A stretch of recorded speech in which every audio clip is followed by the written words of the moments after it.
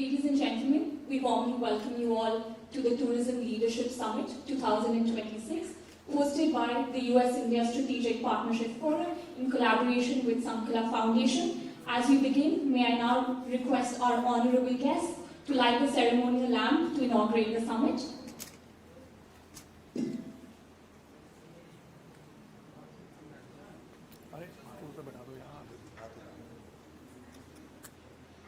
May I now request you all to please to stand for the national song, followed by the national anthem.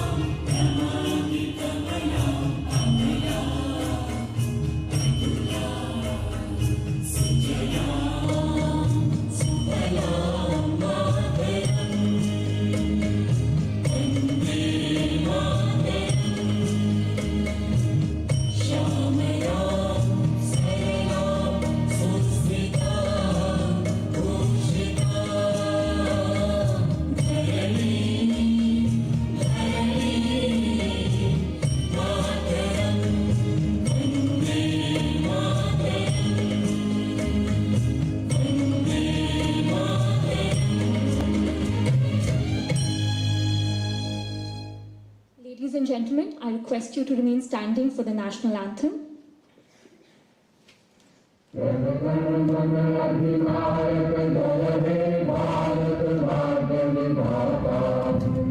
Jai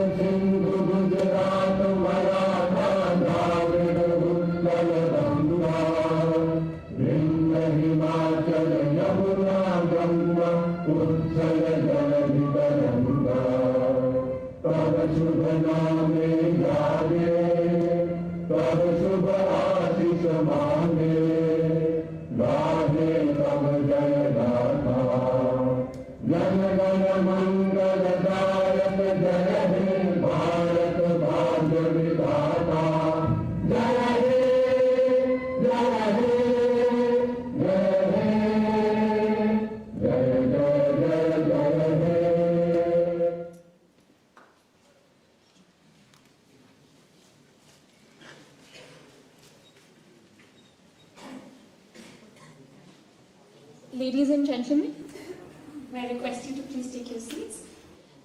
Now, I would like to invite our honorable guests to please light the ceremonial lamp to inaugurate the summit.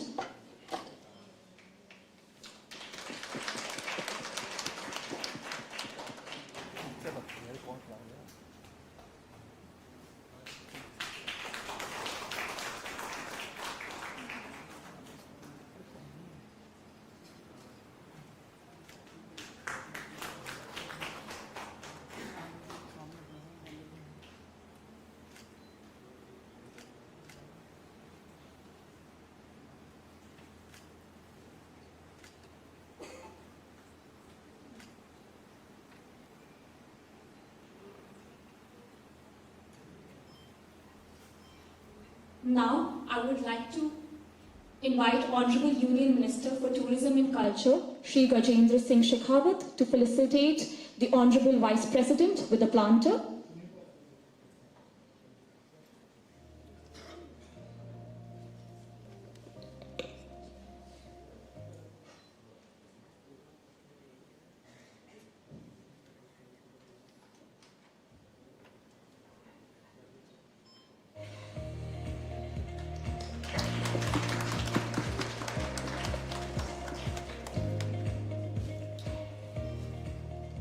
Now, may I please invite Ms. Nivedita Mehra, Managing Director, USISPF, to share her welcome remarks. Your Excellency, Honorable Vice President of India, Shri C.P. Radhakrishnan, Shri Gajendra Singh Shekhawat, Honorable Union Minister for Tourism and Culture, Shri Bharat Lal, Secretary General and CEO, National Human Rights Commission of India, and Dr. Malvika Kaul, Director, Sankala Foundation.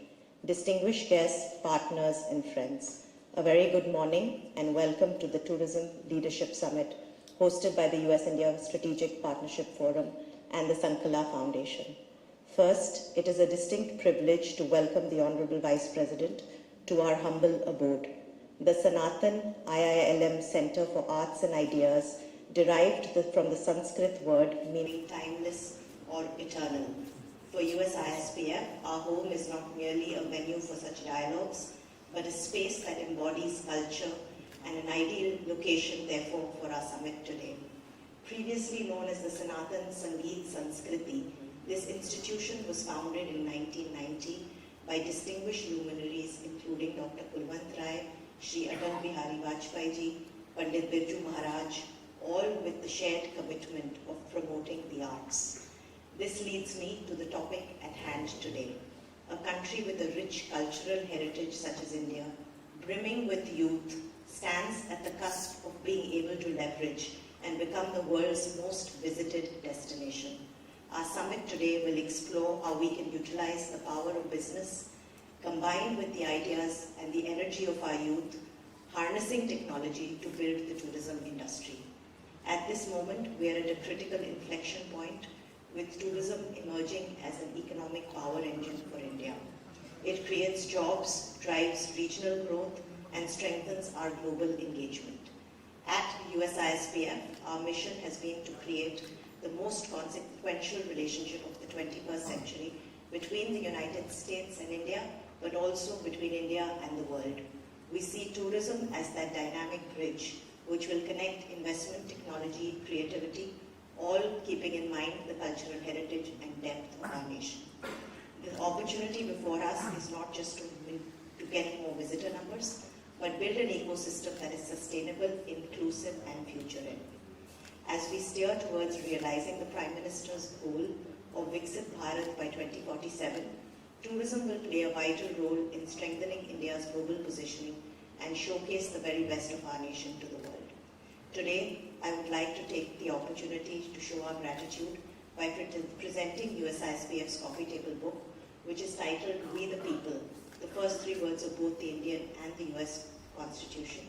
It chronicles 75 years of history and strategic partnership between our nations. I would also like to take this opportunity to announce the launch of the USISPF report, along with Dua Associates, on the state of India's tourism, and would request Honorable Minister Shekhawatji to present the first copy to the Honorable Vice President.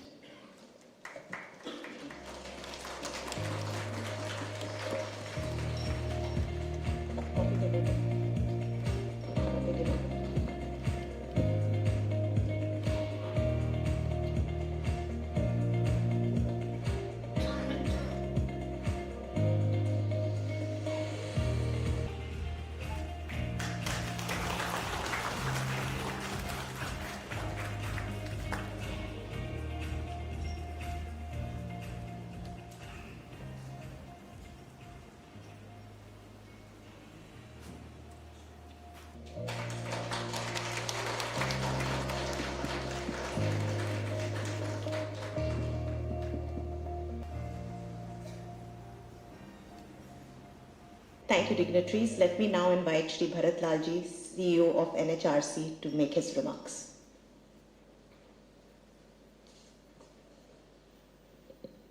Good morning to all of you. Namaskar, Vadakkam.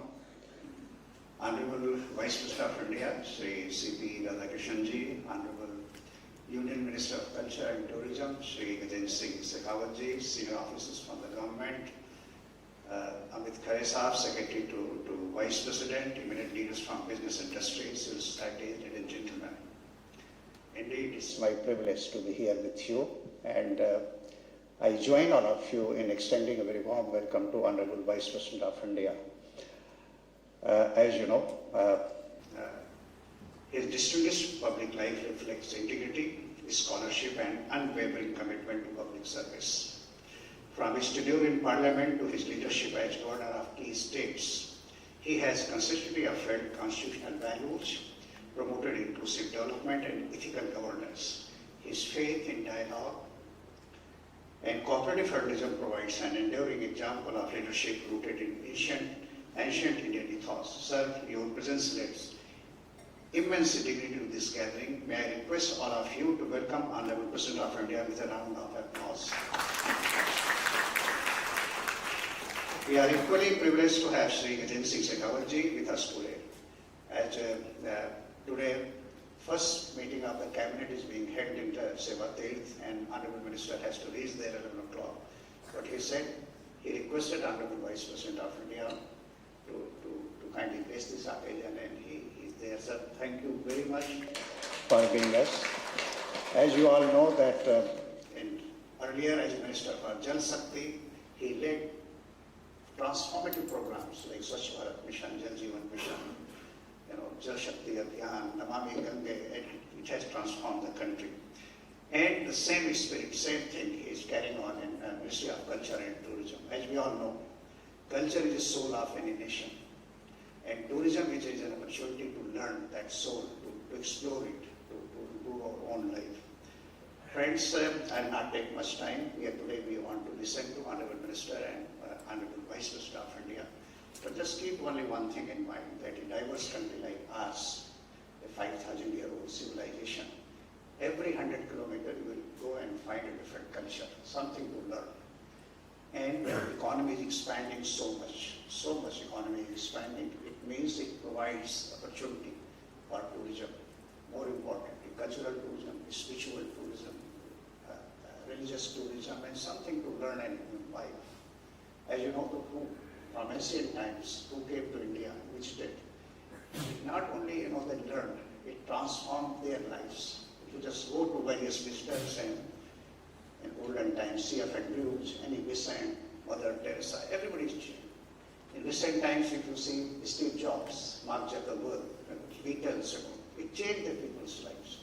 I think the opportunity is that modern India can provide this kind of transformational experience. And you all basically be promoting tourism, you are investing in tourism, and from my side, I extend a very warm welcome to all of you. Once again, thanking the Honorable Vice President of India and Honorable Minister for their august presence, and looking forward to listening to their views and thoughts. Thank you. Have a wonderful day. Thank you.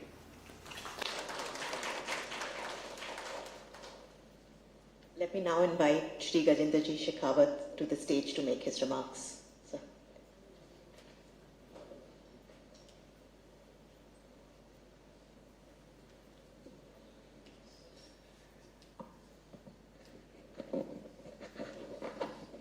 In the inaugural plenary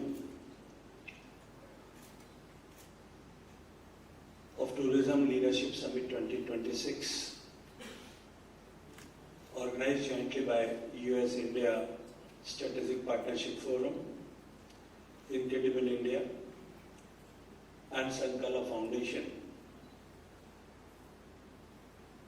Today, in this inaugural plenary, sitting on the dais among us, Honorable Vice President of Bharat, His Excellency C.P. Radhakrishnan ji, आदरणीय भरतलाल जी, Ms. Nivedita Mehra ji, Dr. Malvika Kaul, ladies and gentlemen. A very good morning to all of you.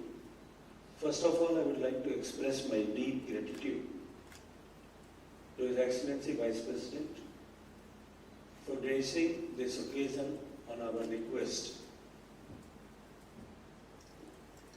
Distinguished guests, it is a privilege to address this forum where tourism leaderships in this Tourism Leadership Summit to join leaders from two of the world's greatest democracies. Tourism is more than an industry.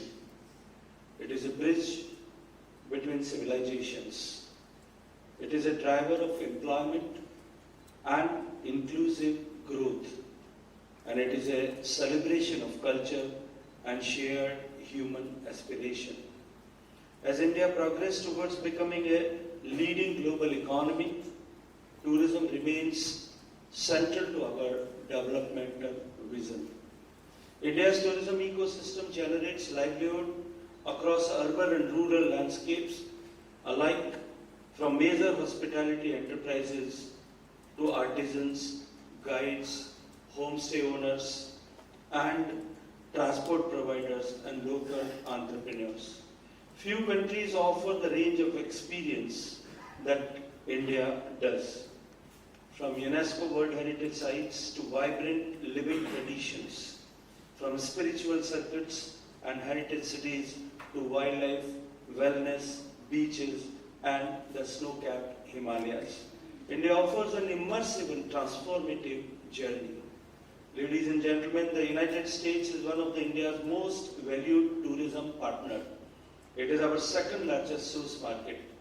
In 2025, India welcomed approximately 1.8 million visitors from the United States, a strong testament to our enduring people-to-people ties. Every traveler strengthens mutual understanding. Every journey reinforces goodwill. Connectivity has been a major focus of reform. In 2014, India has 74 operational airports, but today, in 2026, we have more than 160 airports. Opening remote regions and unlocking new destinations, India is now among the fastest growing aviation market globally. Under the leadership of Honorable Prime Minister Modi, rail modernization has further strengthened mobility with heritage, luxury trains and modern services like Vande Bharat and Namo Bharat Express, enhancing seamless travel across the country. Infrastructure development continues at an unprecedented pace. Under Swachh Swadesh Darshan, 76 projects worth 5,290 crores have been completed. Under the special assistance to the states for capital investment, 40 projects to elevate the tourist experience across 23 states were approved with a cost of 3,295 crores. Under Prashad scheme, more than 54 pilgrimage infrastructure projects worth 1,700 crores have been sanctioned and completed. Our approach is holistic, raising global standards, encouraging public-private partnership, and ensuring sustainability. Sustainability always remains our guiding principle. Tourism must generate prosperity while preserving the natural and cultural heritage that defines India. We are promoting ecotourism, community-based tourism, and responsible travel practices.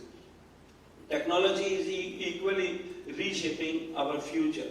India's digital public infrastructure supports AI-enabled destination management, immersive experiences, and seamless digital payments. Now the Incredible India campaign and at the central hub, we are positioning India as a year-round experience-rich destination. Our Honorable Prime Minister Narendra Modi ji has described tourism as a transformative force for national development, one that brings prosperity into the lives of millions. This vision guides our work.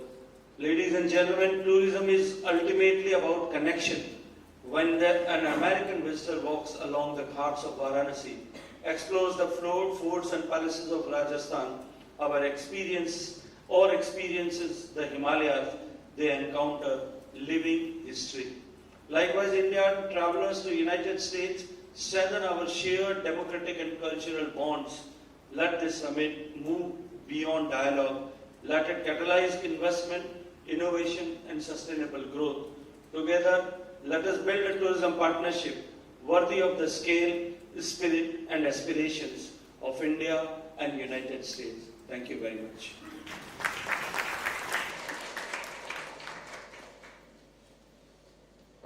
Thank you, Honorable Minister. Now let me please invite Shri C.P. Radhakrishnan, Honorable Vice President of Bharat, to make his remarks.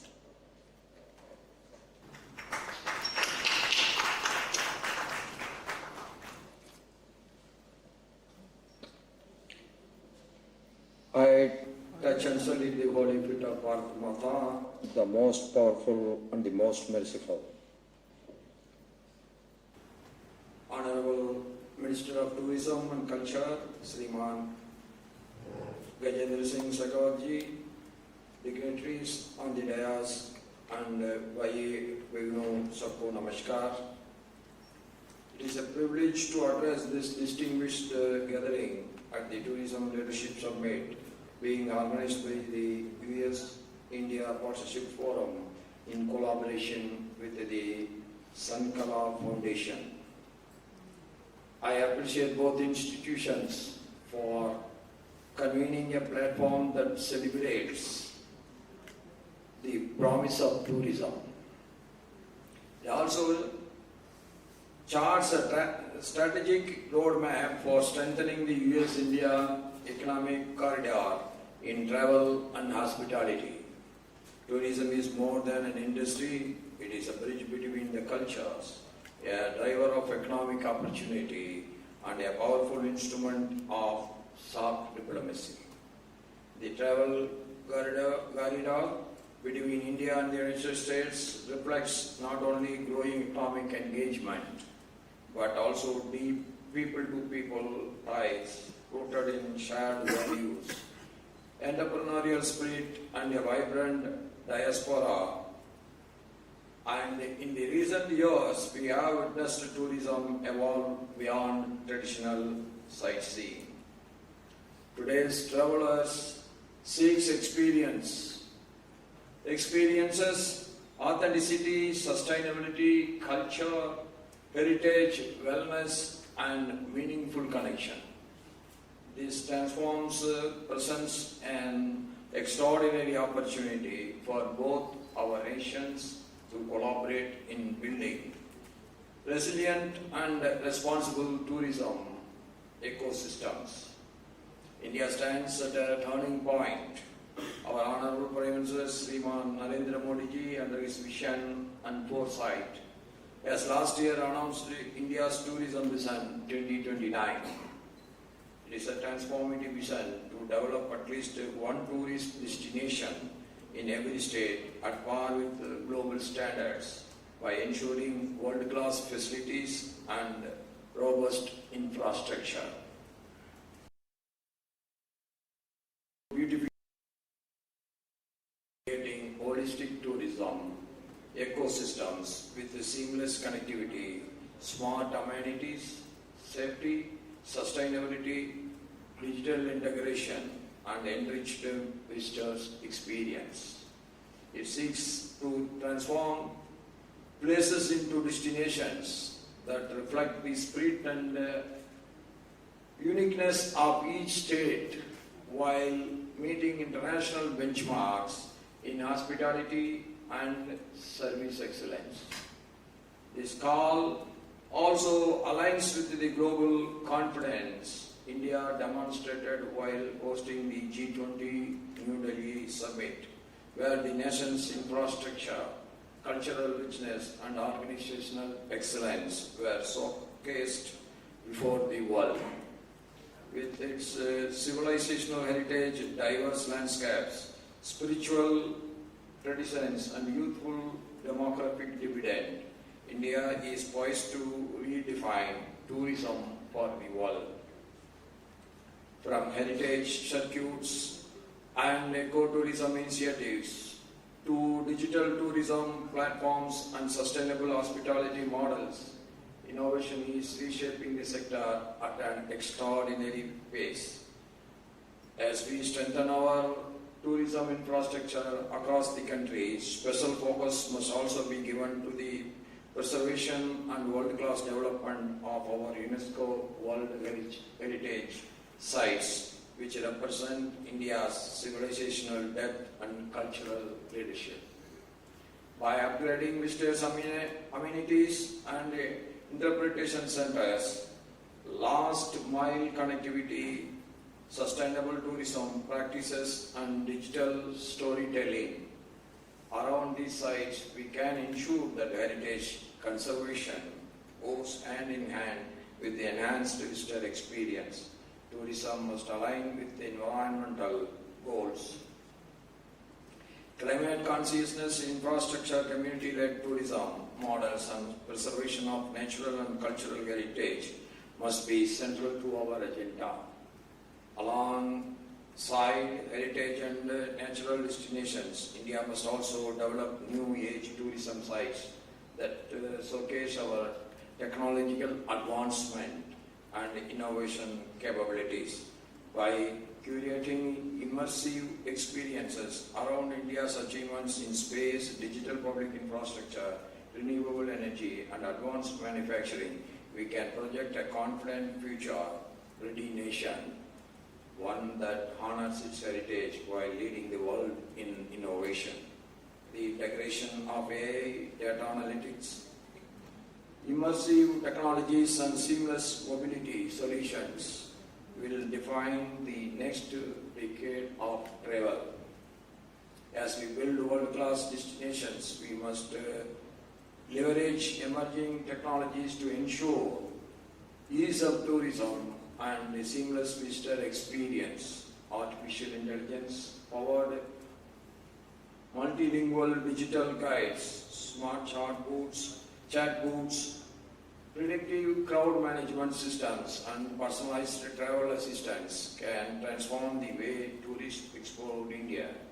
By embedding AI into tourism, governance, and service delivery, India can set new global benchmarks in smart and future-ready tourism. Joint innovation platforms between Indian and American enterprises can accelerate this transition. Tourism is also one of the largest generators of employment. By investing in training, entrepreneurship, and women-led enterprises, we can also ensure that growth is inclusive and community-driven. The future of tourism is not just about numbers, it is about the impact. It is about how responsibly we grow, how inclusively we develop, and how strategically we collaborate. May this summit mark a new chapter in our collaborative story, one defined by sustainability, innovation, inclusivity, and shared prosperity. Thank you, and wish you all a highly productive and forward-looking summit. Jai Hind, long live Mother Bharat. Thank you, everyone. Thank you, Honorable Vice President. Ladies and gentlemen, please stand for the national song and the national anthem.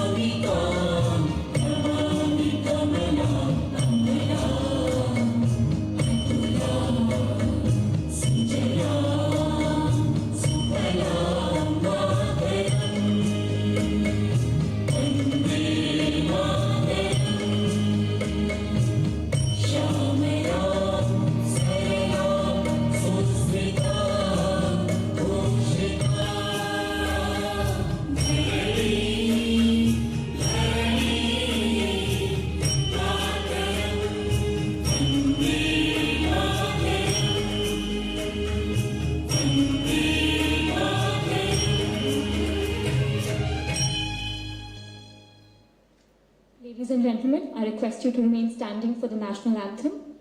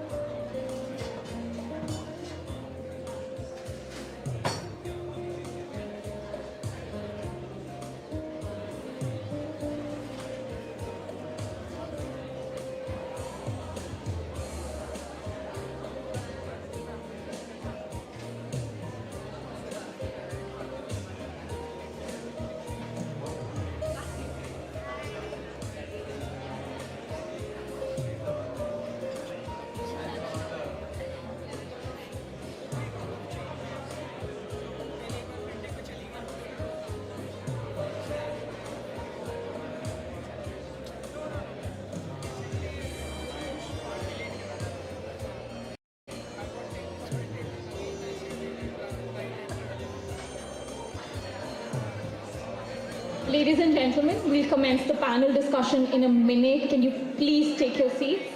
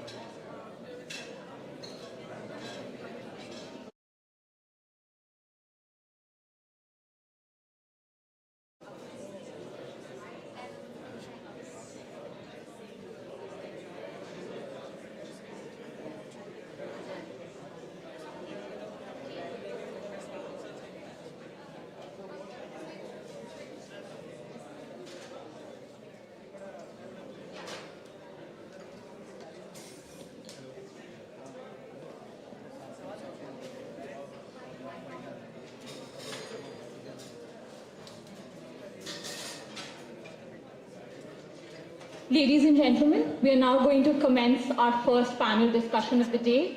Can I please request you all to quickly take your seats?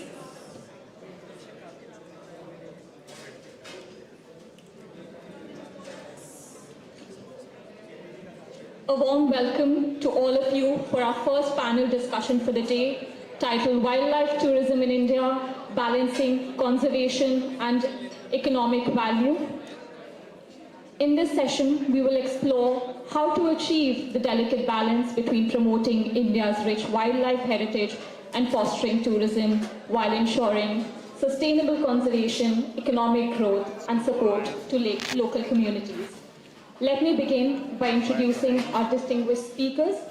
Firstly, it is my privilege to introduce Shri Sushil Kumar Awasthi, Ministry of Environment, Forest and Climate Change.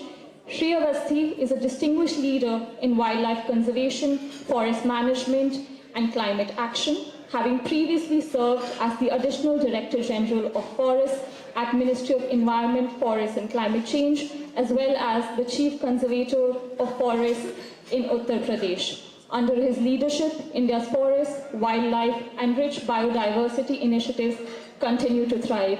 Please join me in warmly welcoming Shri Awasthi to the stage. Next, I'm honored to invite Dr. S.P. Yadav, Director General of the International Big Cat Alliance. Under his leadership, the Alliance fosters international cooperation for the conservation of the world's 7 big cat species and preserve our planet's natural heritage for future generations. Dr. Yadav, may I please request you to join us on stage.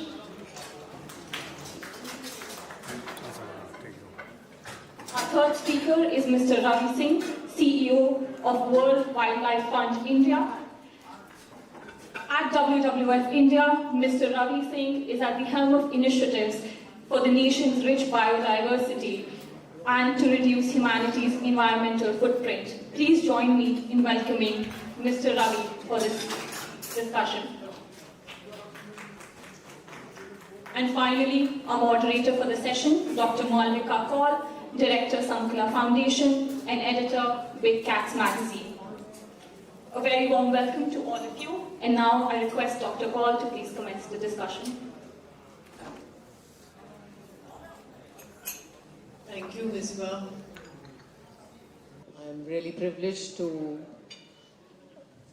be the moderator of this distinguished panel, and I'll try not to speak a lot and ensure that they speak far more.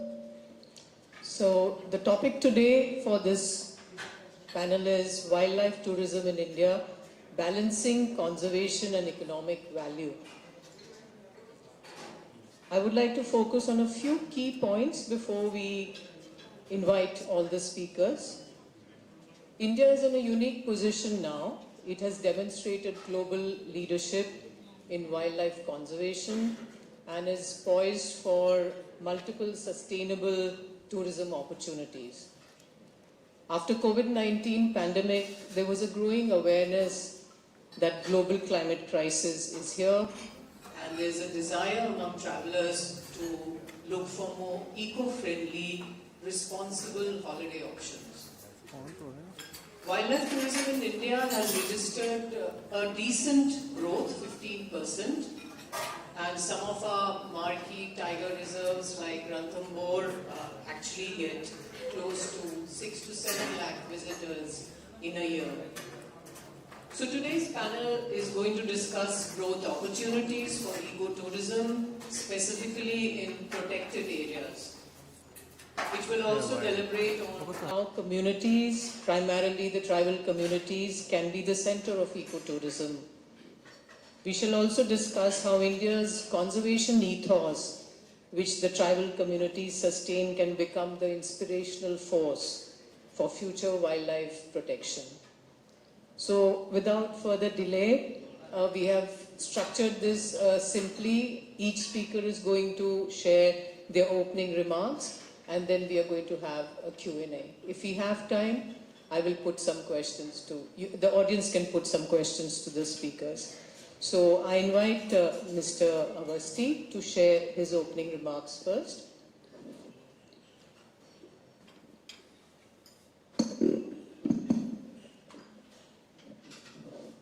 Thank you. As mentioned, we are discussing the potential of ecotourism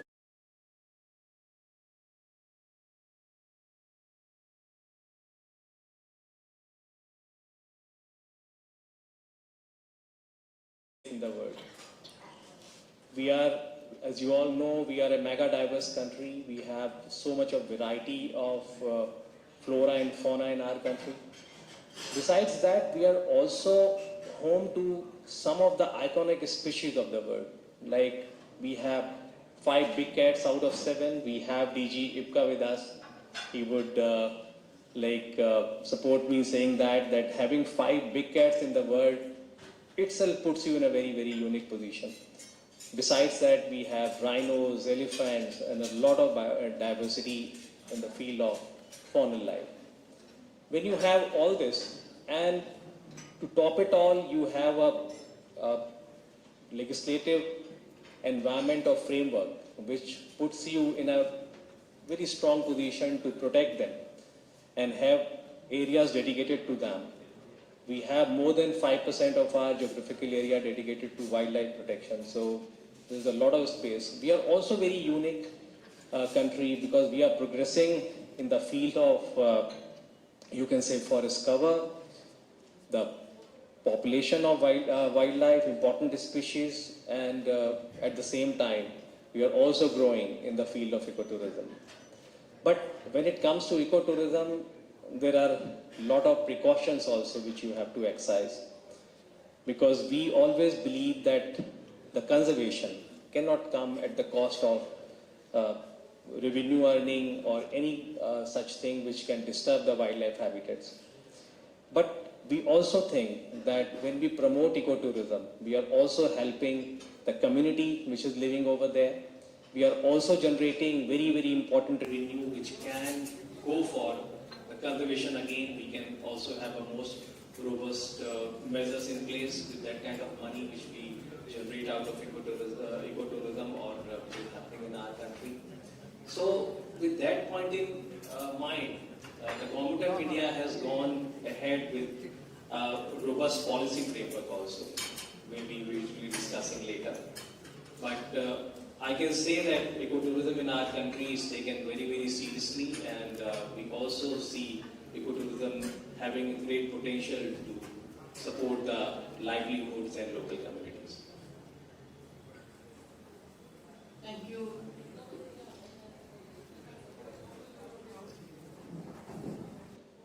Can you hear me? Yeah. Thank you, Awasthi. It's going to be an interesting session where people from the government, from two persons from the government, and also somebody who's an expert in wildlife are here to tell us more about what the future of India is in terms of ecotourism. So without delay, I would request Dr. S.P. Yadav. He has the experience of being in the field and also on boardrooms of the government. So several insights he will have. Dr. Saab. Thank you, Malika ji. Good morning to you all, and good morning to my fellow panelists. The topic is very, very relevant. In fact, the wildlife tourism or ecotourism is one of the fastest growing sector in the tourism sector, and it is estimated to be 180 billion globally in 2022. And as Mr. Awasthi rightly pointed out, I feel that India is blessed with the bounties of nature. See the example. On the northern side, we have snow-capped Himalayas, long range of Himalayas. Southern side, we have long coastal line. In the western part of the country, we have the hot desert, Sahara. In Himalayas, Leh and Ladakh, we have cold deserts.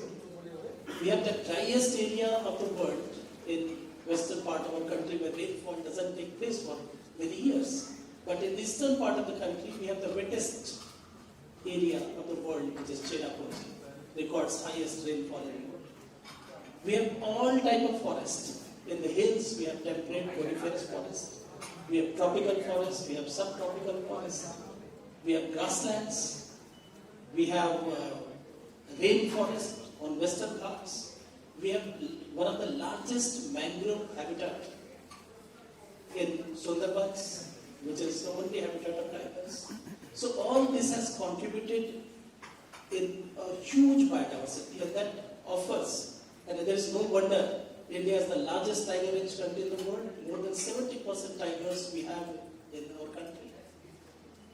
We are the only home to Asiatic lions, that is in Gir, Gujarat, and the population is doing very well.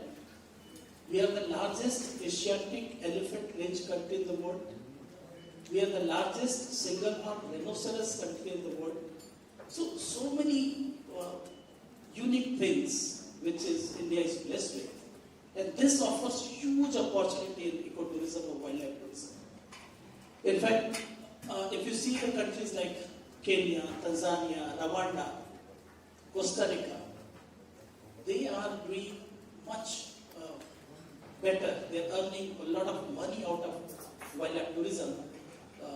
And if you compare with that, India has tremendous, huge potential to attract the foreign tourists.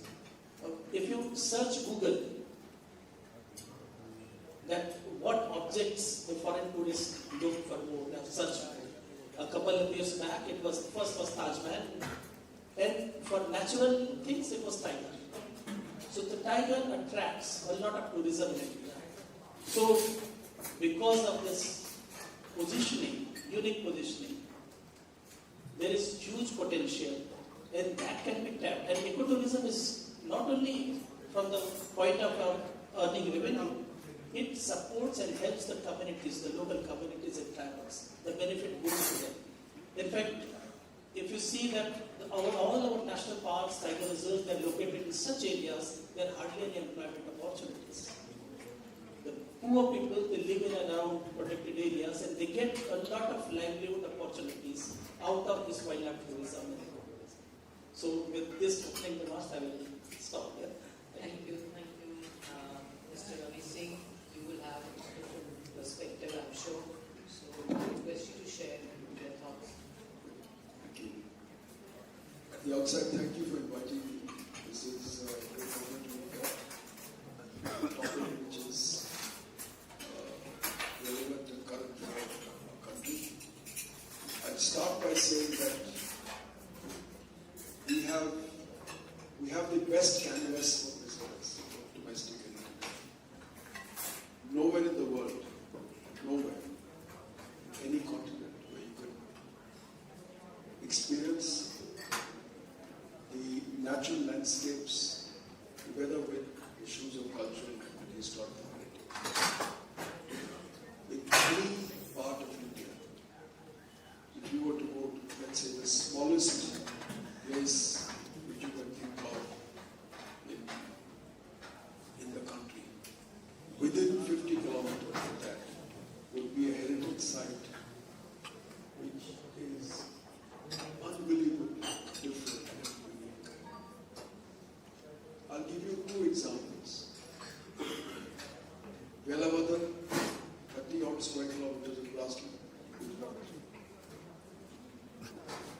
there were 36 square kilometers of grassland and wetland in Rajasthan.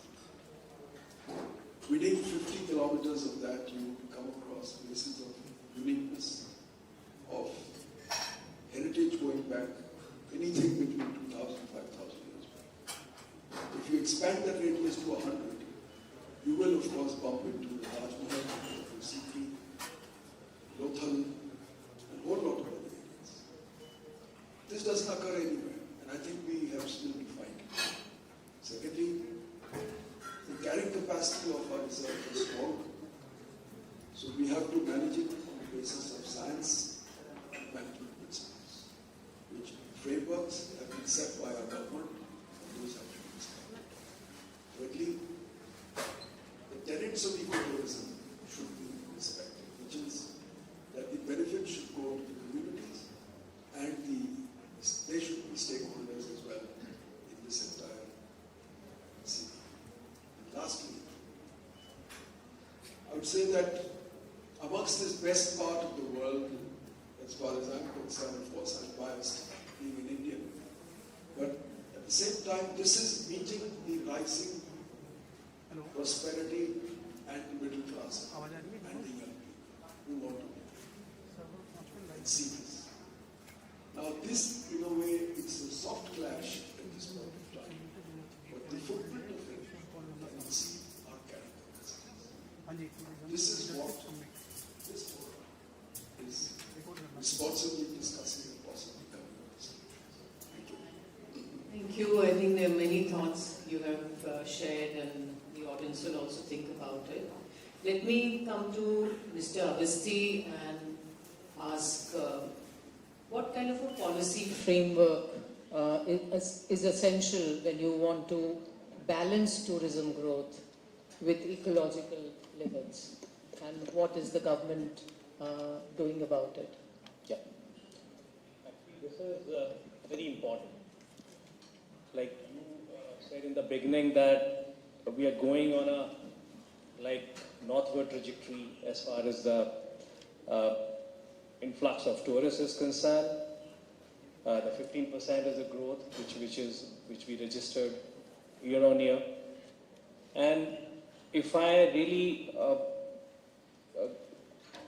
speak on a lighter side, we have the tiger reserves like Corbett Tiger Reserve, Ranthambore, Kaziranga, Kanha, many others.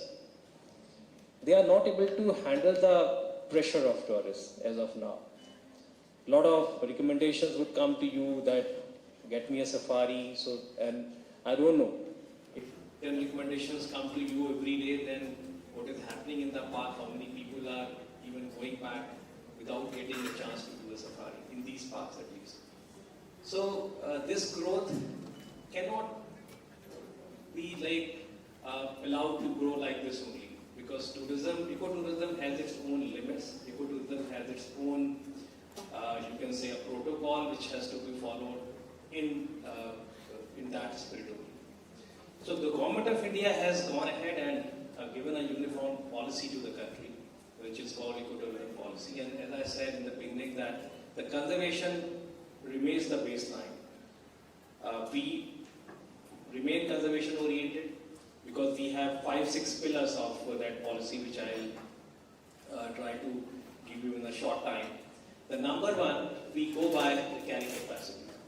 We do a lot of surveys and we find out that what kind of tourist number this park can handle, what kind of number of gypsies this park can handle, or this part of park can handle. Or at the same time, you also have to give a zonation concept.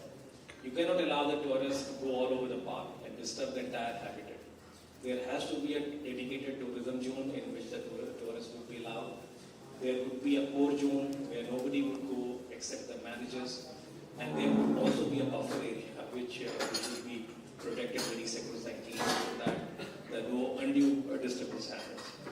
We also have sustainable tourism guidelines which ensure that you have eco-friendly infrastructure, you have very strict waste management norms. We also have, we also ban plastics at times, and when you have said in the beginning, that when you have a million tourists visiting a park, then it becomes really a challenge that how actually you ensure all this. There are parks who have gone ahead and made good case studies and good you can say narrations that how actually they have controlled the plastic pollution, and they have been very successful in this. Then there is an underlying principle that the community, because which is living there, when we come to wildlife, protection of wildlife or conservation of wildlife, we never forget the role of community in that. So we always put community ahead of it, and we try that whatever benefits are going to accrue in terms of revenue from that park, the majority of should go to the community, and they should also get their livelihood. So with these basic principles, we have evolved our ecotourism policy, which we keep revising maybe after 5 years, 10 years, whenever the new issues come. So this is the basic pillars of our you can say legislative framework or the guidelines of the government. Thank you. I think the government has taken several steps for nature, positive development, and our Prime Minister's commitment to conservation is demonstrated regularly. I would come to you, Dr. Yadav. You have worked with communities in these protected areas.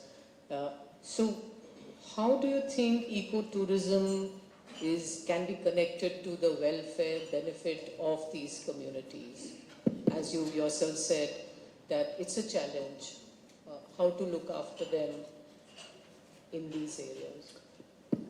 In fact, community support for wildlife conservation is one of the most important aspects of wildlife management, because these people, they sacrifice most for the fodder, the fuel wood and all.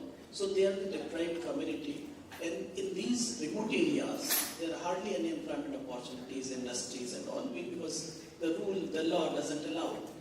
So taking support of community, making them stewards by providing the benefits of this ecotourism or wildlife tourism to them, that becomes very, very important, as Ravi Singh Sir was also pointed out, as Avastiji also said that it's a part of policy.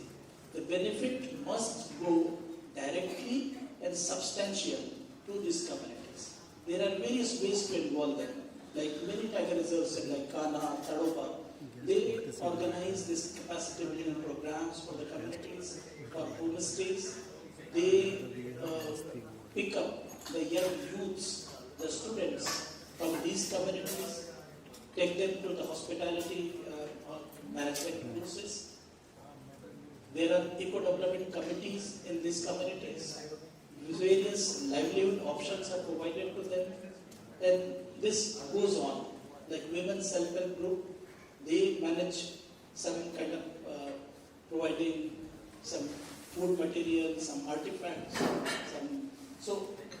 but the important point is, because these communities, they depend on the natural resources of the national parks or protected areas, and so therefore, once you deprive them of their natural resources, which they require for their day-to-day life, we must compensate them. And the wildlife tourism or ecotourism becomes a good means to compensate them.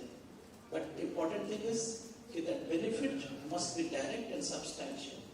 They get a lot of employment opportunities in wildlife tourism, like if you see a lot of resorts and hotels, they come up around national parks and they get employment there. The safaris, the guides, the nature guides or trackers, they get employment there. In protected area management itself, 45 lakh mandates are generated, mandates of employment are generated in our 58 tiger reserves in the country. So connecting community with wildlife conservation by giving them benefit, that is one of the most important aspects of our ecotourism and wildlife tourism management in the country. Okay, thank you. SP sir, we would like to also request if you could share something regarding this book, Tigers and Tribes, A Silent Conversation. This was an idea which IPCA suggested along with NTCA. after 50 years of the Tiger project, and Sankala Foundation was very happy to be a partner. So Tiger reserves, in tiger reserves, there are lots of tribal communities, and they create wonderful art which represents their love for nature, their conservation ethos. So would you like to share a little bit about this idea? Yes, as I said, a lot of tribal people, the communities, they are living in and around our tiger reserves. And they are natural, there are some people, they have skill, natural skill. They have not got any training from any school or something, but by their intuition, by their interest, what they look in the field, in the jungles, they depict in the form of paintings. So there is no market, hardly any market, and even if the market exists at local level, they hardly get any substantial value for their effort. So we thought that why not bring all these tribal painters to the national level and organize a kind of painting exhibition for them. So we started doing it annually, where tribal painters, local communities who are in painting, we invite them to Delhi after the selection process, and the exhibition at national level is organized. It has been organizing in India Habitat Center. And then these paintings are open for sale. And the purchasers, they directly transfer the amount to their account, so direct benefit transfer is there. And this has been, we have seen a very encouraging response. And over last 4 years, the quality of painting has also gone up. So out of the first exhibition, we converted that exhibition into book form, Tigers and Tribes. And we call it Silent Conversation. Because these tribals, their lifestyle, how they see, how they perceive the wild animals and the relationship between ecosystem, and then they depict it in the form of paintings without any problem. So they're it's outstanding. There are certain tribals that are outstanding in this kind of paintings, and we intend to organize and encourage these local communities and tribals in a big way. And right now we are organizing this kind of exhibition every year in New Delhi. Yes, thank you. It's a wonderful idea to support the communities which are living in these areas. So a thinking question to all three of you. We've talked about ecotourism. What is your best example of ecotourism, global or India? All three of you.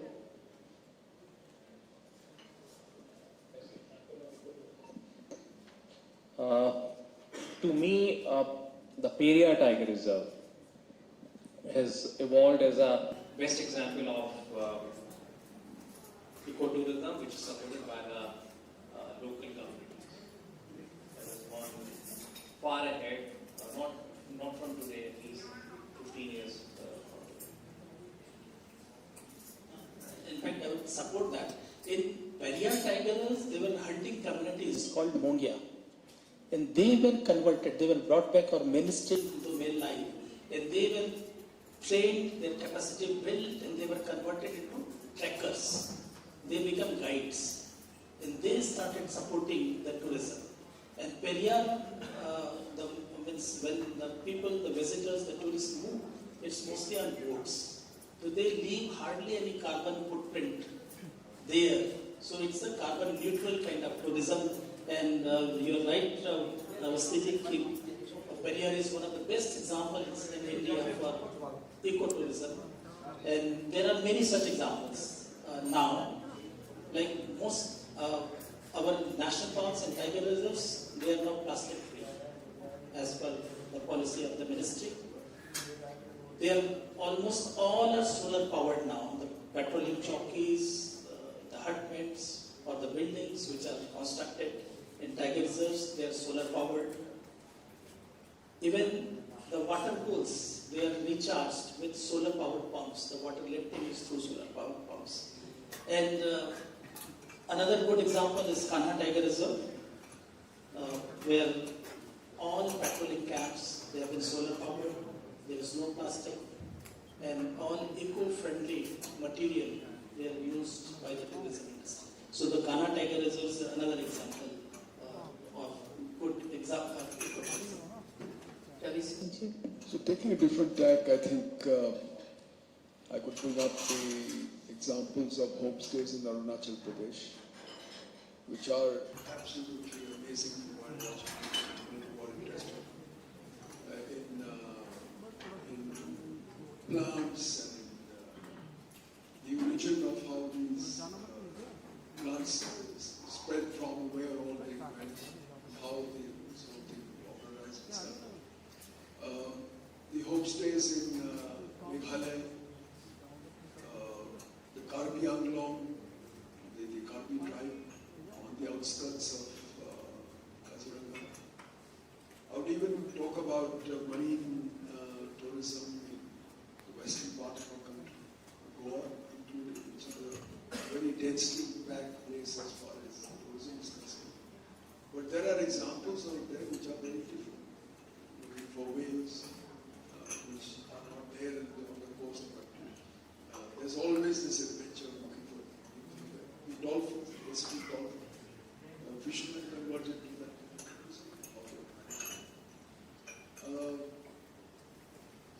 These are scattered over.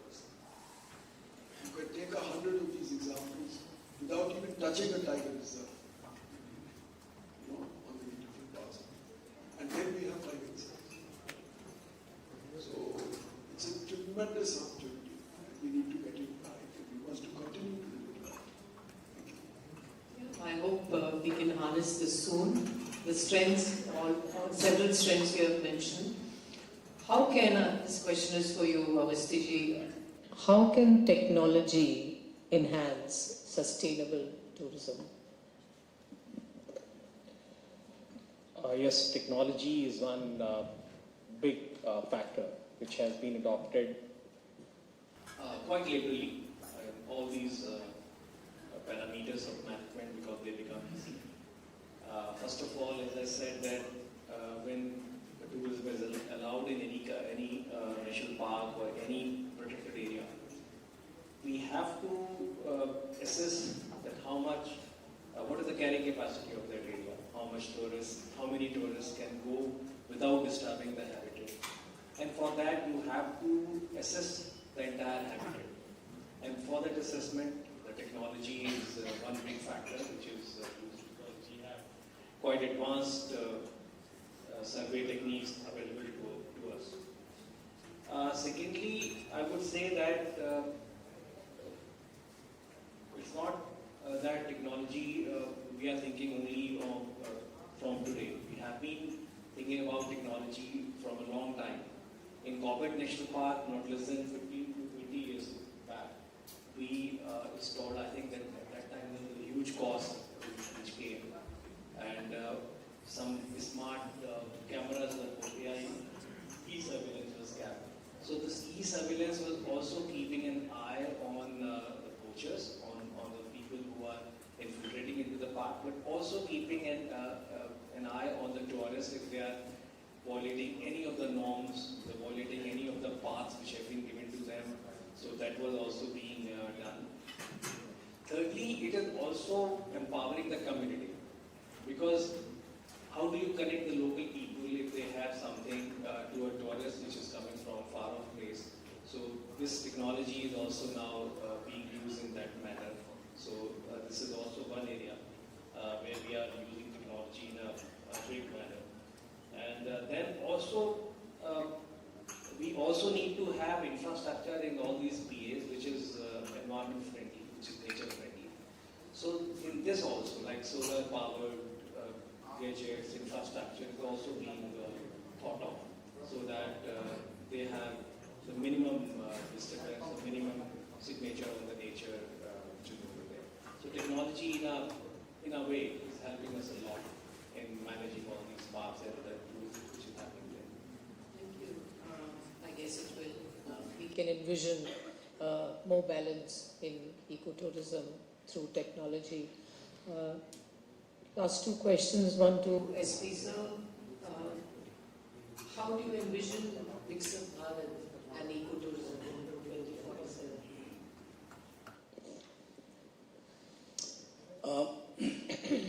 Viksit Bharat by 2047. I wish that you must be aware that now the tiger numbers, we are the largest tiger-rich country, tiger numbers are increasing by 6% annually.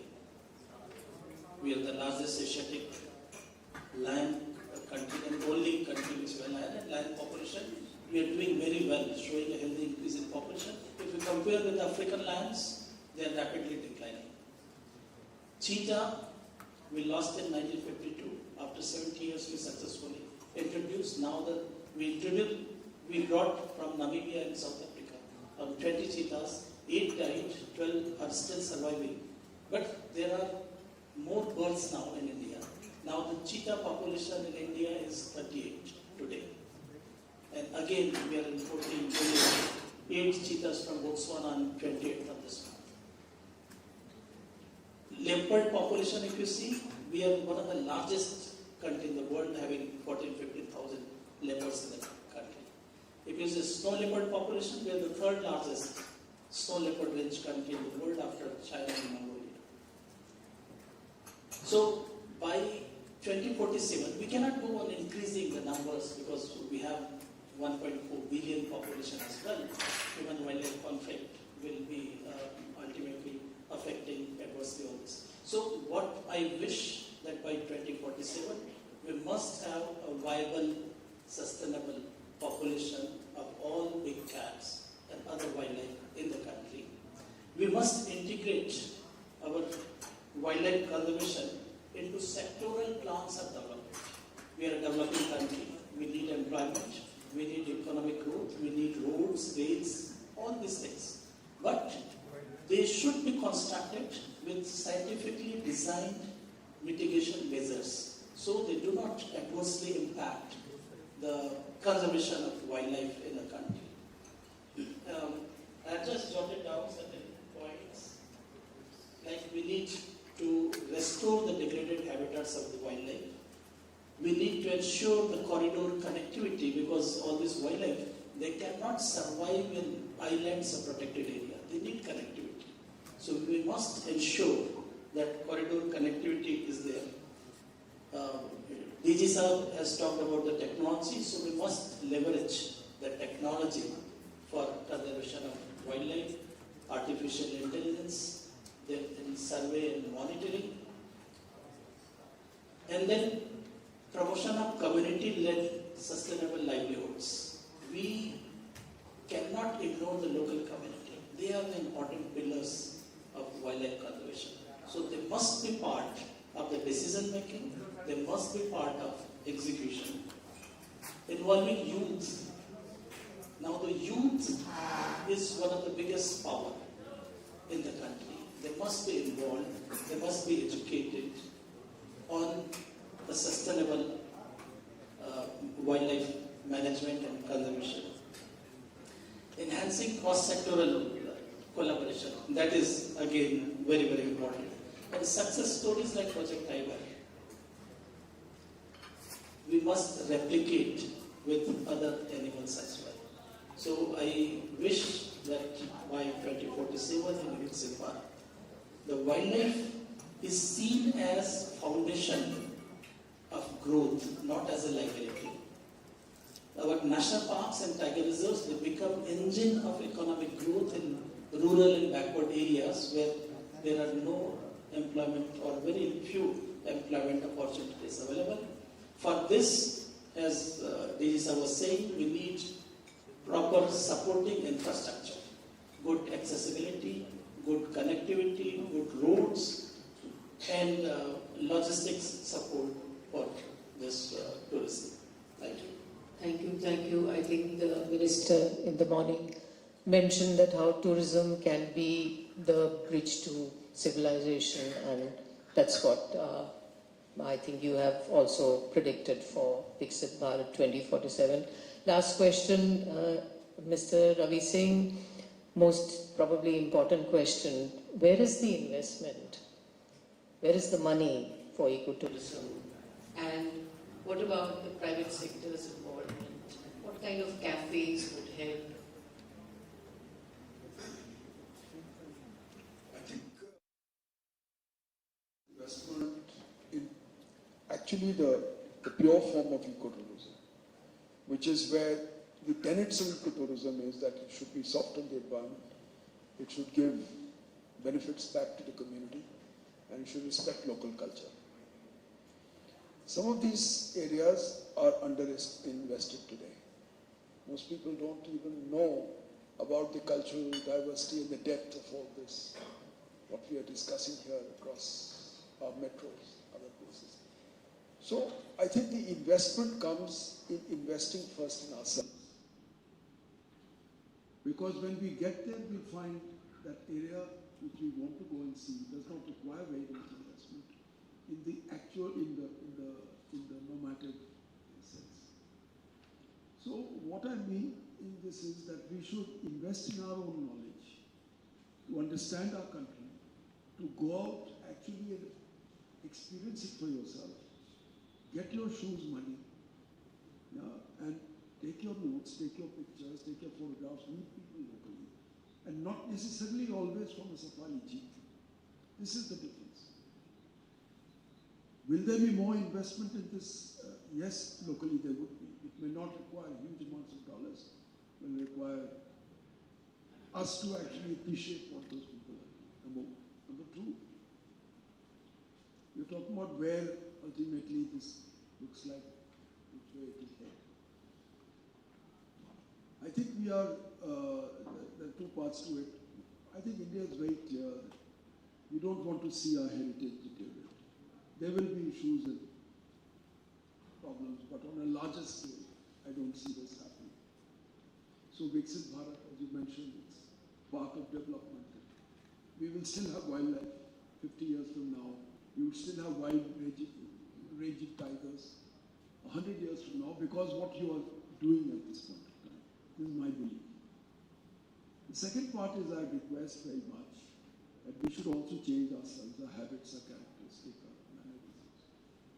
Because government has a framework which is doing what it does. It is providing a format which is perhaps amongst the leading examples across the world. And I know this because we interact at international levels, what's happening in different continents and others.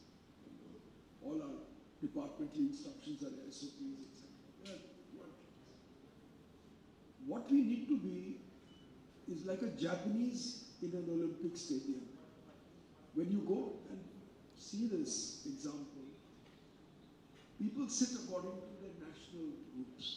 So the Japanese are sitting in one area, and when they come out after the event is over, the section that they are staying in is actually better than what they came and sat in. Means it's clean more than what it was earlier.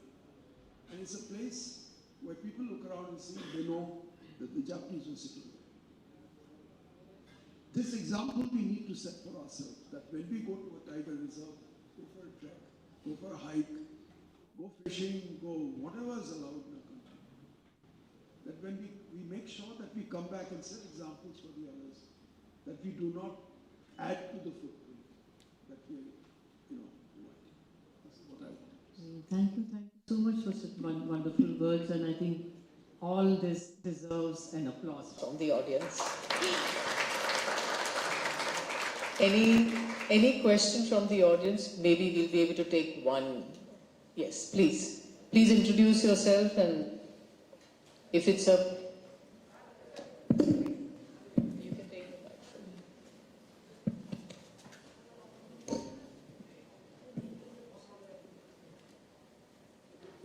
Hello.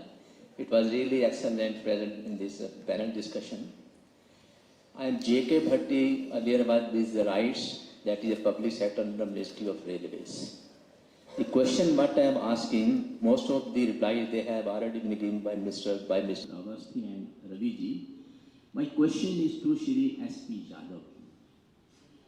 How can wildlife tourism contribute to India's vision of becoming a developed country by 2047 without compromising ecological sustainability?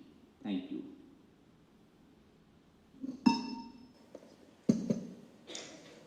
So as I said, that we are a developing country and we need employment, we need growth, we need roads, we need transmission lines, we need railway lines. But all these things should be properly integrated into a planning process. We must look and see that they do not have much adverse impacts on the ecosystem or ecological balance.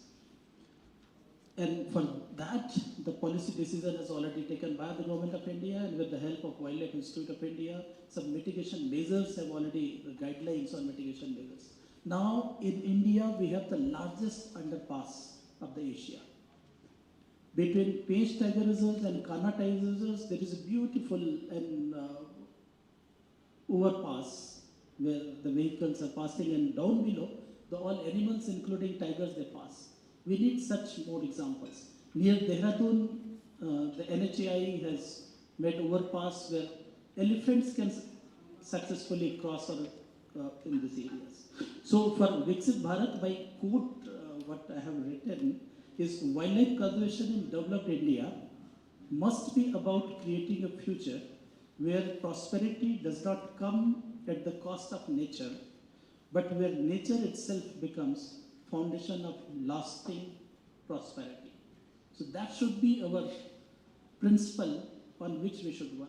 We need development, we need employment, there's no doubt in that.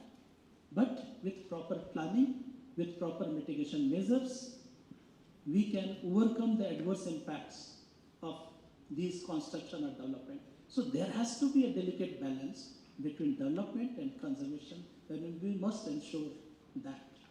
Thank you. Thank you, sir. Thank you, Dr. Yadav, Mr. Avasti, Mr. Ravi Singh. It was indeed a session full of insights, and I'm very tempted to do my bookings for the next ecotourism spot. Thank you so much for this wonderful session, and we end here. Thank you.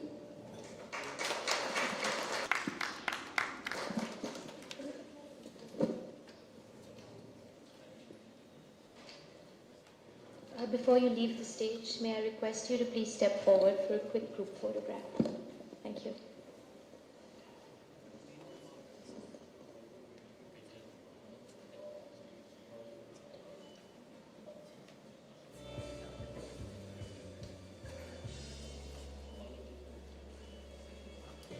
Thank you.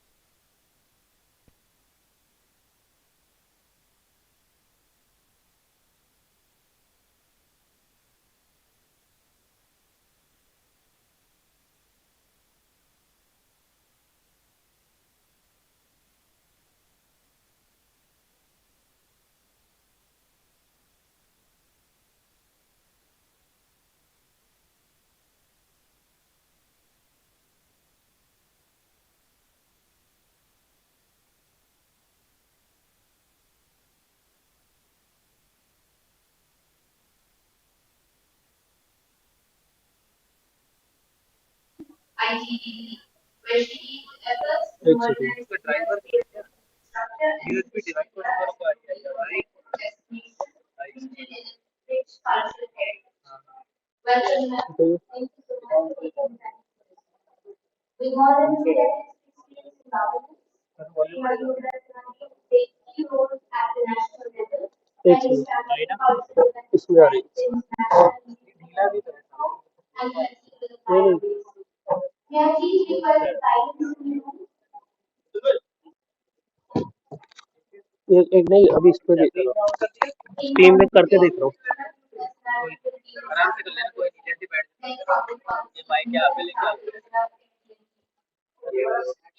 Hello sir mic यहाँ पे ले आए।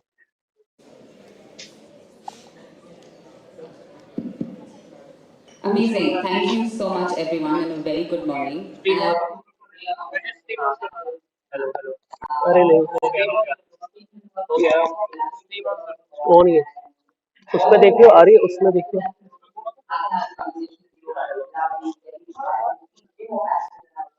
उसमें आ रही है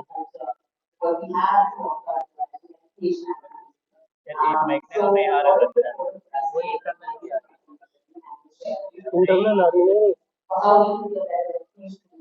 hello नहीं नहीं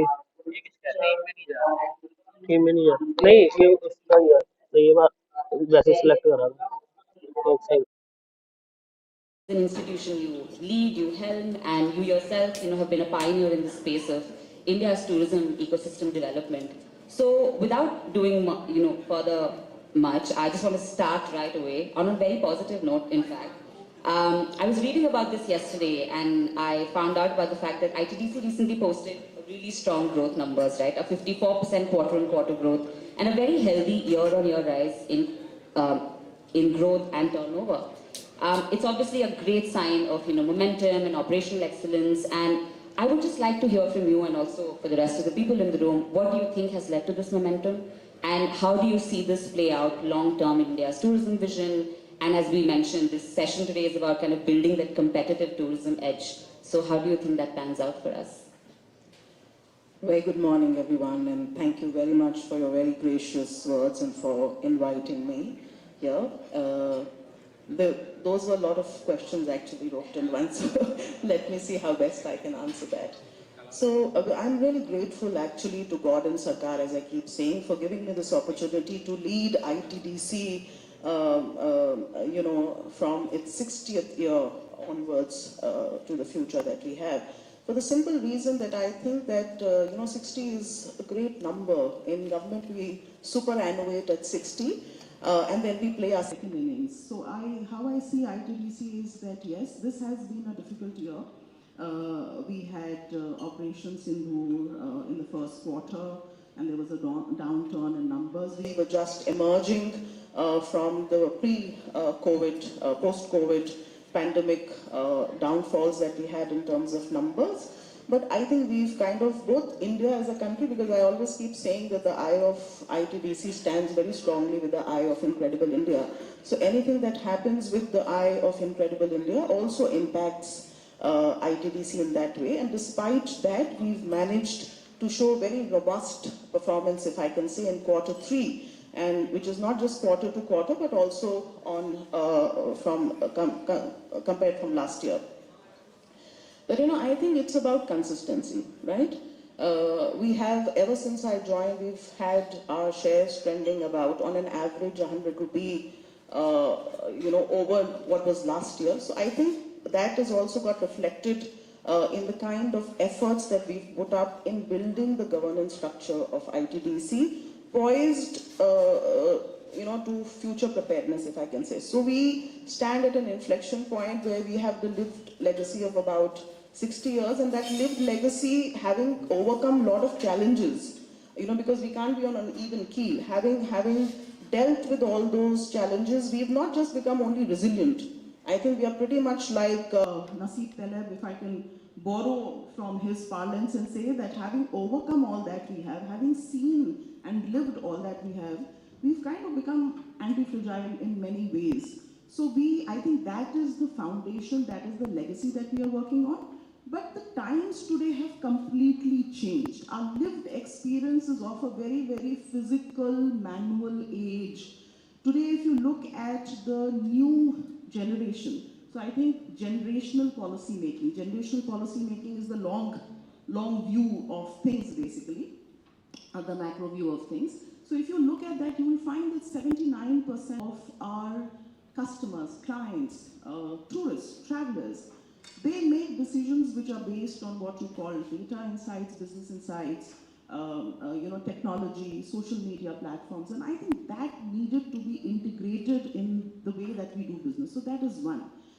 Getting all the 3 days, as I call them, the T of technology, business insights, and marketing, because I think marketing is kind of looked at as a dirty, country cousin of technology and data, but I think we need to integrate these 3 days, and because of which we set up what is called the Ashok Business Insights, our latest strategic business unit in 2025, so that is one thing. The second is looking at, today, just like you have algorithms and coding in computer, today it is the age of integration and aggregation. You have channel partners today, and all that is held together very strongly, not just by technology, not just by evidence-based intervention, but also how you draft your smart contracts. There's a lot of legality involved in contracting. I've worked with a lot of collaborators who are sitting here, and I think that fine word. So what we've invested in the last 9 months doing in ITBC is getting these foundations right for the simple reason so we can free up time and make our assets work for us. Right. The other thing that people ask us in the government is that, this is a common problem, not just with ITBC, but with everywhere, which we need to overcome. And the foundational work addresses this. That is speeding, scaling, and doing it within the scaffold of what you called the statutory rules, because as a government entity, that's very important.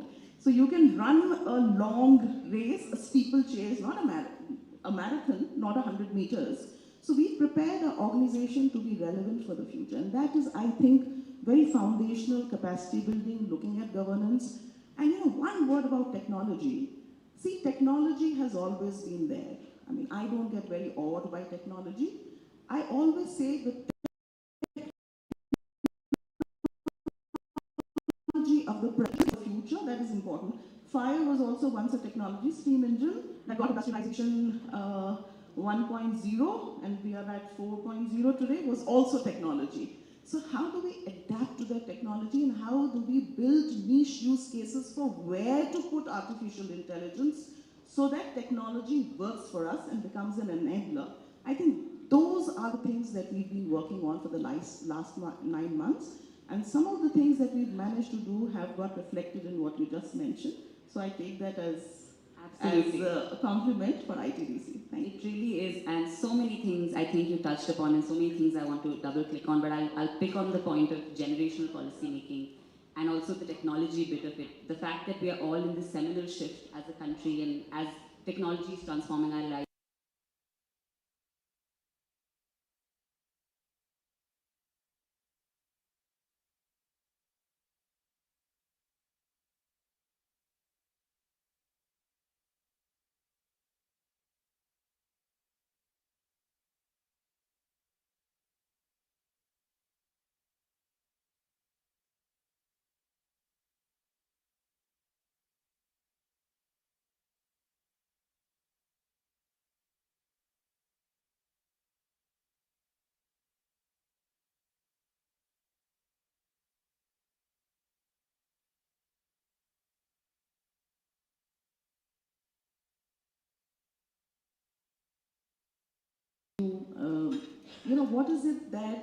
What are the areas, let's say, where we can all collaborate? So Government of India believes very strongly that we need to break silos and we need to collaborate. And I've got this fantastic opportunity where we've exactly done that. So those of you who attended our event of the twin anniversary celebrations on the 13th would have realized that everything that we did, to have on stage 3 ministers, 4 secretaries from different departments was not optics. to be very clear. It is, optics could be what you can say a byproduct of the will to want collaboration, to showcase the collaboration, but it was more substantial for the simple reason those were collaborators with whom we really worked in the last 9 months to get things out. Say for example, I just wanted to give you an example. We are not just hotels, by the way. ITDC is 8 strategic units. We are a hotel, we are a travel online aggregator. So we also have channel partners, and we are also channel partners to a lot of people, so aggregation. Then we are a PCO, a professional conference organizer or an event organizer like an Informa Market, etc. Then we are also a brand positioning, marketing arm, and what we were doing for ourselves, now we are stretching out and doing for other people, right? Besides this, we are also engineering consulting. We are doing all the illumination of heritage monuments, the sound and light shows, 4 of which we inaugurated recently. So like that, and we also have business insights. So we have huge amount of collaboration that can happen. We recently revamped our loyalty program. The gift cards, the vouchers that we launched were also part of that loyalty program, because this is connecting the dots. How do we do asset optimization? And asset optimization is not just ITBC. So what we are concentrating is, see, physical infrastructure is great in the country and in ITBC. The digital stack the country has built is fantastic. What we are working right now is building the country's and ITBC's cognitive stack, which is where all the collaborations will come. I was just speaking to the regional head of Marriott, and I told him there are opportunities, networking opportunities, opportunities to be able to work together with the Marriott group of hotels, which is the IPCL model, right? As channel partners, vice versa. Then we also have huge amount of tech integration for that matter. All the experiences that you were talking of in the earlier panel before this, all of that can be onboarded in mind. We've just started Visa. We've done a collaboration with the VFS, and we've started Visa Apostille services. We are also looking at the GDS inventory hotels, because most of them are now moving on to concierge services at various international airports. So I'm also now looking at integrating those people to be able to provide to my customers concierge services across international airports, which basically means that if you're a high-profile person and you want to travel and be received at Dubai, we will have partners who will be able to deliver that, to pick up your bag from the carousel to put you in a bus that connects Terminal 1 to Terminal 2. So we don't do all these services, but we get the right kind of people to onboard with us and to be able to provide these services to us. And then by integrating what we have in terms of assets, we have this huge wedding arcade that we are building. So we, like any other hotel, we had 29 spaces which were available for commercial purposes, for shopping. So we have about 350 plus weddings in a Ashok hotel. So we decided that we will, when we tender out, so out of the 29, we've tendered out 19. And those have been picked up by dwellers, by trousseau people, by people, salons have come, which basically means that we are aligning our shopping arcade to facilitate our Wed in India, Meet in India events that happen in Ashok. And then the loyalty program would also ensure that if you're a loyalty member of ITBC, then you get discounts through all these services. So huge amount of integration. I think today the nuance of how you do travel, tourism and hospitality lies in the layers that you can build up, and these layers all ride on the contracts that you can do and the incentivization that you can build around your assets. So it's not just the physicality of the assets, it's the cognitive stack of the assets, and I think that is what I understand by being future ready, because the contract once built in will enable you to get more business. That is, I think, how I look at ITBC and partnership with other people. The experiential metaverse, when people talk, just one, I think I will be very contrarian in my views here, and I stand by with full responsibility of what I'm going to say here. When people talk of the immersive experience, the immediate mathematical equation is, it means getting tech, getting digitalization. But a seamless travel where I'm received at the airport mindlessly, I don't even have to apply my mind, and right from the booking to the hotel to the pickup to the welcome, is as immersive. It's also the metaverse that I would want to extend to my tourists, because tourism does not just ride on culture and commerce and infrastructure, it also rides on the perception and the sentiment that you can cultivate in the people, and that is from where you will get the brand loyalty. And I think we are working on building that stack for ITBC and for Incredible India, of course. That's actually the perfect segue for us to get into the next question. You mentioned cognitive stack, and so relevant, and you mentioned about how we have a digital infrastructure that's fairly robust. We already have a huge partnership sort of ecosystem that's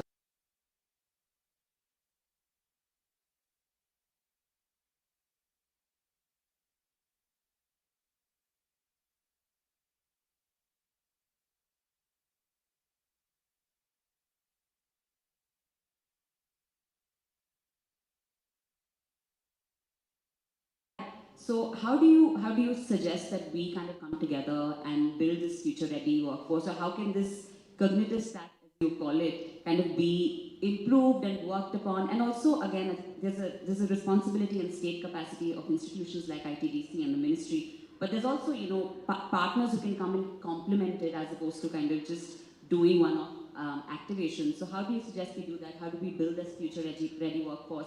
India already has a name for itself as being extremely hospitable, world class, and how do we kind of scale that, as you mentioned already?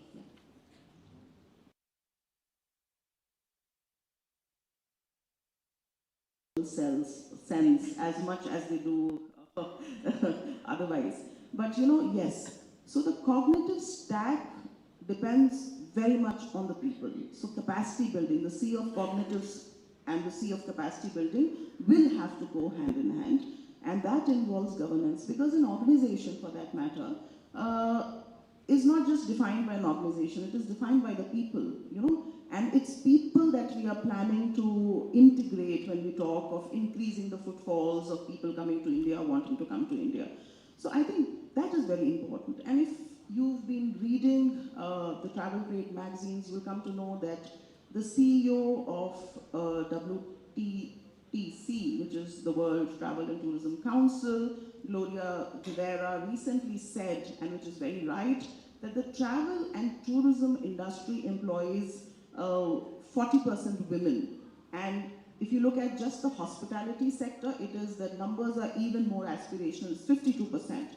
If you look at ITDC, in top leadership positions, because we have about 18 divisions, we have 29% of those divisions, its leadership positions being occupied by women. I think one conversation when we talk of skilling, because if you look at the recent budget and if you look at the last year's budget when I was DG Tourism, you will realize the government's focus, and I think some of the people, I think either Mr. Avasthi or Mr. Yadav, who were here in the earlier session, also spoke about it, that what are we doing through tourism? Tourism is not just stand alone for the sake of vanity, no. Because we are very aspirational. The Honorable Prime Minister speaks of leading the country by 2047 to a $30 trillion economy, a developed country where tourism will have at least 10% stake in terms of contribution to GDP, which basically means 3 trillion. How is, your, that Pillion Ryan says, innovate, collaborate, accelerate growth? I will say that when the Honorable Prime Minister speaks about growth, he is not just speaking of growth for the sake of growth or development. What he says that growth has to be pro-people, pro-planet, and pro-per capita prosperity of each and every 1.5 billion people here. That I think is how you will define growth. So growth cannot be just in terms of numbers. Growth also has to mean holistic development for whom? For the small. I'm reminded of Schumacher, who wrote this beautiful book in, I think, 1973, called Small is Beautiful. He said human beings are small, and so we must aim at small. And small basically meant local. Small meant working with women, working with youth, working with MSMEs. So I think that is important. Skilling is foundational to the work. understanding our vision for our IHM show. And we have entered into an MOU with the Ministry of Tribal Affairs where we'll be training 1,500 homestay owners. It's a very ambitious program of the Government of India to set up 1 lakh homestays in the country across pan-India. And out of that, for the next 2 years, we will be training 1,500 of those as a pilot.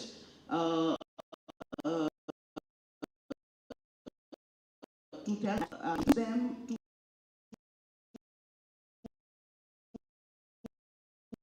global authentic Indian, our civilizational core values, if I put all of that together and serve it on a platter, because I think we have the right skill sets to be able to do that. And that is very foundational. But skilling doesn't really mean skilling in this manner alone. Skilling also means raising the profile of your own staff. In the last 9.5 months, every month, we have done industry consultations. We have upped the ante for our own people to expose them to how the travel, tourism and hospitality sector is working in real life using technology, data, and to expose them to what the industry is doing so that we can also leverage our comparative advantage.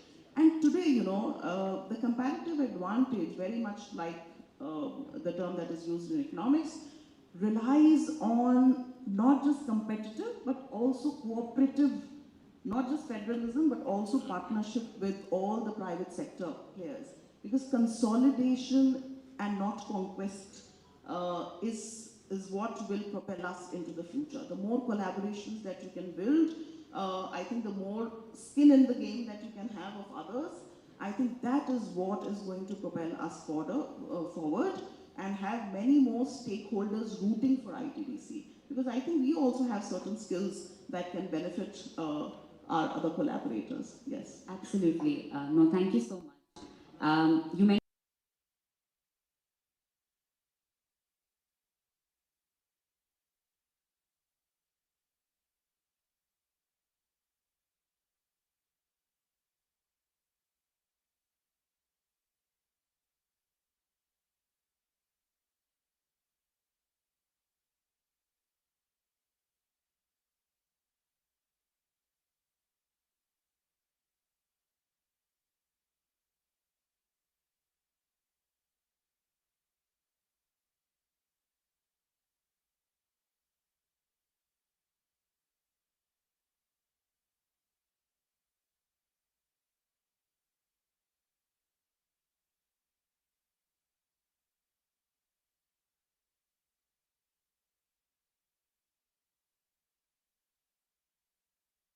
first travel. There's been so much chatter about this just between morning and right now on kind of integrating so much more of our culture, our heritage, fabrics. There are different type of cooking techniques, and I feel like somewhere down the line, while we offer really deep and rich hospitality, there's ways for us to kind of add this value add into the overall experience of an international or even a domestic tourist going to a different state. How do you suggest we do that? And again, if there's any examples that come to your mind just over the years, and any best practices that we can take in this room away from.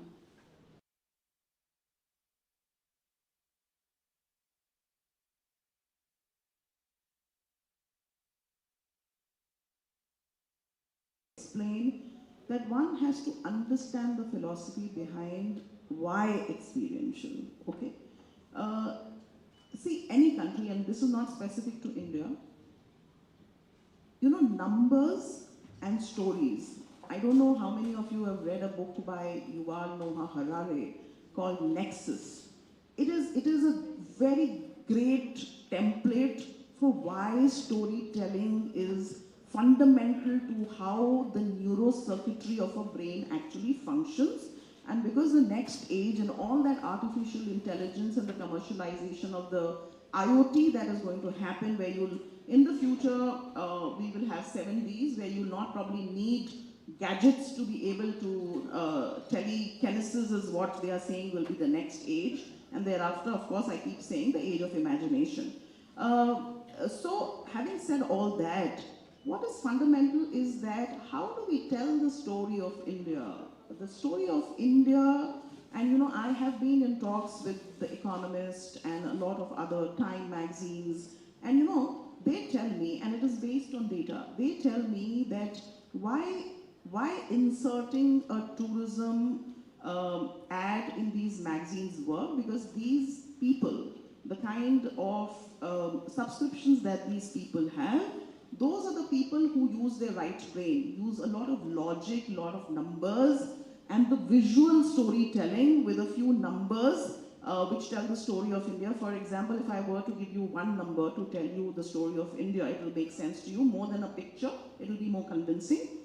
I'm using data from 2024, and this is UN tourism data. The UN tourism data says that in 2024, about 1,465 million people crisscross the entire globe, right? I let that number settle, which means that people moving from one continent, one country, one city to the other, the total number is 1,465. If I look at the same time frame in our country and give you a number of how many people did the same crisscrossing, the same methodology, the same time frame, and the same, so comparison, apples to apples, not apples to oranges. Within the country, we had 2,900 million people do that, which is almost double the number that crisscrossed the globe. And what do you think attracted that number? That number was all our mega projects, Ujjain, Kashi, Ayodhya, which is a lot of pilgrimage tourism. If I just go back and tell you the story of how we need to think, the word tourist came into being only in 1911. You can go check your dictionary. Tourism came about in 1722. Travelers is something, we know that Queen Sheba was the first global traveler. So, and you can just Google and figure out Queen Sheba's existence in Alexandria, Egypt, and you will figure out that travel is something which predates tourist. And what is the difference between, because there's a UN tourism definition of what is a traveler and what is a tourist. Any traveler who stays overnight for more than 24 hours in a place is a tourist.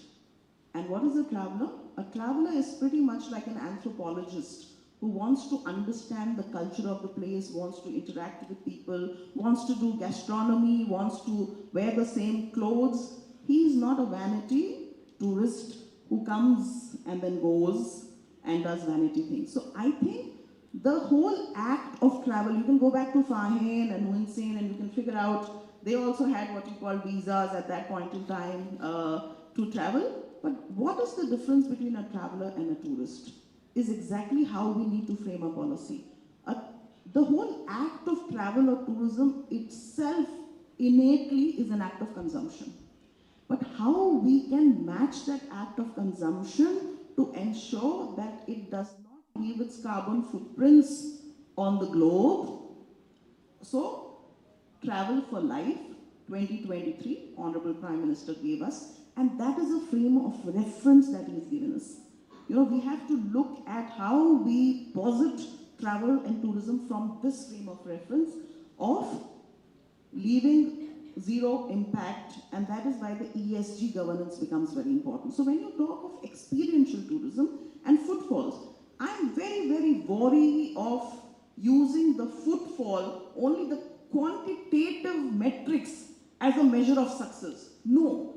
If I can get 5 people instead of 50 to my museum and make those people spend 5 hours in my museum vis-a-vis 2 minutes of a student line of 50 who just, rummage through the museum and not spend time. And if I can get those 5 people interested in buying stuff from my souvenir shop, eating at my cafeteria and spending more money than those 50, I should root with more qualitative, getting better tourists, better travelers who will integrate with my country. I think that measure or metrics of success needs to be inbuilt in a policy, and that is exactly what we are trying to do. I really appreciate the guy who wrote the book called The Wisdom of the Crowds.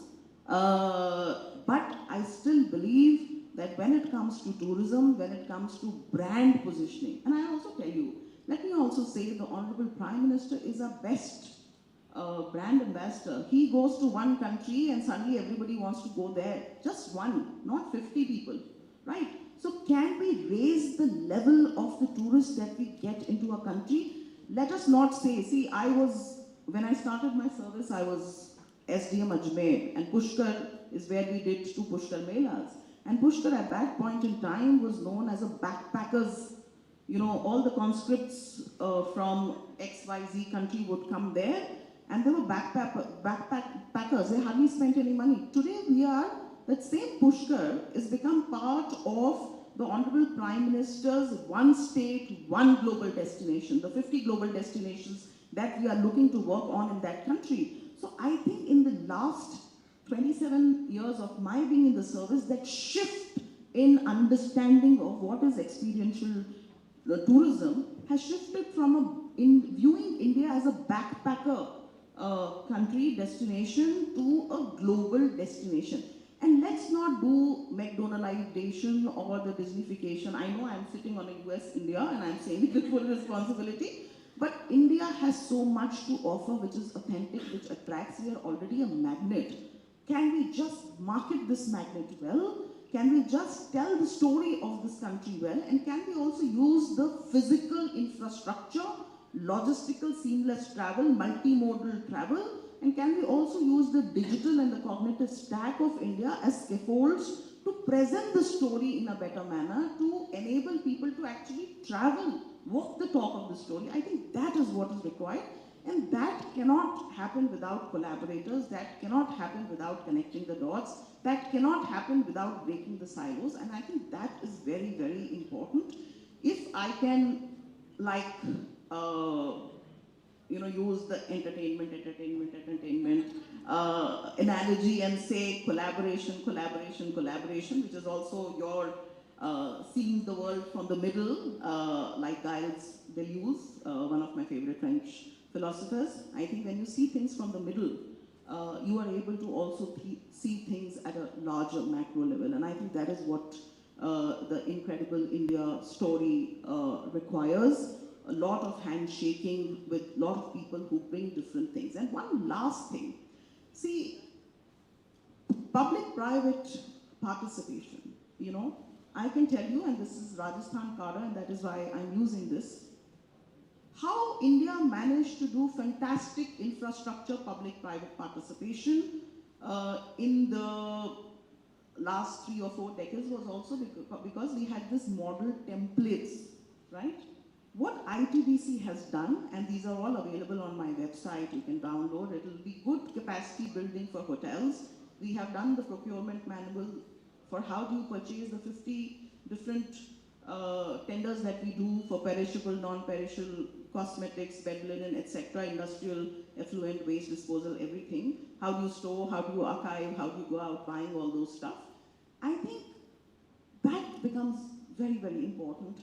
We have a model today. The model will save the time of our people and help us speed it up, scale it, without getting into any kind of trouble, and then also become a template to be able to do stakeholder conversations and stakeholder collaborations. I think that is foundational. So I think the cherry on the cake is yet to come, but I think I can assure everybody, and I can also invite everybody today, that yes, we have a substantial stack, which is the cake that we've built, and we invite all of you to become part of the Pareto optimality of the aspirational vision that ITDC and Incredible India share for India's development story, if I can say, for India's tourism story, and I think that is additional to the aspiration that we have for Vision 2047. Amazing, thank you so much. I don't think any 30 minutes are ever enough to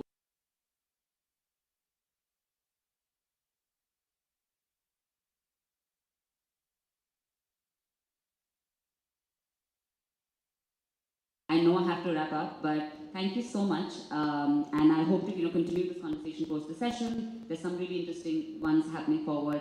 But again, a big round of applause for Ms. Sinha for being here, for giving us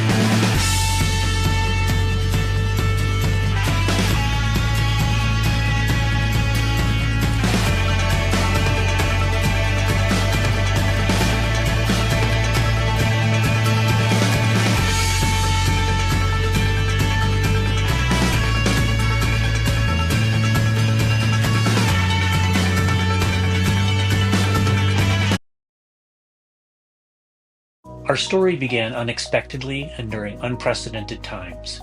Born out of the COVID-19 pandemic, our genesis coincided with these despondent times. Faced with an unprecedented crisis, we decided to act, and so our story began. Who are we? We are the U.S.-India Friendship Alliance, USIFA, the strategic philanthropic arm of the U.S.-India Strategic Partnership Forum, USISPF. We are dedicated to building positive social impact in the United States and India. As the pandemic swept through India, we swept into action. USIFA expanded its on-the-ground efforts by mobilizing critical medical equipment to address severe equipment shortages in India. We addressed the challenges of COVID-19, impacting tens of thousands of human lives. The clarion call was an urgent need for help. USIFA partnered with the Government of India and distributed equipment to all India's 28 states and union territories. Since then, USIFA has continued its efforts to improve lives, build opportunities, and strengthen the partnership between the United States and India.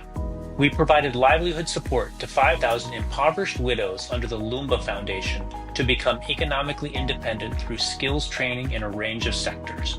We supported rural artisans in Gujarat through a partnership with Anand National University to upskill artisans, support sustainable livelihoods, and preserve cultural heritage.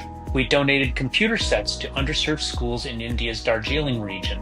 USIFA's mission is to strengthen the bridge between two leading democracies underpinned by shared democratic values.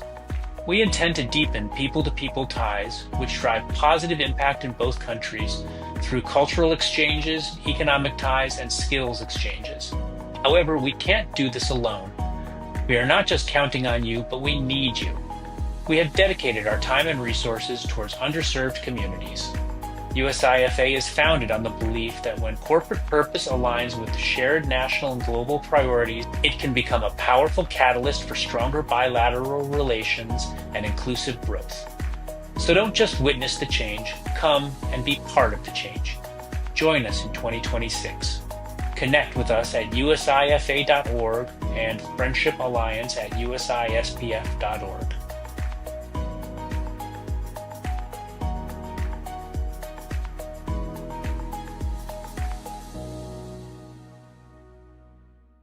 Our story began unexpectedly and during unprecedented times. Born out of the COVID-19 pandemic, our genesis coincided with these despondent times. Faced with an unprecedented crisis, we decided to act, and so our story began. Who are we? We are the U.S.-India Friendship Alliance, USIFA, the strategic philanthropic arm of the U.S.-India Strategic Partnership Forum, USISPF. We are dedicated to building positive social impact in the United States and India. As the pandemic swept through India, we swept into action. USIFA expanded its on-the-ground efforts by mobilizing critical medical equipment to address severe equipment shortages in India. We addressed the challenges of COVID-19, impacting tens of thousands of human lives. The clarion call was an urgent need for help. USIFA partnered with the Government of India and distributed equipment to all India's 28 states and union territories. Since then, USIFA has continued its efforts to improve lives, build opportunities, and strengthen the partnership between the United States and India. We provided livelihood support to 5,000 impoverished widows under the Lumba Foundation to become economically independent through skills training in a range of sectors. We supported rural artisans in Gujarat through a partnership with Anand National University to upskill artisans, support sustainable livelihoods, and preserve cultural heritage. We donated computer sets to underserved schools in India's Darjeeling region. USIFA's mission is to strengthen the bridge between two leading democracies underpinned by shared democratic values. We intend to deepen people-to-people ties, which drive positive impact in both countries through cultural exchanges, economic ties, and skills exchanges. However, we can't do this alone. We are not just counting on you, but we need you. We have dedicated our time and resources towards underserved communities. USIFA is founded on the belief that when corporate purpose aligns with shared national and global priorities, it can become a powerful catalyst for stronger bilateral relations and inclusive growth. So don't just witness the change, come and be part of the change. Join us in 2026. Connect with us at USIFA.org and Friendship Alliance at USISPF.org.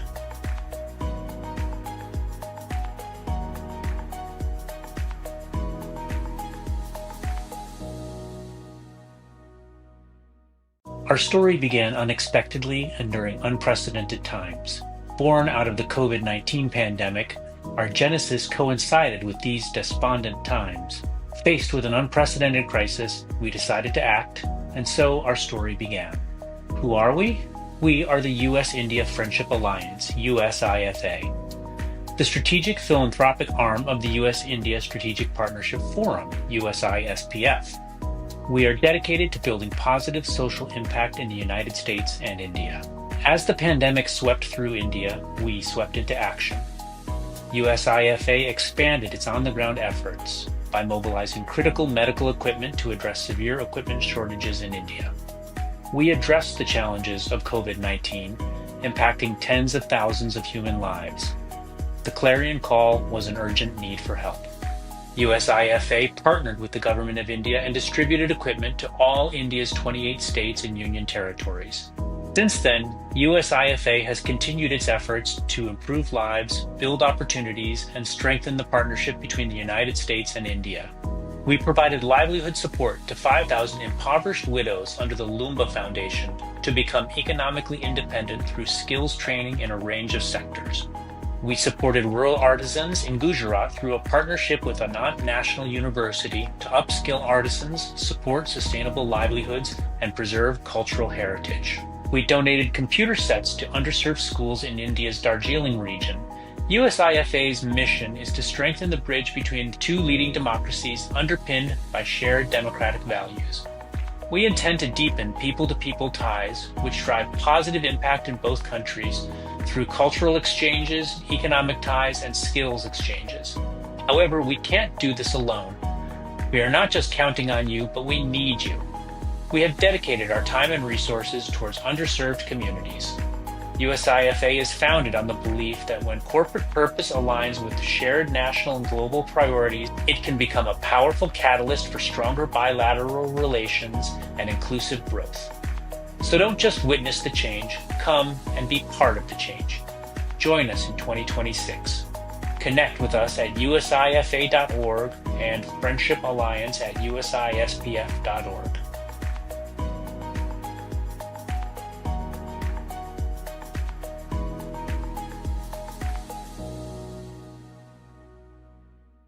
Our story began unexpectedly and during unprecedented times.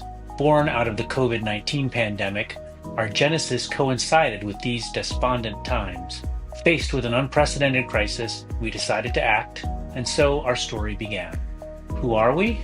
We are the U.S.-India Friendship Alliance, USIFA, the strategic philanthropic arm of the U.S.-India Strategic Partnership Forum, USISPF. We are dedicated to building positive social impact in the United States and India. As the pandemic swept through India, we swept into action. USIFA expanded its on-the-ground efforts by mobilizing critical medical equipment to address severe equipment shortages in India. We addressed the challenges of COVID-19, impacting tens of thousands of human lives. The clarion call was an urgent need for help. USIFA partnered with the Government of India and distributed equipment to all India's 28 states and union territories.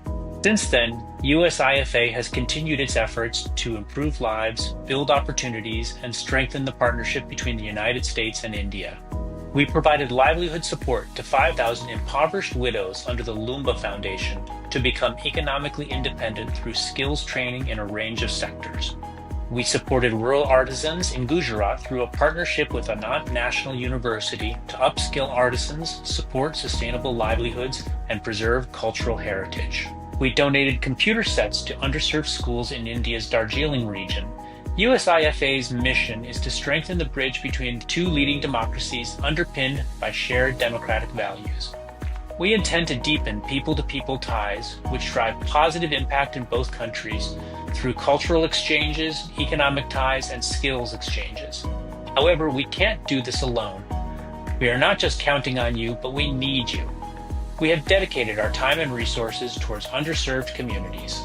USIFA is founded on the belief that when corporate purpose aligns with shared national and global priorities, it can become a powerful catalyst for stronger bilateral relations and inclusive growth.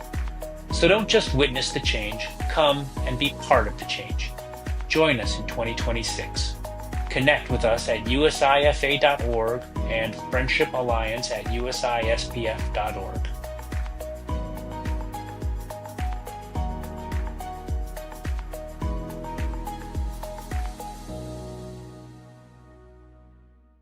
Our story began unexpectedly and during unprecedented times. Born out of the COVID-19 pandemic, our genesis coincided with these despondent times. Faced with an unprecedented crisis, we decided to act, and so our story began. Who are we? We are the U.S.-India Friendship Alliance, USIFA, the strategic philanthropic arm of the U.S.-India Strategic Partnership Forum, USISPF. We are dedicated to building positive social impact in the United States and India. As the pandemic swept through India, we swept into action. USIFA expanded its on-the-ground efforts by mobilizing critical medical equipment to address severe equipment shortages in India. We addressed the challenges of COVID-19, impacting tens of thousands of human lives. The clarion call was an urgent need for help. USIFA partnered with the Government of India and distributed equipment to all India's 28 states and union territories. Since then, USIFA has continued its efforts to improve lives, build opportunities, and strengthen the partnership between the United States and India. We provided livelihood support to 5,000 impoverished widows under the Lumba Foundation to become economically independent through skills training in a range of sectors. We supported rural artisans in Gujarat through a partnership with Anand National University to upskill artisans, support sustainable livelihoods, and preserve cultural heritage. We donated computer sets to underserved schools in India's Darjeeling region. USIFA's mission is to strengthen the bridge between two leading democracies underpinned by shared democratic values. We intend to deepen people-to-people ties, which drive positive impact in both countries through cultural exchanges, economic ties, and skills exchanges. However, we can't do this alone. We are not just counting on you, but we need you. We have dedicated our time and resources towards underserved communities. USIFA is founded on the belief that when corporate purpose aligns with shared national and global priorities, it can become a powerful catalyst for stronger bilateral relations and inclusive growth. So don't just witness the change, come and be part of the change. Join us in 2026. Connect with us at USIFA.org and Friendship Alliance at USISPF.org.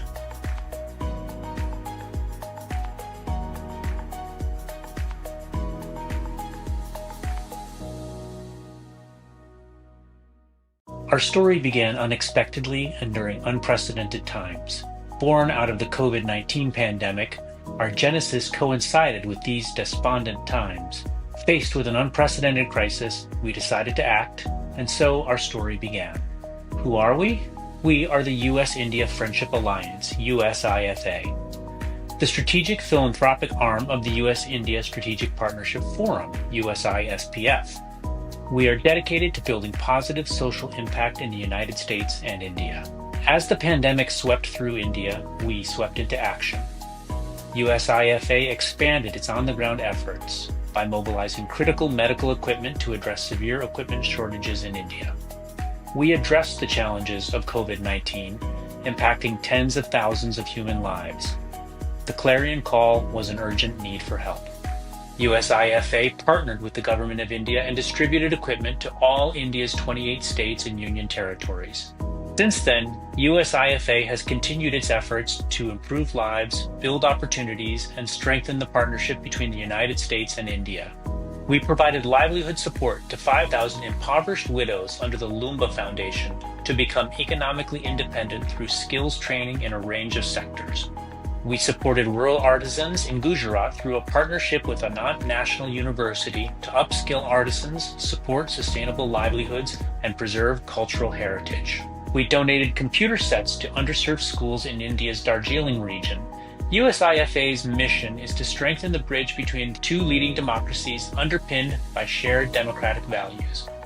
We intend to deepen people-to-people ties, which drive positive impact in both countries through cultural exchanges, economic ties, and skills exchanges. However, we can't do this alone. We are not just counting on you, but we need you. We have dedicated our time and resources towards underserved communities. USIFA is founded on the belief that when corporate purpose aligns with shared national and global priorities, it can become a powerful catalyst for stronger bilateral relations and inclusive growth. So don't just witness the change, come and be part of the change. Join us in 2026. Connect with us at usifa.org and Friendship Alliance at usispf.org.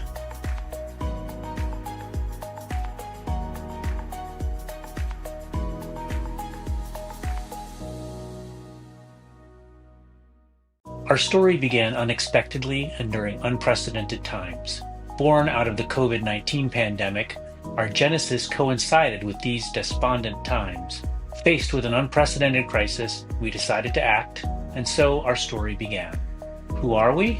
We are the U.S.-India Friendship Alliance, USIFA, the strategic philanthropic arm of the U.S.-India Strategic Partnership Forum, USISPF. We are dedicated to building positive social impact in the United States and India. As the pandemic swept through India, we swept into action. USIFA expanded its on-the-ground efforts by mobilizing critical medical equipment to address severe equipment shortages in India. We addressed the challenges of COVID-19, impacting tens of thousands of human lives. The clarion call was an urgent need for help.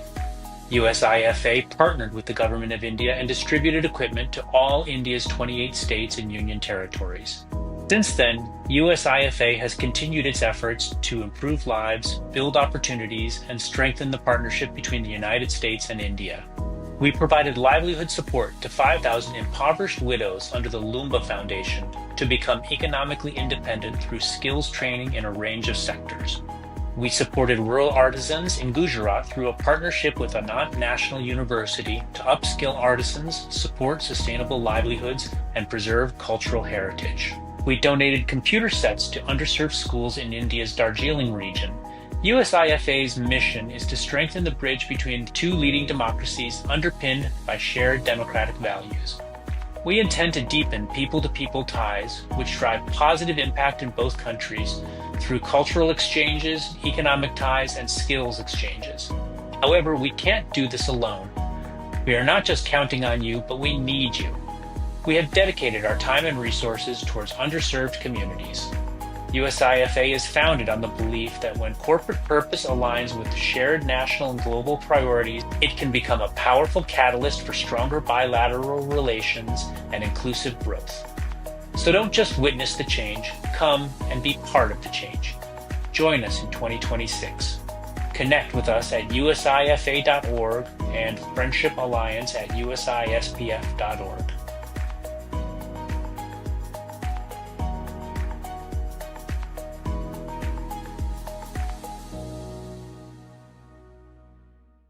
Our story began unexpectedly and during unprecedented times. Born out of the COVID-19 pandemic, our genesis coincided with these despondent times. Faced with an unprecedented crisis, we decided to act, and so our story began. Who are we? We are the U.S.-India Friendship Alliance, USIFA, the strategic philanthropic arm of the U.S.-India Strategic Partnership Forum, USISPF. We are dedicated to building positive social impact in the United States and India. As the pandemic swept through India, we swept into action. USIFA expanded its on-the-ground efforts by mobilizing critical medical equipment to address severe equipment shortages in India. We addressed the challenges of COVID-19, impacting tens of thousands of human lives. The clarion call was an urgent need for help. USIFA partnered with the Government of India and distributed equipment to all India's 28 states and union territories. Since then, USIFA has continued its efforts to improve lives, build opportunities, and strengthen the partnership between the United States and India. We provided livelihood support to 5,000 impoverished widows under the Lumba Foundation to become economically independent through skills training in a range of sectors. We supported rural artisans in Gujarat through a partnership with Anand National University to upskill artisans, support sustainable livelihoods, and preserve cultural heritage. We donated computer sets to underserved schools in India's Darjeeling region. USIFA's mission is to strengthen the bridge between two leading democracies underpinned by shared democratic values. We intend to deepen people-to-people ties, which drive positive impact in both countries through cultural exchanges, economic ties, and skills exchanges. However, we can't do this alone. We are not just counting on you, but we need you. We have dedicated our time and resources towards underserved communities. USIFA is founded on the belief that when corporate purpose aligns with shared national and global priorities, it can become a powerful catalyst for stronger bilateral relations and inclusive growth. So don't just witness the change, come and be part of the change. Join us in 2026. Connect with us at usifa.org and Friendship Alliance at USISPF.org.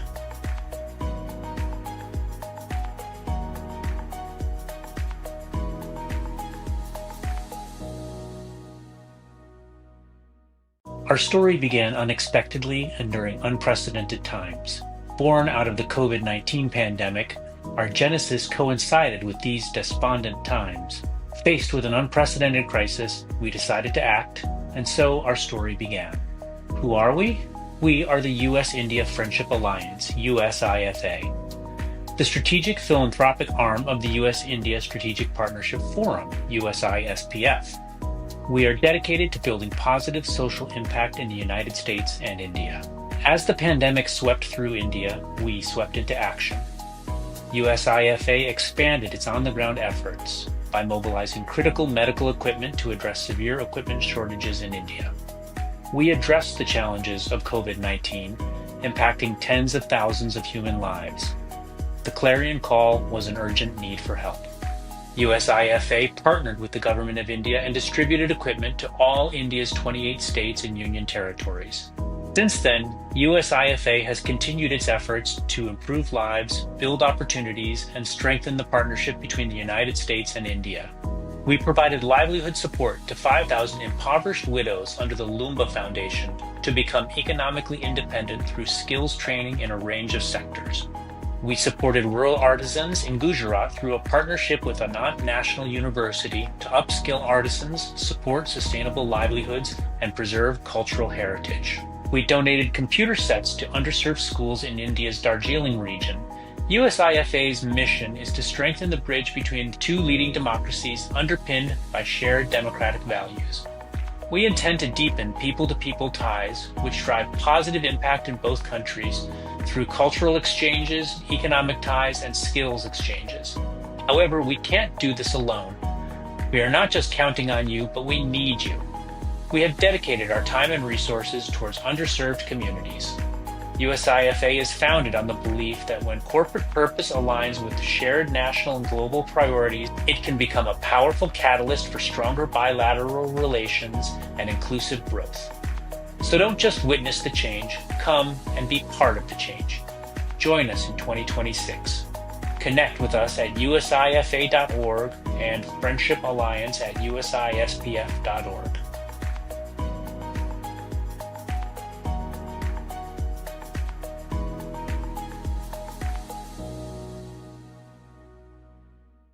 Our story began unexpectedly and during unprecedented times.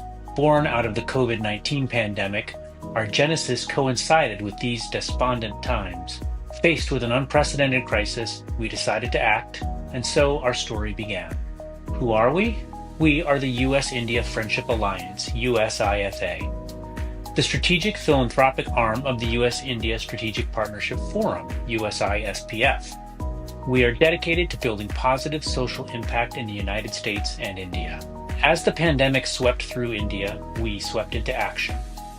USIFA expanded its on-the-ground efforts by mobilizing critical medical equipment to address severe equipment shortages in India. We addressed the challenges of COVID-19, impacting tens of thousands of human lives. The clarion call was an urgent need for help. USIFA partnered with the Government of India and distributed equipment to all India's 28 states and union territories. Since then, USIFA has continued its efforts to improve lives, build opportunities, and strengthen the partnership between the United States and India. We provided livelihood support to 5,000 impoverished widows under the Lumba Foundation to become economically independent through skills training in a range of sectors. We supported rural artisans in Gujarat through a partnership with Anand National University to upskill artisans, support sustainable livelihoods, and preserve cultural heritage. We donated computer sets to underserved schools in India's Darjeeling region. USIFA's mission is to strengthen the bridge between two leading democracies underpinned by shared democratic values. We intend to deepen people-to-people ties, which drive positive impact in both countries through cultural exchanges, economic ties, and skills exchanges. However, we can't do this alone. We are not just counting on you, but we need you. We have dedicated our time and resources towards underserved communities. USIFA is founded on the belief that when corporate purpose aligns with shared national and global priorities, it can become a powerful catalyst for stronger bilateral relations and inclusive growth.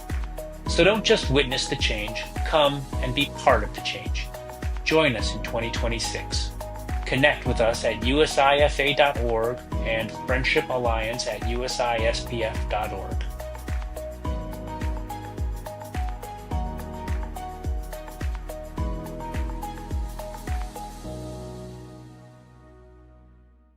Our story began unexpectedly and during unprecedented times. Born out of the COVID-19 pandemic, our genesis coincided with these despondent times. Faced with an unprecedented crisis, we decided to act, and so our story began. Who are we? We are the U.S.-India Friendship Alliance, USIFA, the strategic philanthropic arm of the U.S.-India Strategic Partnership Forum, USISPF. We are dedicated to building positive social impact in the United States and India. As the pandemic swept through India, we swept into action. USIFA expanded its on-the-ground efforts by mobilizing critical medical equipment to address severe equipment shortages in India. We addressed the challenges of COVID-19, impacting tens of thousands of human lives. The clarion call was an urgent need for help. USIFA partnered with the Government of India and distributed equipment to all India's 28 states and union territories. Since then, USIFA has continued its efforts to improve lives, build opportunities, and strengthen the partnership between the United States and India. We provided livelihood support to 5,000 impoverished widows under the Lumba Foundation to become economically independent through skills training in a range of sectors.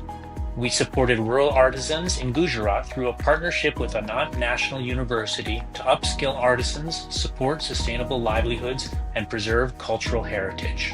We donated computer sets to underserved schools in India's Darjeeling region. USIFA's mission is to strengthen the bridge between two leading democracies underpinned by shared democratic values. We intend to deepen people-to-people ties, which drive positive impact in both countries through cultural exchanges, economic ties, and skills exchanges. However, we can't do this alone. We are not just counting on you, but we need you. We have dedicated our time and resources towards underserved communities. USIFA is founded on the belief that when corporate purpose aligns with shared national and global priorities, it can become a powerful catalyst for stronger bilateral relations and inclusive growth. So don't just witness the change, come and be part of the change. Join us in 2026. Connect with us at USIFA.org and Friendship Alliance at USISPF.org.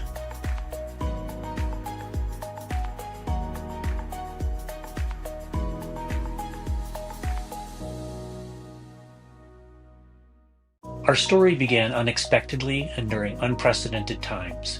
Born out of the COVID-19 pandemic, our genesis coincided with these despondent times. Faced with an unprecedented crisis, we decided to act, and so our story began. Who are we? We are the U.S.-India Friendship Alliance, USIFA, the strategic philanthropic arm of the U.S.-India Strategic Partnership Forum, USISPF. We are dedicated to building positive social impact in the United States and India. As the pandemic swept through India, we swept into action. USIFA expanded its on-the-ground efforts by mobilizing critical medical equipment to address severe equipment shortages in India. We addressed the challenges of COVID-19, impacting tens of thousands of human lives. The clarion call was an urgent need for help. USIFA partnered with the Government of India and distributed equipment to all India's 28 states and union territories. Since then, USIFA has continued its efforts to improve lives, build opportunities, and strengthen the partnership between the United States and India. We provided livelihood support to 5,000 impoverished widows under the Lumba Foundation to become economically independent through skills training in a range of sectors. We supported rural artisans in Gujarat through a partnership with Anand National University to upskill artisans, support sustainable livelihoods, and preserve cultural heritage. We donated computer sets to underserved schools in India's Darjeeling region. USIFA's mission is to strengthen the bridge between two leading democracies underpinned by shared democratic values. We intend to deepen people-to-people ties, which drive positive impact in both countries through cultural exchanges, economic ties, and skills exchanges. However, we can't do this alone. We are not just counting on you, but we need you. We have dedicated our time and resources towards underserved communities. USIFA is founded on the belief that when corporate purpose aligns with shared national and global priorities, it can become a powerful catalyst for stronger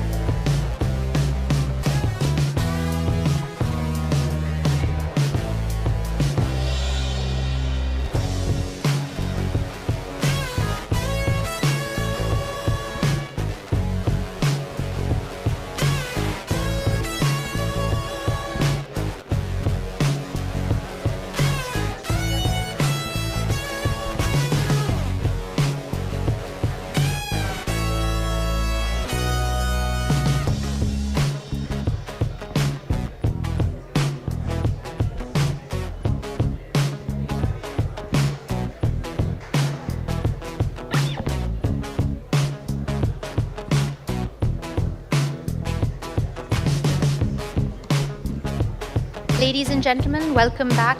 May I request you to please take your seats?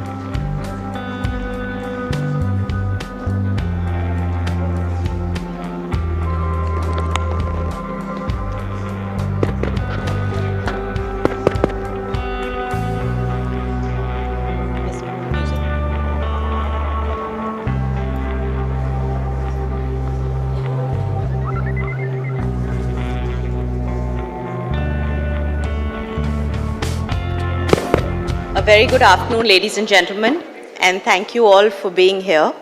We're ready to start the second part of our program, but as things go, the Honorable Minister is still caught in the cabinet meeting, but we're going to move with the flow. We're delighted now to be joined by Mr. Kant, as well as Mr. Suman Billa.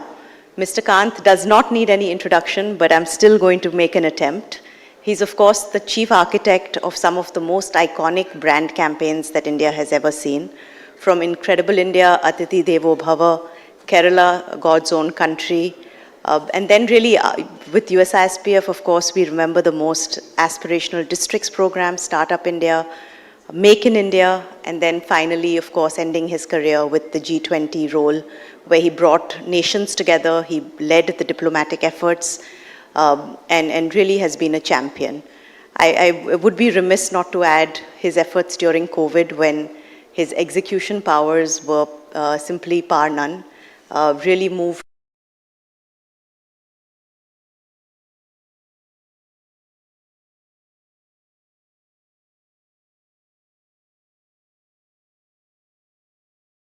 on the other side. He serves as senior advisor to Fairfax, SMBC, Warburg Pincus, and is on numerous boards, including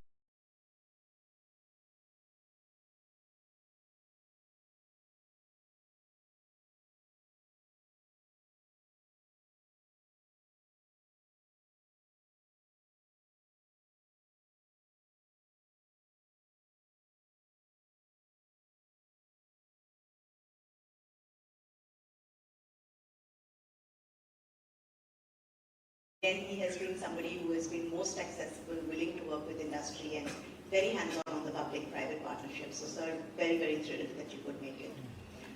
Before I invite you both on stage for our discussion, I would like to invite Mahima, Indian Culture, Heritage and Festivals, which is being produced by Netflix in collaboration with Incredible India. Mahima.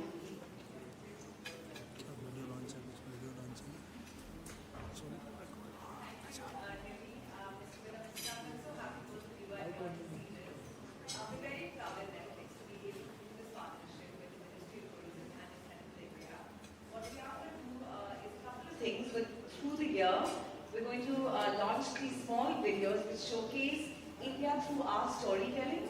The themes will be different. The first one is about art and culture and festivals. The next one is particularly yummy on food, so I hope you get to see that when it comes out. But without further ado, please do play the first video, and I hope you discover a little more of India than you did a minute ago.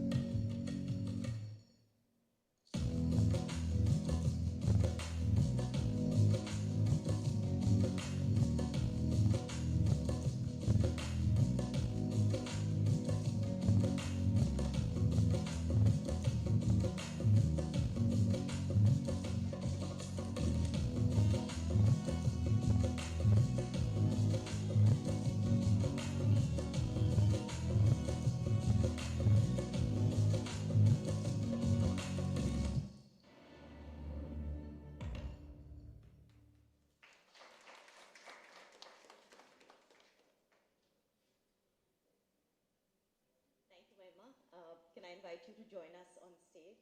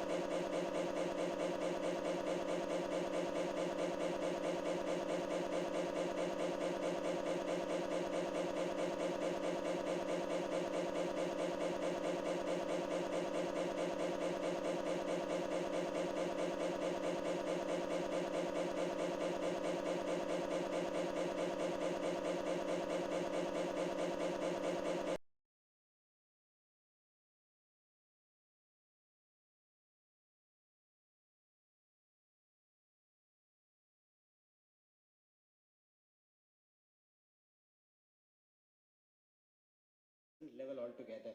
With, we have 3 billion trips only by the domestic travelers, powered by these young people who want to invest their weekend traveling to one new destination. So we are at a very interesting point. We had a 17.5% growth over the previous year.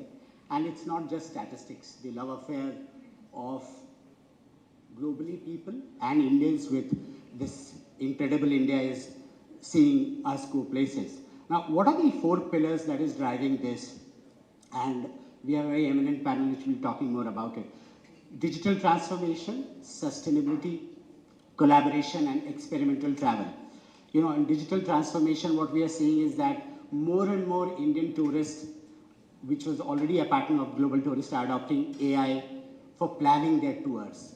They are using digital payment systems to do that. So we have a situation where half of the travel purchases are being made by using travel cards and tap and pay. So people are looking for seamless, personal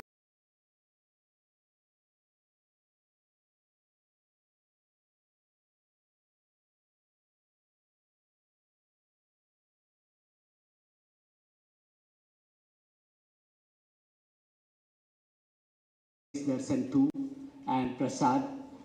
Both Mr. Kant and Billa have been pioneers in some of the initiatives of the government. And community training programs like, Prep Mitra or Didi, which are connecting the communities to the last mile people who are the stakeholders. Because until as they benefit, the tourism will never be sustainable. It is the people who are at the margins of our society that they should get some benefit out of the growth in tour and travel industry. On collaboration and investment, we are finding that international marketing partnerships, and as we see Netflix video, which it has just been unveiled, this support by the budget, union budget, of over around 2,500 crores to promote tourism. The kind of hotel bookings, sir, you must have noticed that in recently concluded AI Summit, the Delhi hotels were not available even beyond ₹1 lakh per night. In fact, some of the smart hoteliers provided a limousine service if you're ready to stay Gurgaon beyond, and that will bring into Delhi because there were no rooms available. It was working out to be cheaper to provide a chauffeur limousine service to a person who's booking a hotel far away and yet want to have that experiment. So thanks to that public-private partnership and occasions which are really booming the hospitality industry. Finally, on experimental and cultural tourism, that's our strength as a country. More and more international travelers are looking at authentic, unique experience, and with the halo and the reality around Ayurveda, our heritage. Can we curate more and more experiences which are unique, authentic, with safety around it? And that is not possible until we have policymakers and every stakeholder in this ecosystem acting together. I think it's just the beginning of the story. India can become a global tourism powerhouse, and Ministry of Tourism, we look forward and we look up to them to provide the guidance. Thank you so much. May I now request the panel to continue the proceedings. Thank you. Thank you, Anand, for laying out really some of the pillars that we're going to discuss today. Without further ado, Mr. Kant, let me come to you. We've already, I mentioned some of the key campaigns you led. And I think what we heard again and again today was marketing, marketing, marketing. We have the assets. You realized that early on. As you reflect on your journey, what are some of the structural changes you think India has made in its journey towards branding itself, and where are some of the gaps that you still think we need to fill? Well, first and foremost, the structural reforms that have been made, I'll look at the future. There's no point looking at the past. So first and foremost, I think the government of India needs to spend about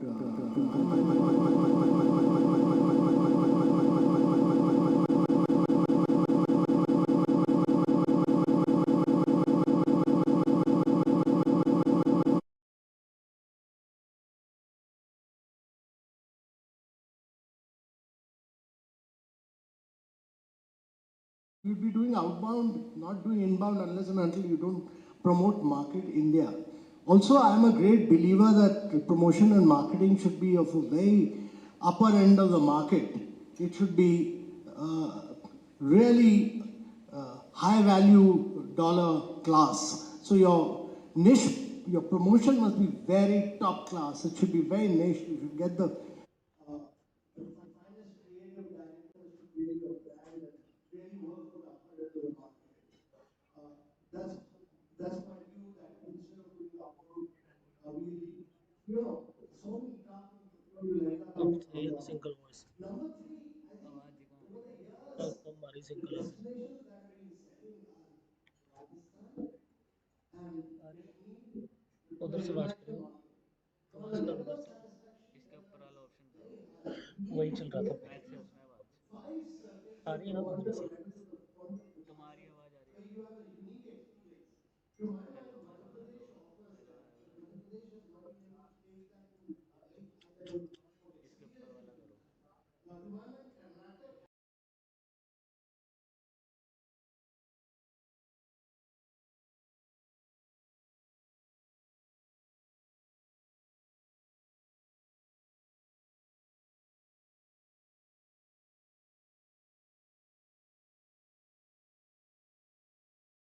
Buddhist circuit on the eastern part of India, Madhya Pradesh, because of monsoons, and it has all the product. It has wildlife, it has heritage, it has everything. So does Karnataka. Actually, Kerala doesn't have any archaeological sites. It's still a great experiential product. But you need at least 5 more states to create from the point of arrival to the point of departure, you need circuit around them, which can be top class. And that would mean top class guides, top class resorts, really great experiences. And the last point I really want to make is that India has now created some good convention centers. So Yashobhoomi is top class. Yashobhoomi should quickly be backed by the intention was to have about 13, 14 hotels there. I think some have been put out to bid, but all others should be put out for bid quickly because convention, meetings, incentives, convention and exhibition will be a huge market for the future. So that's critical to my mind. That's very critical. One last point I want to make is that for purposes of marketing, the government needs to create a tourism board which should be outside the government so that the private sector plays a key role in branding and marketing India.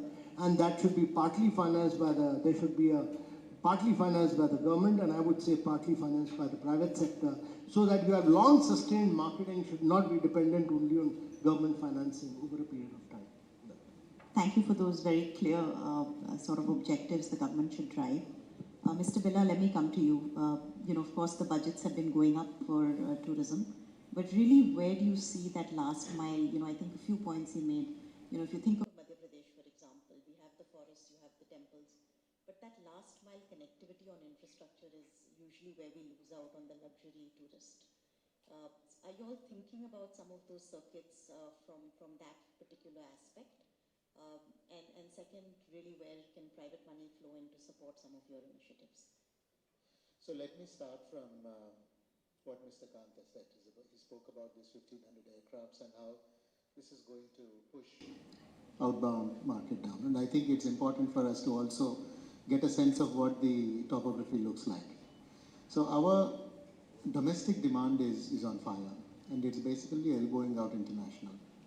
So if we look at the numbers today, we have surpassed 3 billion domestic tourist visits, 40% growth in 1 year in the previous year, large part of it due to Kumbh, so I suspect that it will stabilize a little bit going forward. But the truth is that because of Make in India and several things, for the past 10 years, India has been the largest growing, fastest growing, large economy which put money in the pockets of people. Travel has picked up, but supply is just not keeping up. So if you look at the numbers today, you have 20 million people coming into India, and we earn 32 billion in terms of foreign exchange. But you have 30 million people going out of the country who are spending $35 billion. So today, tourism is a net export loser for the country. And the outbound number is rising faster than the inbound number. So I think unless we build sustainable demand, and Mr. Kant spoke about how we need to strengthen the supply side. The industry estimates that there are about 180,000 branded hotel rooms in the country today, and there are about 15 lakh unbranded hotel rooms. Our requirement is at least twice that number today, even as we speak now. Enable more investments to come. So I think, to my mind, the idea is that for us, for the past 60, 70 years, we've not really built any new destination, except probably, Kevadia or Ambi Valley or Lavasa or something like that. We've not really built new destinations. But India also has a lot of destinations, like, say, for example, Somnath, which has got this huge temple, but there's hardly any accommodation nearby. If you look at Tirupati, 60,000 to 1 lakh people go to the temple every day, but there are less than 10,000 hotel rooms in Tirupati itself, which means that people are coming, doing darshan and going. Why don't we make them into overnight tourists, into people who spend 2-3 nights there, build attractions around. So I think that is the challenge. Today, India is probably largely a sightseeing, a destination. People go look at the Taj Mahal, etc. And he also alluded to how Kerala is an experiential destination. How do you get people out? How do you get people to immerse culturally, into India? I think there are these large areas that we need to work on. So one of the things that the Honorable Prime Minister said last year is that he said, one state, one global destination. And the reason is that we have been doing this incremental support to destinations over several years, and that is really not adding up to much because the effort gets dissipated So his thing is, let's reverse it now. Let's identify 50. Let's pick them up on challenge mode. Let's put money. And in our note, we've said, let's put 500 crores into each of these destinations. And let's try and make them world class. If those become world class, I think what the country really needs today is inspiration, not so much the money. There is money, 500 crores today is not of such a big order for. But if we are able to do things for world class and demonstrate to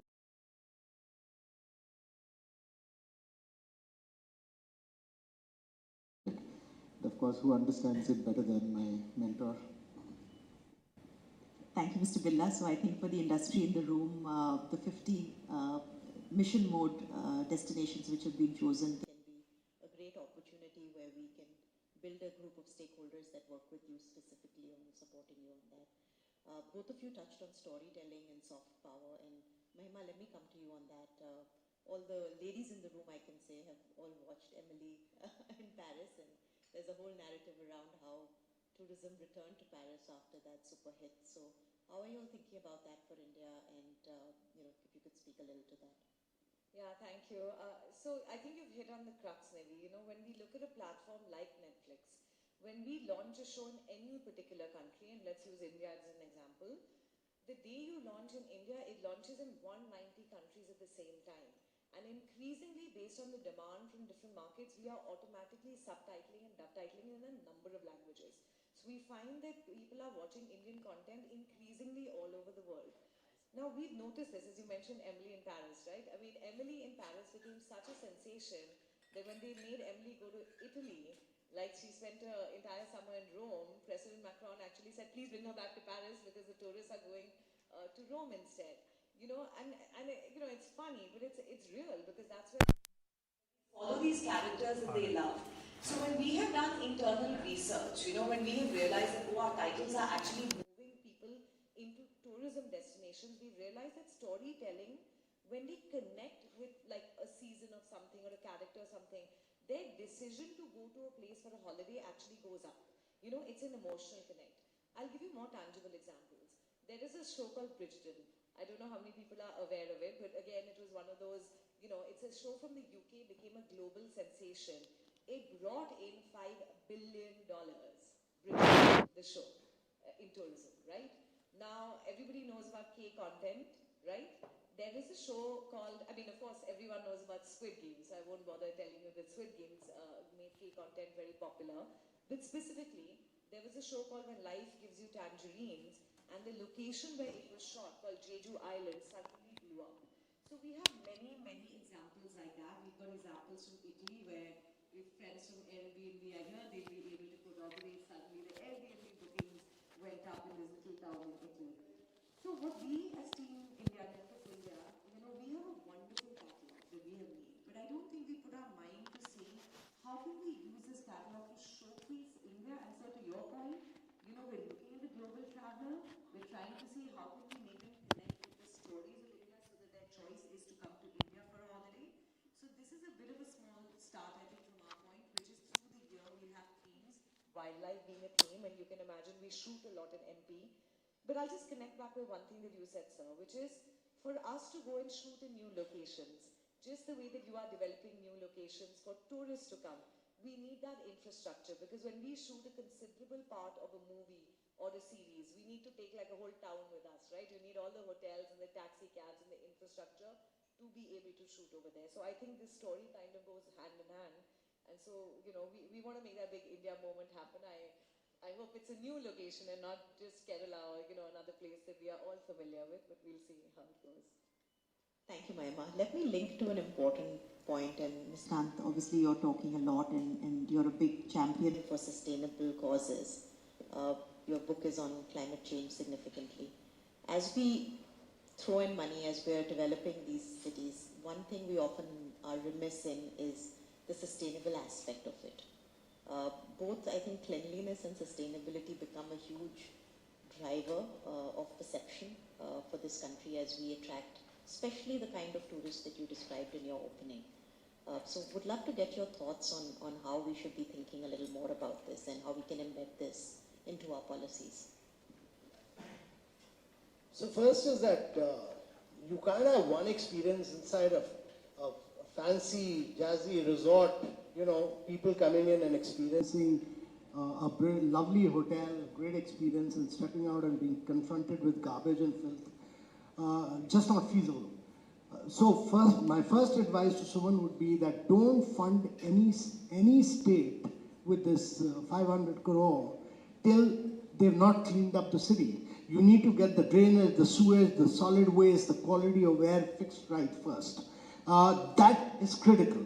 And that will only happen if the challenge route clearly envisages that this needs to be cleaned up. If we can't clean up 50 cities, then there's something wrong with municipal governance. So that to my mind is absolutely critical. Several places, I've been to in recent times, you have great experience inside the resort, but outside the cities, wild, reckless construction, no drainage, no sewage, all that needs a massive cleaning up. The experience of India must be clean and tidy, and it must be, it must be about spiritual invigoration, but it also must be in terms of mental rejuvenation. You can't have, when you step out, you can't be confronted by garbage and filth. That's not possible. So that must become a way of life for all Indians if you have to attract tourism. The second point I want to make is that, getting a visa to India is still complex. Even the e-visa, they're checking up too many details. So I would advise the Ministry of Tourism to work with the Ministry of Home Affairs, make it very simple, very easy. We've got the e-visa done. We've now scrapped those filling up of forms, etc. We need to make the experience of filling up visa very simple for tourists coming into India. Very easy and simple. Those are two critical things to my mind. But a lot of this responsibility of tourism really, lies with the state governments. At the end of the day, it's a concurrent subject. India can grow, if our ambition is to move from 4 trillion to a $30 trillion economy, it can't, and you need to create jobs with growth. So if you want to create the multiplier impact of tourism is so enormous that the growth with jobs can only come from tourism. You need to put it into the minds and heads of these politicians that if you want jobs, the only thing they'll understand is not tourism, they will not understand growth, but they'll understand job creation. So if you say that you're going to create jobs and you're going to win the next election, and the only answer to you is tourism because it has a huge multiplier impact on handloom, handicraft, guides, chefs, etc., cuisine, I saw this. The challenge for me was to do God's own country with a communist government. And to make they had already killed industries in Kerala. Now to make them aware that tourism is creating jobs, we got the tourism satellite account done with TCS, and that showed that actually the multiplier impact of tourism and job creation is so enormous. It was creating jobs for women. That's when the communist government realized that actually tourism is the sector to go in for and plug it, and that's how they accepted God's own country. They kept providing higher and higher outlay for tourism. That's how the branding, marketing happened, and that's how the experiential tourism product was built up by the private sector. So my view on that is that great experiences will be created by private sector, but it's important to clean up the cities, but drill it into the mind of politicians that is going to create jobs. And even when the Prime Minister was Chief Minister of Gujarat, he did this great campaign with Piyush Pandey on Padharo Hamare Desh. So I think we need to tell him that marketing needs marketing needs to be done. It's enormous, it's important, but we need to push the states into doing some of these things. I know our friends from VFS are here, and I know we've had this conversation many times on why can't the experience of the visa in India begin from the minute you step into their office for your visa. It's a very simple thing, but it's about bringing all our organs of government together to kind of make it happen. But again, there are lots of low-hanging fruit, which I think we can definitely push on. Mr. Billa, picking up from where Mr. Kant left off, really how are you all bringing the communities into it? If you want to just focus even on your plans for these 50 top destinations, because sustainable piece will be extremely going forward.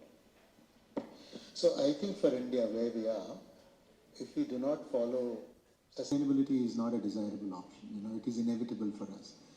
Because most of our tourist destinations today, if you go to any of the hill stations during the summer, you will realize that they are hugely underperforming. So essentially what this means is that the destination is not living up to the promise that it holds for the tourists. Somebody decided to go to Munnar for their wedding anniversary. They spent 7 hours in the car and reached the hotel in the early evening, and they left the next morning because they had the anxiety of having to reach back. So these are issues that we have, and I think which is why under the 50 destinations there are 2-3 things. The first is that Mr. Kant has said about cleanliness.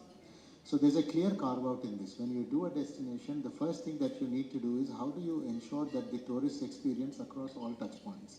And cleanliness and hygiene is a very important part of it. And there's a 200 crore rollout for that. And you need to demonstrate, and not just, there is dirt today, I go clear it, and then from tomorrow I go back to the same habit. But you have to institutionalize it, in which case, I have to have a program to do it, I have to have the infrastructure, the operations and management to support all of that. And of course, one of the things that we've also said is to sort of insulate the selection process. We've said that Mr. Kant should also be on the committee to select those destinations along with people of eminence, so that it's not something that is just decided within the government on the basis of what we see, but it should also be tested. The second is we have said that the private sector should also come as a part of the bid. It's not just that the state government comes and says this is what I'm interested in doing, but we're also interested in seeing that they go to the industry and they make a joint proposal saying that we understand that this proposal is good and these are the areas where we would be interested in investing. So I think from a USIPF point of view, as I said, there's a huge demand-supply gap, and I think these 50 destinations probably marks a very clear pathway to enable investments to come into the tourism sector. In any destination, you would always be looking at, if I make this investment, where is the demand going to come from? In India, the demand already exists. It's about, what needs to, sort of come next. So I think if we do ease of doing business, we do everything else, things will come around. And the most important thing that you spoke is about community. Because if we do not involve, and I think Kerala tourism does well only because of that one factor, because we have spread the tourism economy beyond the hotel and the tour operator into the local communities that are there. And I think if we are able to do that, they automatically become stakeholders. Then they become the biggest supporters of the sector. And I think the biggest value that comes out of it is the fact that they create experiences. So today, if you go to a small village like Kumaragam in Kerala today, we have something called the village life experience, where people go on this immersive trip. There's a toddy tapper who shows them how he taps toddy, gives them a little glass. There's somebody who does fishing, organic farming. So all of that is immersive. So I think, and to the point that Mr. Kant spoke about jobs, I just came from the Parliamentary Committee on Demand for Grants. So the first slide that I showed them was that tourism sector contributes 5.2% to the nation's GDP, but it contributes to 13.37% of the nation's employment. That's 89 crore jobs. And that is only level 1. The level 2 is on activating livelihoods, because it's not just direct jobs and indirect jobs, it's about livelihoods. How can I create services around the tourism economy into which I can get intertwined, like what the Responsible Tourism Mission has done in Kerala. So I think if we do that, we will probably truly be able to enable the experiential side as well, because it's not just a nice, pretty hotel, but it's also about how you look into the heart and mind of the community. And of course, lastly, on what Mahima has said, we fully understand the context in which she spoke about the power that cinema has and TV has, because Game of Thrones and Lord of the Rings have really created tourism destinations out of nothing. So we are hoping that through our MOU with Netflix, we will eventually get there.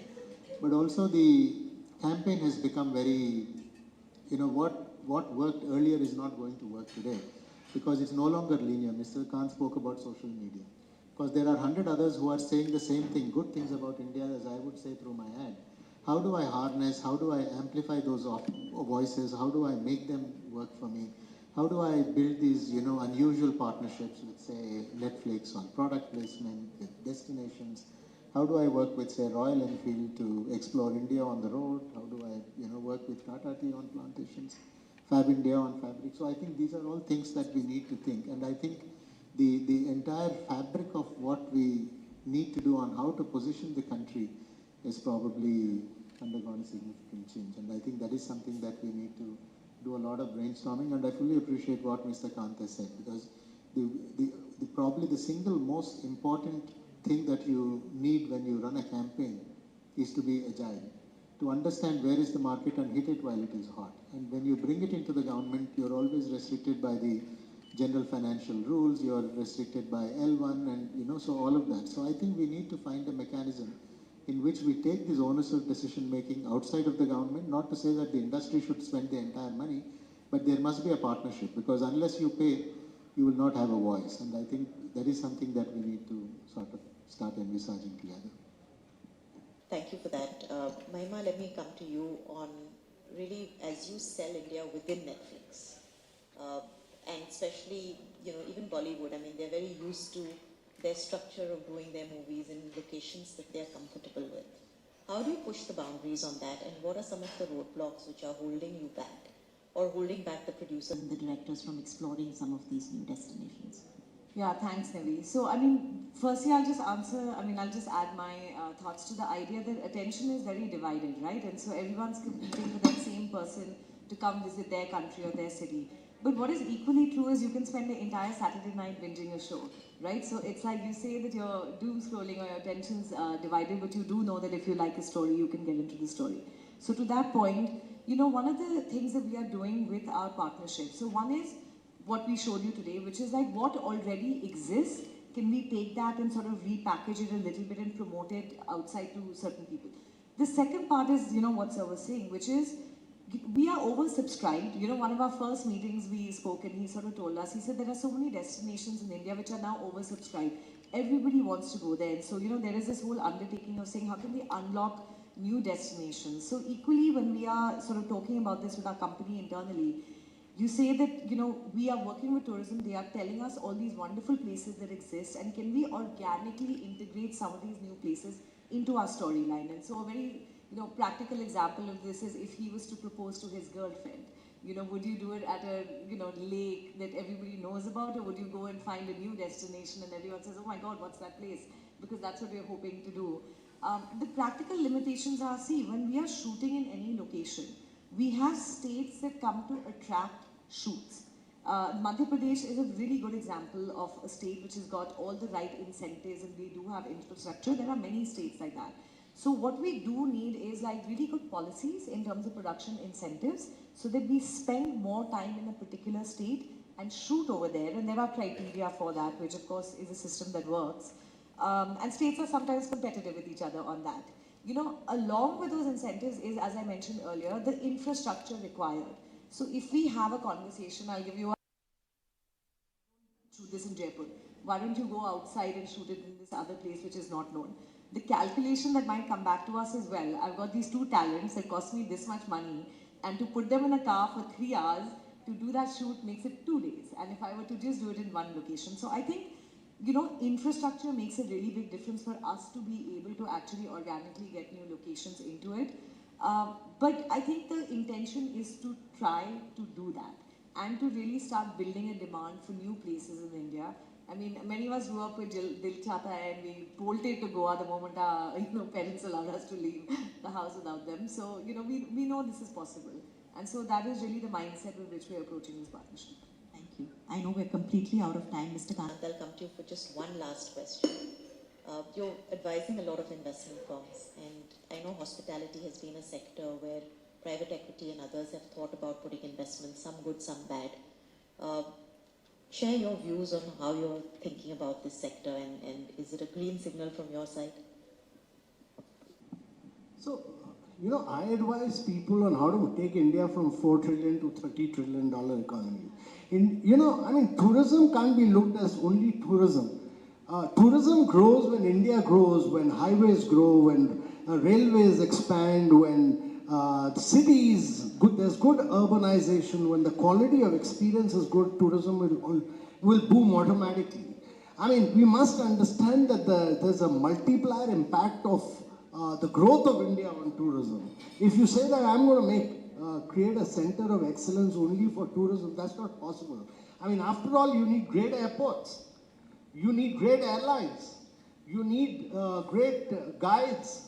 You need brilliant hotels. I mean, Marriott's have done a brilliant job in India, and similarly many other chains have after they've come into India.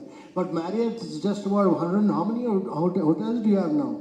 200. That's you should be doing 2,000 in India now.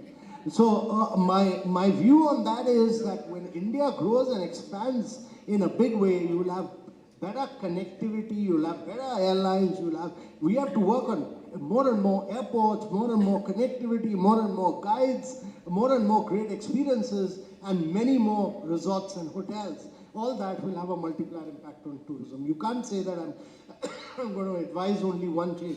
It's the entire growth story of India which is to propel India to higher levels of tourism growth.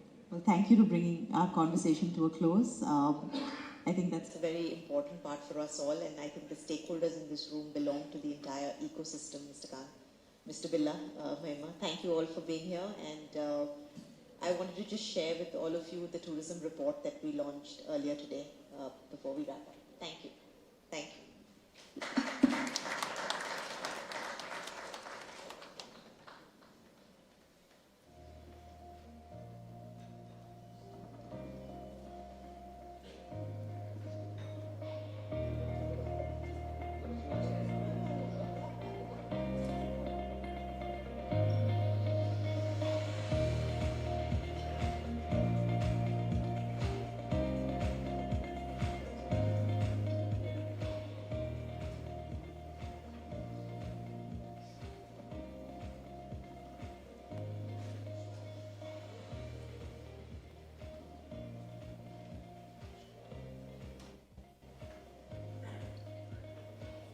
Thank you so much.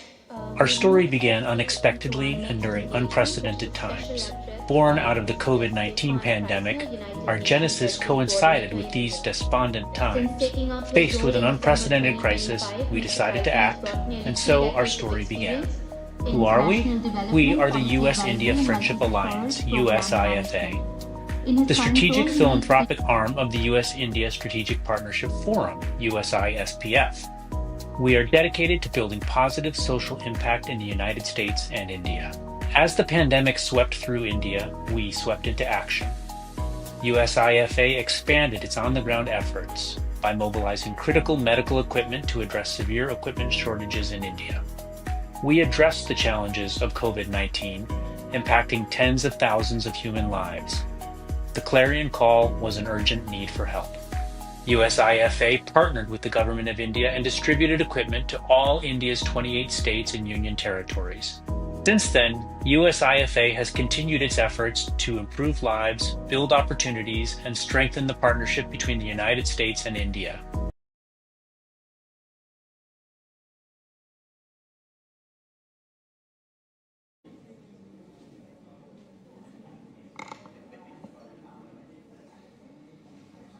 So, very good afternoon, everybody. I welcome people to take their seats. My name is Stefan Priesner. I'm very happy to meet you this afternoon here. Distinguished guests, ladies and gentlemen, the facilitator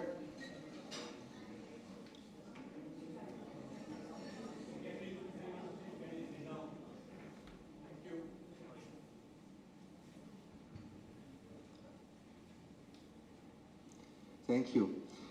The facilitator in the last session said that, India is now one of the top 20 tourist destinations. I have to say, for me, it is one of the top 3 tourist destinations. I have visited India for the first time when I was 21 years old in 1990, and since then it has been a yardstick of, what a country has to offer in terms of tourism. But of course, what has been mentioned in the panel, there's a long way to go to really kind of come up with tourism promotion on a big scale. So let me start by kind of thanking the organizers to invite me to share some remarks on behalf of the United Nations on sustainable tourism. Obviously, this is the United Nations paradigm that we always promote. As you all know, the Sustainable Development Goals come to an end in 4 years, in less than 4 years. And they are far more than a catalogue of good intentions. They represent a pact between generations. And it's a pledge that prosperity shall not be purchased by exhausting the earth, and that progress shall travel with people rather than race ahead without them. So I think it's important to remember that tourism has to fit into this paradigm of sustainable development, which includes both social elements as well as, of course, environmental elements. Few sectors influence the success of the Sustainable Development Goals as much as tourism, because tourism made up about 10% of global GDP, supported more than 320 million jobs, while in 1950 there were 25 million people venturing abroad. In 2019, this had reached 1.5 billion people. And after a short setback during COVID times, tourism has picked up again and has now reached an income generation of about $2.2 trillion of last year. In India, I think, I'm sure this has come up in earlier sessions, the contribution to the GDP is about 5.20%, and it has therefore a crucial role in the country's economic growth. More important, or equally important, the sector supports tens of millions of livelihoods, from homestay owners in Ladakh to artisans in Kutch, from eco-guides in the Western Ghats to hospitality workers in India's great cities. So tourism, and that is very important also from the United Nations point of view, shapes also how people in different nations see one another. So therefore we think that tourism has a huge impact on world peace, on tolerance, on very important values upon which the United Nations is built upon. Now, India has demonstrated leadership in shaping the global direction of tourism. The G20 leaders, for example, in the summit in Delhi 2023, the declaration stood as a testament to India's ability to foster unity around shared global challenges. And the unanimous endorsement of tourism and culture as drivers of sustainable socio-economic development marked a significant milestone. And I have to admit, you know, I've been posted only very recently in India. I have arrived only on the 5th of January in your beautiful country. But of course I have been from afar observing what's happening in India, and I have to say the two slogans of God's own country and incredible India belong, in my view, to the most amazing slogans that I have heard in my career. So I know that there is huge lessons to be learned from India's expertise in tourism development. But what I'm saying is kind of putting perhaps a little bit of structure in how it could move forward. We all know that tourism can accelerate progress across the SDGs if it is done in a correct manner. It can generate quality jobs, it can reduce poverty, it can create incentives for environmental conservation, supporting a transition towards more inclusive and resilient economies. But without proper safeguards and investment, expanding tourism will increase pressure on biodiversity and ecosystems and will possibly enhance the rate of poverty rather than reducing it. So under a business as usual scenario, I'm again extrapolating to the globe, by 2050, tourism-related energy consumption could rise by 154%, greenhouse gas emissions by 131%, water consumption equally by 152%, and waste disposal even 251%. Plastic pollution is a huge issue. I was posted in one of my former postings in Malaysia. You have the most beautiful beaches in the world in Malaysia, but if it is covered by 1 meter of plastic, then the appetite to kind of use this as tourism destination potentially also decreases. So sustainability must therefore define tourism development. So what could be the elements of a future-ready tourism in line with the Sustainable Development Goals? I just want to suggest 4 pillars. The first one is, of course, environmental sustainability. Tourism must accelerate decarbonization, resource efficiency, and circular business models while protecting biodiversity and coastal ecosystems. Second, cultural stewardship. India's civilizational depth is one of the greatest strengths and is second to none around the globe. Tourism must promote cultural sensitivity, not only photo tourism. It must protect heritage and ensure that local communities remain custodians and beneficiaries of their traditions. Third, labor and skill development. With tourism employing a significant share of women and young people, investment in skill development, green jobs, and fair working conditions in line with what we call decent work principles is essential to ensure resilience and upward mobility. And fourth, and not least, is the aspect of entrepreneurship, MSME development, with over 80% of the sector comprised of small and medium enterprises, enabling access to finance, innovation and digital platforms will be critical to inclusive growth. Now the private sector, it's totally obvious, plays a major role in this, sustainability therefore must be integral to business strategy, not an afterthought. Regulatory reform and financial incentives should align the Sustainable Development Goals to accelerate progress. Now, these principles, of course, are already being translated around the world, but unfortunately not comprehensively. I just want to bring 3 examples of my own experience. One is Uzbekistan.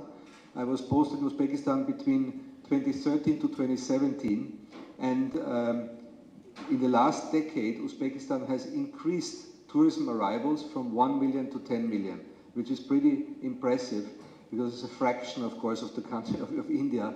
And how they did this was with major infrastructure investments such as high-speed rail transport, development of hotels and gastronomy through subsidized loans that entrepreneurs could kind of invest in that, de-risking some of the upfront investment, comprehensive marketing of the Silk Road, cultural and ecotourism site development and curation. One of the most amazing things for me was I was very often at the former Aral Sea. The Aral Sea is one of the biggest environmental catastrophes of our times, and it's in western Uzbekistan. And Uzbekistan even managed to promote the desertification of the Aral Sea. So there is now kind of tourism, curated tourism, to see the effects of environmental destruction in an incredibly didactical, and an impressive way. My second example is Kyrgyzstan, because I think it's extraordinary in terms of community-based ecotourism, really at scale, also at the whole country, with very simple homestays being upskilled and equipped to extend advanced hospitality to tourists. And my final example is from my own country, Austria, which has been an ecotourism destination for a long time. But one of the more impressive stories in Austria, in my view, is national park management. We have our highest mountains are covered with a national park, which wasn't visited much, maybe up to the 90s of the last century. And the villages around these national parks belong to the poorest regions in Austria because they were very remote. Today, they are among the richest villages in Austria because of branding of eco, tourism. Every valley has its own branding. Some valleys are, offering family destinations. Others are party destinations. The third one is a skiing resort, or hiking resorts, meditation resorts. It's incredibly segmented to really attract tourists, and tourists come from all over the world. Now, finally, a few words on the UN system. Obviously, tourism is very much, in the center of the thinking of the United Nations. As you all know, the UN tourism has a dedicated mandate to promote sustainable tourism, but other agencies such as UNEP, the Environmental Programme, UNESCO and UNDP are also collaborating with governments around the world and also with industries to advance, for example, climate-smart investments, heritage protection, skills development and inclusive enterprise with the tourism sector. And I have the honor of leading a very kind of strong United Nations country team here in India with 25 different agencies, and definitely tourism is something that we would like to get more engaged if there is opportunities. Next year is a huge opportunity because 2027 is the year of sustainable tourism, according to a resolution of the General Assembly. So I end my remarks by saying that I think we should all commit to that every new destination plan, every infrastructure project, every investment decision is tested against the yardsticks of the SDGs. How does it impact on social area, social inclusion? How does it impact on environmental sustainability? And nobody says it better than the Secretary General. He said the world can and must harness the power of tourism as we strive to carry out the 2030 Agenda for Sustainable Development. Thank you very much.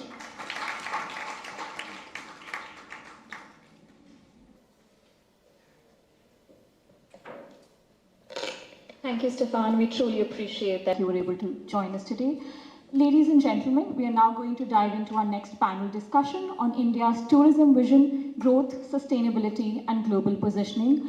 Honorable Minister Gajendra Shekhawat has actually been called in a post-cabinet briefing. We do hope he'll be able to join us later, but nevertheless, we are going to commence with the conversation. Let me begin by inviting our distinguished speakers to the stage. Joining us today are Rajiv Menon, President, Asia Pacific, Marriott International.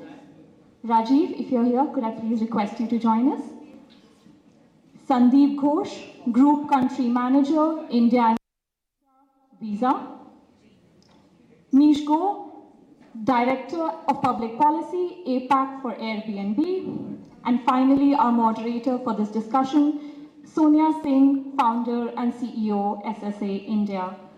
Before we commence the discussion, may I please invite Martin Mohadri, Expedia Group, to the dais for his scene-setting remarks.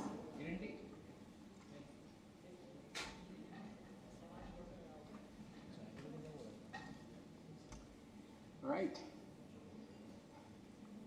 Okay, thank you. My name is Martin, Head of Public Policy and Government Affairs at Expedia Group. And for those who are less familiar with us, Expedia Group is the world's most connected travel marketplace, connecting millions of travelers to airlines, hotels, vacation rentals, and experiences through our digital platform. Our family of brands include Expedia, Hotels.com, as well as Vrbo. The role I play at Expedia Group is an incredibly exciting one. Unlike my colleagues, I get to cover the two fastest growing economies of the world, which is India and Southeast Asia, both projected to be the third and fourth largest by 2030. And in this regard, I also have the opportunity to structure positive sum collaborations with governments that can mobilize the full extent of Expedia's strengths and capabilities in technology, data, reach, as well as content marketing to help unlock the economic gains in tourism. I visit India about 4 to 5 times a year, so it's always a pleasure to return. Very nice to see familiar faces. Earlier today, we heard from speakers about the current state of India's tourism sector and where the opportunity lies for further development, investment, and growth. From where we stand at Expedia Group, we couldn't agree more. India's tourism story is no longer one of future potential. It is already unfolding. Our first-party data sets reflect this. For the full year of 2025, we continue to see the country making gains in global searches and bookings year on year. We are also seeing more room nights being booked. The profile of travelers are also shifting. Over 70% of bookings on our platforms are made on 4 to 5 star properties. And this is an indicator of the quality of visitors that India is attracting. At its core, we believe that tourism is a three-legged stool that rests on the following pillars. The first, infrastructure, which includes connectivity. Second, quality products and experiences. Third, a sharp understanding of traveler preferences, which is a fast evolving area given the state of globalization we are in. All of this requires partnership to ensure that this is something we can unlock. And I think this is one of the areas in which we are able to really look at how we can unlock some of these pieces of work. The insights that we gather, and insofar as that go, we see immense value that can be driven from the data sets that we bring to the table in real time. We see what millions of people around the world are searching for, and what destinations, cities, convert from search to bookings. There are insights that are especially useful to be triangulated by governments, allowing us to move from intuition to evidence, and from ambition to targeted action in a more agile way. Now, the point is that but data alone is not enough, and I think this is where insight must be translated into execution. This is where we think the partnerships part becomes quite critical. Every dollar in investment for marketing is expensive, so it is our hope that we get to stretch the dollar further to deliver better outcomes, and these can be measured more transparently. The question before us then is, how can India capture a larger share of the global addressable market more efficiently while these tailwinds are working in our favor? So number one, even amid economic and geopolitical uncertainty, our research shows that travel remains a priority for consumers. In key long-haul markets, such as North America and the United Kingdom, outbound travel continues to grow, and these are also markets where India continues to enjoy positive search interest growth. Within Asia Pacific, closer to home, intra-regional travel now accounts for the vast majority of international trips from the region, driven by high-frequency air routes and the expansion of low-cost carriers. India is, of course, well positioned to benefit from both strong outbound long-haul travel source markets and the short-haul accessibility. We are also seeing some of the shifts in traveler motivations. In an annual Flights Insights report that we published last week, we highlighted that the fast-growing flight trend of microcations. Microcations is about flying into a destination for a 24 to 48-hour window, which started as a TikTok trend, is now going mainstream in 2026, where a quarter of millennials and Gen Zs plan to do exactly that. Here, boosting regional connectivity will allow us to capture that. Wellness tourism is on the rise, so is set chatting. So I'm looking at my colleagues from Netflix, travelers visiting the locations that they see on screen. And I think the opportunity here is not to reinvent India, it is to showcase the India that already exists through fresh channels, creative storytelling, world-class experiences that invite travelers to explore, engage, and connect. Again, I will emphasize that no single stakeholder is able to do this alone, and this is where government, industry, technology platforms, local communities each bring distinct strengths. So together, through practical partnerships, we can convert some of this momentum of growth into sustained and inclusive ones. I hope the next panel will go beyond just coordinated action, as well as speaking on the dialogue front, but on two particular fronts. The first is how greater insights exchange between many of us in this room so that we are able to triangulate more information about the traveler. And the second is tapping on the private sector expertise to jointly seize the opportunities presented ahead of us. It is therefore my pleasure to introduce the next panel. Thank you. Thank you very much. That was a wonderful context and setting the stage for our panel discussion this afternoon. Welcome to all my panelists and to all of you here this afternoon. Rajiv, I'd love to begin with you because we were just talking and it was so impressive how bullish Marriott is about India. I mean, the speed in which you're accelerating your properties, your experiences here is really outstanding. Tell us a bit about that and what do you think, why is Marriott so bullish on the India story? Thank you, Sonia, and good afternoon. It's a real pleasure to be here with you. Marriott has been in India for 27 years now, and if you look at our acquisition of Starwood, we've actually been in India over 50 years. And for all these years, we've been, viewing India as a long-term strategic destination. So today, Marriott has 205 open hotels, another 200 under construction. But as Mr. Kant said, we could get to 2,000. And I am fully aligned with this vision because of the broader India growth story. I've been saying for a few years now that India is truly shining when you look at really three things that are playing out. One, the amount of infrastructure investment that's going across the country, which helps in connectivity, ability for people to move. Second, as people acquire wealth, they are very aspirational. They want to get out and about and travel, get out for weekends or meetings and conferences and so on. And third, it is about just celebrations. And you see, be it the wedding market, the socials, everything just continues to grow, including religious tourism and so on. So as the economic growth happens, if you just simply map out what happened in countries like China, in US, where there are well over 5 million hotel rooms, China now has about 3 million. Just Japan, which has 130 million people, has 1.8 million hotel rooms. And I think Mr. Billa said earlier that there are probably about 200,000 branded hotel rooms. So India has a long way to go. And from our perspective, that's where really the opportunity is.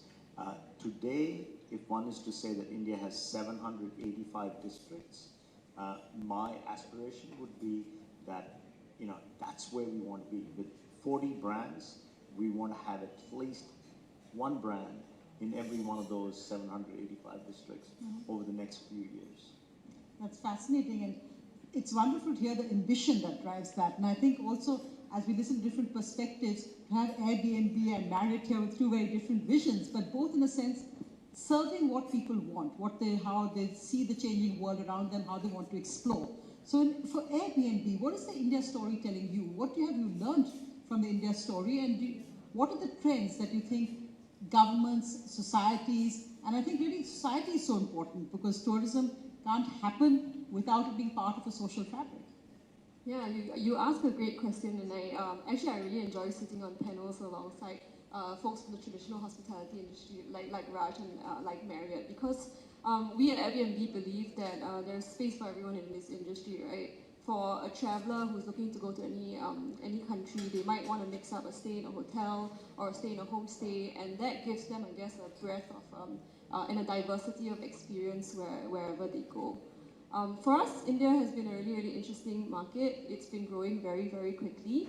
But I think what's important for us is the time that we've spent, I think, cultivating a more community-led form of travel here.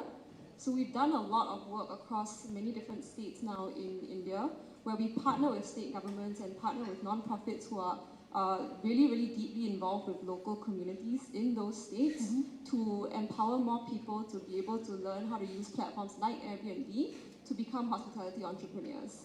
So some examples of that would be great. Of course. Yeah. We've got many examples from the coastal areas of Goa to the hill areas of Uttarakhand. But one host story that I really, really like is one of this host called Babita, who is in Uttarakhand. She started hosting just after the pandemic, and she started just with 2 rooms in her home. And now she's grown her homestay to become really a flourishing ecotourism homestay. And she has been bringing, I think, her flavor of Himalayan culture to travelers who come and stay with her. And it's been really wonderful to see how she's not just grown her hosting activity, but has also shared how hosting has benefited her, so that more people in her community can also start hosting homestays themselves. And it's really through this sort of community-led growth that we believe Airbnb should be growing here in India. So it becomes like a movement. But as Sandeep said from Visa, well, you have to pay for this wonderful experiences.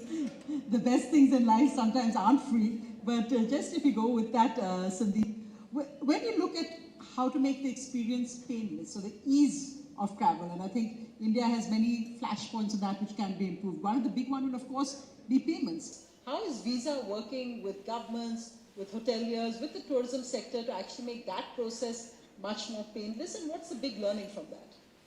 Yeah, so again, thanks Sonia, and good afternoon everyone, including my fellow panelists. I think it's important to also put into context. I mean, Visa started off 50, 60 years ago as a card network company, and our business itself has evolved in a way where as part of our value-added services offering, we have sort of evolved to become a tourism ecosystem orchestrator. You know, so the first and most important thing we have is powerful data.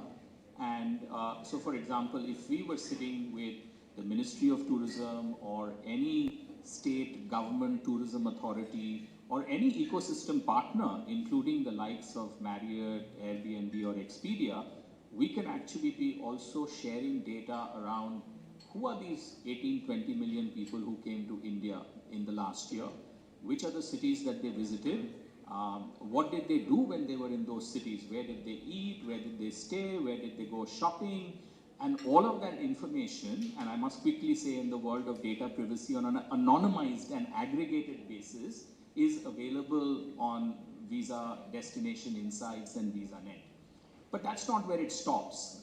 Besides the powerful tourism analytics, the other things that we do is we have things like global sponsorships like the World Cup, the FIFA, the Olympics, the Formula One, which are such force multipliers of tourism. We then sort of have worked with more than 800 cities in implementing digital payments infrastructure in transit systems. And that's a huge source of friction, because when you come from another country, if you have to go and buy a local card, a prepaid card or whatever to be able to use Delhi Metro or Mumbai Metro, that's a painful thing.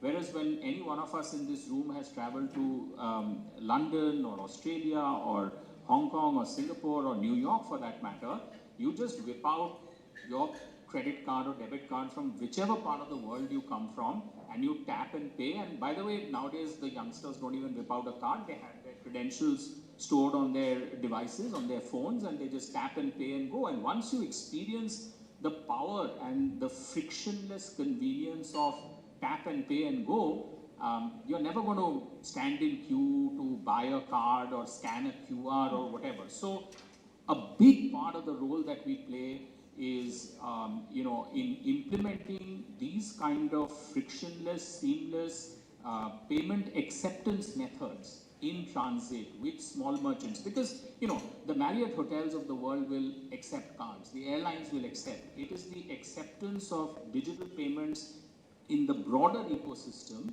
small businesses, in local shops is where the power really gets unleashed. So we do a lot of that. We do the global sponsorships, and then we do a lot of work in, again, partnerships to promote specific destinations. So we have a program called Infinite Cities, and if you travel with a Visa Infinite card, you could get a booking at a restaurant, you could get a ticket to a concert, which is not otherwise easily available. So there's a whole host of things that we do.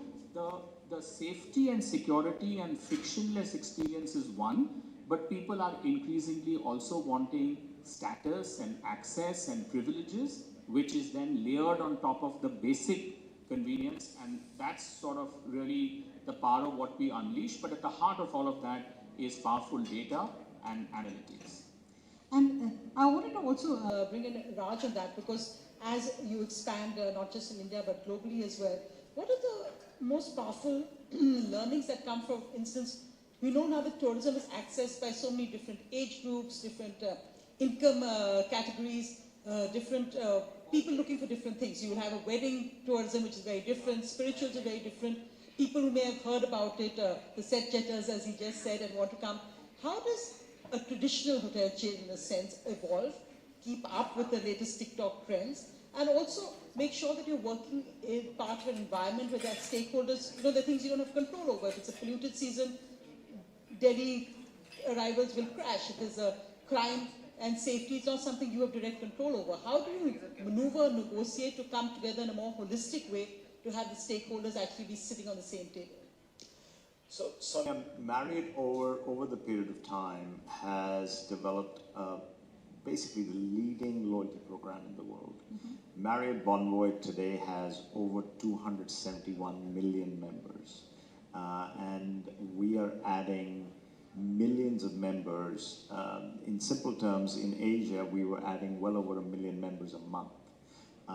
And it's just that data, the data they provide us with their travel experiences. And big part of the loyalty program is not just to be a hotel transactional program where you stay a night, you get points and you burn, is basically connecting people to their passions.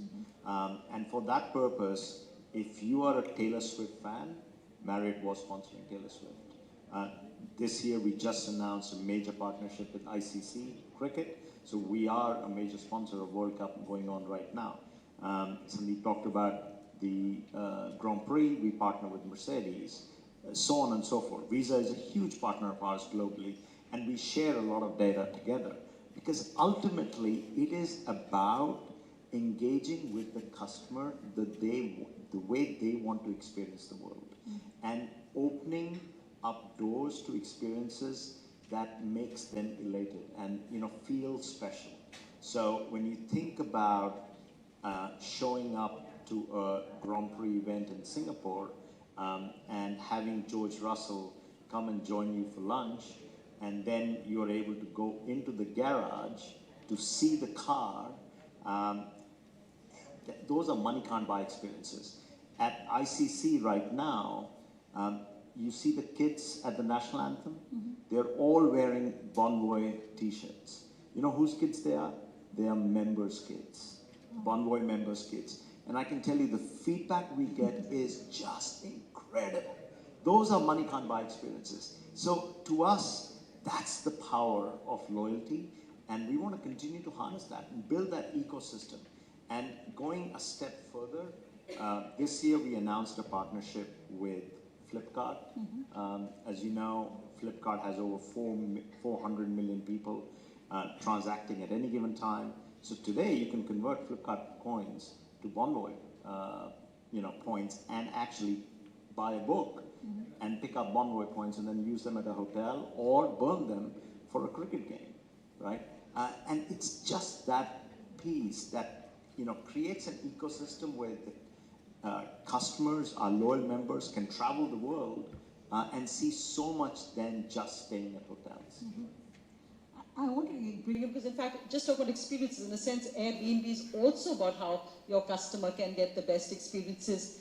You talked about the community movement just now. What has it taught you about, say, what the Indian traveler and really domestic traveling and tourism has, I think, been the story of the last post-COVID years? What has it taught you about what Indian travelers and travelers are looking for when they come to India? I think there's a real desire to explore beyond the beaten path. So we just launched a report as Airbnb last week, combining both internal data that we have as well as external data from YouGov that really shows that there is a strong desire to travel outside of the urban area. So that kind of really corroborates the work that we've been doing with communities and really a community-led approach that we've been taking. So, I mean, the interest, I think, has always been in really trying to understand what an area is about. So if you travel to Goa, for example, instead of just staying along the beach stretch, how can you go inwards towards the hinterland to explore parts of the state that most travelers may not see? So the more cultural aspects of it, and that's where I think we lean into training our hosts as well. So we think very deeply about our hosts as cultural ambassadors. Being a host-led platform, we know that at the end of the day, the guest is hosted by a host, and that they are also embedded within the community and the culture. And so we lean a lot on them as cultural ambassadors for the country or the location in which they're involved in. And Sandeep, you were talking also about the power of data, and I'd be really interested to hear what the big data insights that you're getting about how tourism is changing in 2026, because it really has transformed. India, for example, is looking at tourism as a vehicle of economic transformation, not about hospitality or something which is just one sector, but how do you get it to go up to say 10% of India's GDP? What are you seeing as the big data insights, and how do you think India can realistically get there? So, and I think it got covered in part in the earlier panel as well, but If we take one segment of tourism, which is affluent tourists, and all the countries that want to market their destinations, they definitely want the high-spending affluent tourists coming to their country, right? Now, affluent tourists, like was spoken earlier, it's coming down, and Rashid said the same thing. It's coming down to experiences. People want high engagement. They want experiences. They want something unique that they can talk about. So they want to make memories, but they also want to come back and tell stories about what they've experienced. And they don't want to have the friction or the headache of worrying about things like, exchange rates and what's going on. So the back end needs to be like superbly frictionless. At the front end, they're looking for experiences, and people have moved beyond the basic rewards and benefits to looking for access and status and privileges, which is why, if you have a loyalty program, if you have access to, like I said, concert tickets, or you have access to that restaurant you really want to go to, and something that you already own or you've earned it, that sort of becomes the defining driver. Now, that's obviously one kind of affluent tourism. Then, you've got this whole movement around ecotourism and sustainability. You've got the spiritual tourism. You've got all of these niches. And it doesn't mean that people are in one box or the other. They could very easily move from, a specific holiday, maybe all about fantastic experiences. Another holiday could be completely about spiritualism or wellness or health and other sort of this thing, medical tourism. So, you've got a lot of different segments. India has the size, the scale to appeal to all these type of tourists. But I think the universal factor is that, and again, as this was touched upon in the earlier panel, that you need world-class infrastructure. There's no point in marketing yourself from rooftops if the infrastructure is going to let you down, if all this publicity or negative publicity around the AQI is going to let you down, or hygiene is going to let you down, or there are safety and security concerns about, women travelers or young travelers being able to go to different parts of the country. So we've got to kind of keep pace on infra. We've got to give safety, security. We've got to have ease of payment methods. I talked about transit systems. Someone lands in this new airport, and then you take a train into the heart of the city, and you've got to see how places like Hong Kong do that. It is so efficient. It doesn't take you 2 hours. It takes you 20 minutes flat, and you're into the central business district from the international airport. So, that is the kind of expectation that a global tourist has, even when they are coming to a so-called developing country or emerging market. And we've got to get there fairly rapidly. We can't do it across the length and breadth of the country. I therefore like the idea of having 50 target destinations that we kind of focus on, and then we build that kind of world-class infra and experience in that. And this is something that we are really keen to roll up our sleeves and partner with the relevant stakeholders on, because we kind of see this data in our customer base. And I'd like to bring Rajiv in also. In a sense, in India, hospitality is in our DNA. I mean, Atithi Devo Bhava. It's something that we are comfortable with, inviting people to our homes, being friendly. Authenticity is such a key part of the India experience. How do international hotel chains make sure that you ensure that in your product, in your offerings? Because there's also in India the problem that some destinations which are like Goa, etc., are getting ruined because people feel it's all become like almost cookie cutter. We go as the same food, whichever part of India you're going to. How do hotel chains stay away from the hotel chain experience in a way? You get the best of it, but not the worst of it with all uniform. No, you're right. Sometimes, it can feel like sea of sameness. Coming out of COVID, we launched a program called Good Travel with Marriott Bonvoy. And it was purely driven by giving our customers who want to give back to the communities, who want to engage with local communities, that ability for our associates to take them on this journey and do just that. So, example, if you show up in Maldives in one of the 9 stunning hotels, you can actually plant coral with a government-approved NGO and actually, over the years, watch that coral grow and feel that you're contributing back to the society. Today, Marriott in India has 35,000 associates that proudly wear our name badge. In the next couple of years, another 30,000 will come on board. And to me, one of the big things that makes us proud, when we open a hotel in a remote location, years ago, I opened a hotel in Chakan, as an example, outskirts of Pune.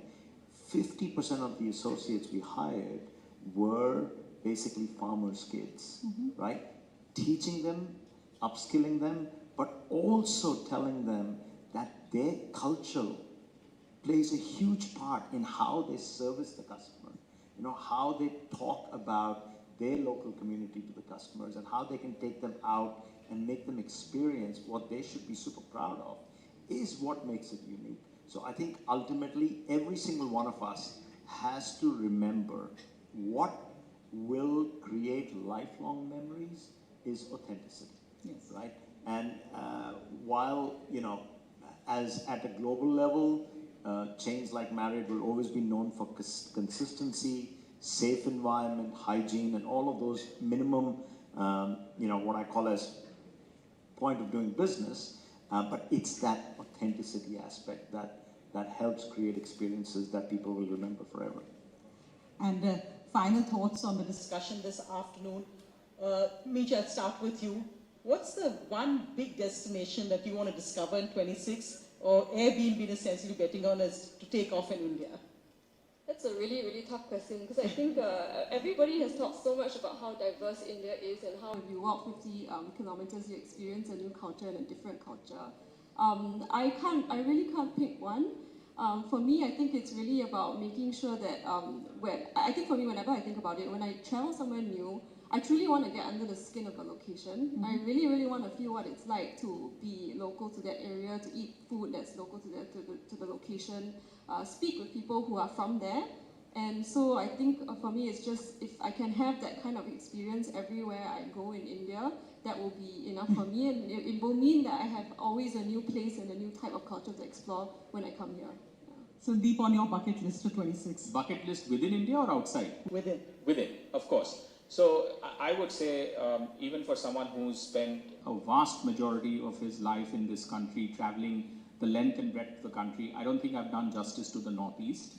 I think there is just a lot more to discover in that part of the country for me personally, and that's very much part of my bucket list. Rajiv, anywhere left? No, I still have lots to discover. Last year, I discovered Northeast. Just after I finished school, I grew up in Delhi.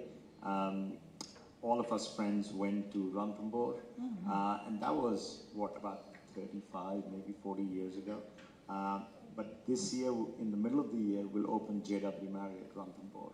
So I can't wait to get there and experience the national park on how it feels today after so many years. Fantastic. Thank you all for being here this afternoon. It was wonderful to speak with you. Thank you. Thank you. Thank you all.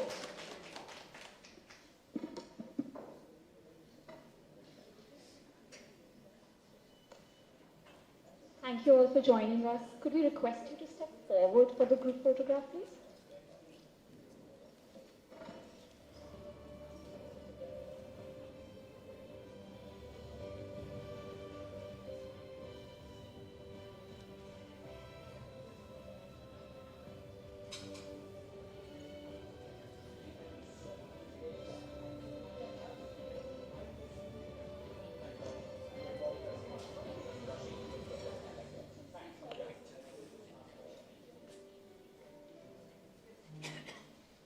Ladies and gentlemen, we request you to remain seated. We will commence our final panel discussion, fireside chat for the day shortly.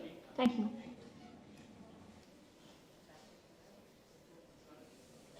Our story began unexpectedly and during unprecedented times. Born out of the COVID-19 pandemic, our genesis coincided with these despondent times. Faced with an unprecedented crisis, we decided to act, and so our story began. Who are we? We are the U.S.-India Friendship Alliance, USIFA, the strategic philanthropic arm of the U.S.-India Strategic Partnership Forum, USISPF. We are dedicated to building positive social impact in the United States and India. As the pandemic swept through India, we swept into action. USIFA expanded its on-the-ground efforts by mobilizing critical medical equipment to address severe equipment shortages in India. We addressed the challenges of COVID-19, impacting tens of thousands of human lives. The clarion call was an urgent need for help. USIFA partnered with the Government of India and distributed equipment to all India's 28 states and union territories. Since then, USIFA has continued its efforts to improve lives, build opportunities, and strengthen the partnership between the United States and India. We provided livelihood support to 5,000 impoverished widows under the Lumba Foundation to become economically independent through skills training in a range of sectors. We supported rural artisans in Gujarat through a partnership with Anand National University to upskill artisans, support sustainable livelihoods, and preserve cultural heritage. We donated computer sets to underserved schools in India's Darjeeling region. USIFA's mission is to strengthen the bridge between two leading democracies underpinned by shared democratic values. We intend to deepen people-to-people ties, which drive positive impact in both countries through cultural exchanges, economic ties, and skills exchanges. However, we can't do this alone. We are not just counting on you, but we need you. We have dedicated our time and resources towards underserved communities. USIFA is founded on the belief that when corporate purpose aligns with shared national and global priorities, it can become a powerful catalyst for stronger bilateral relations and inclusive growth. So don't just witness the change, come and be part of the change. Join us in 2026. Connect with us at usifa.org and Friendship Alliance at usispf.org.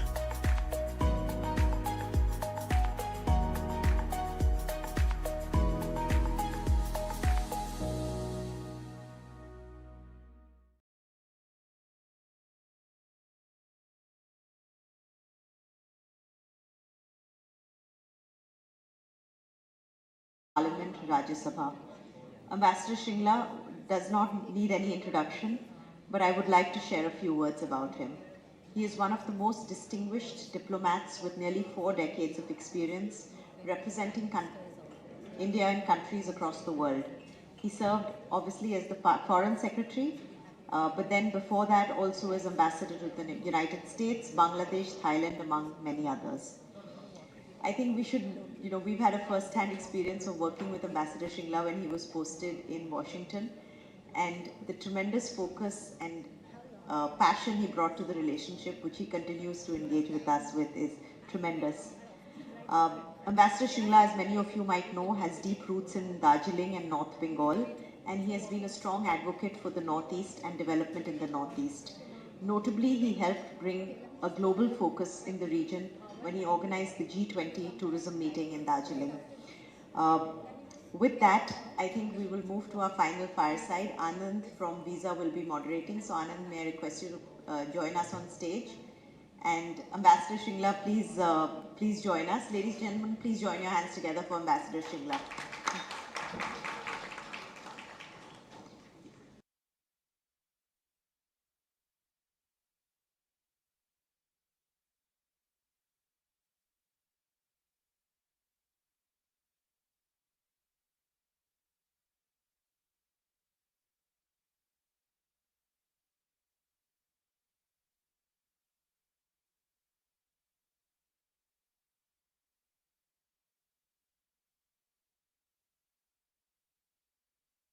On a global map in G20. So sir, why don't we, and so this is the last session, so people are quite interested in knowing interesting stories.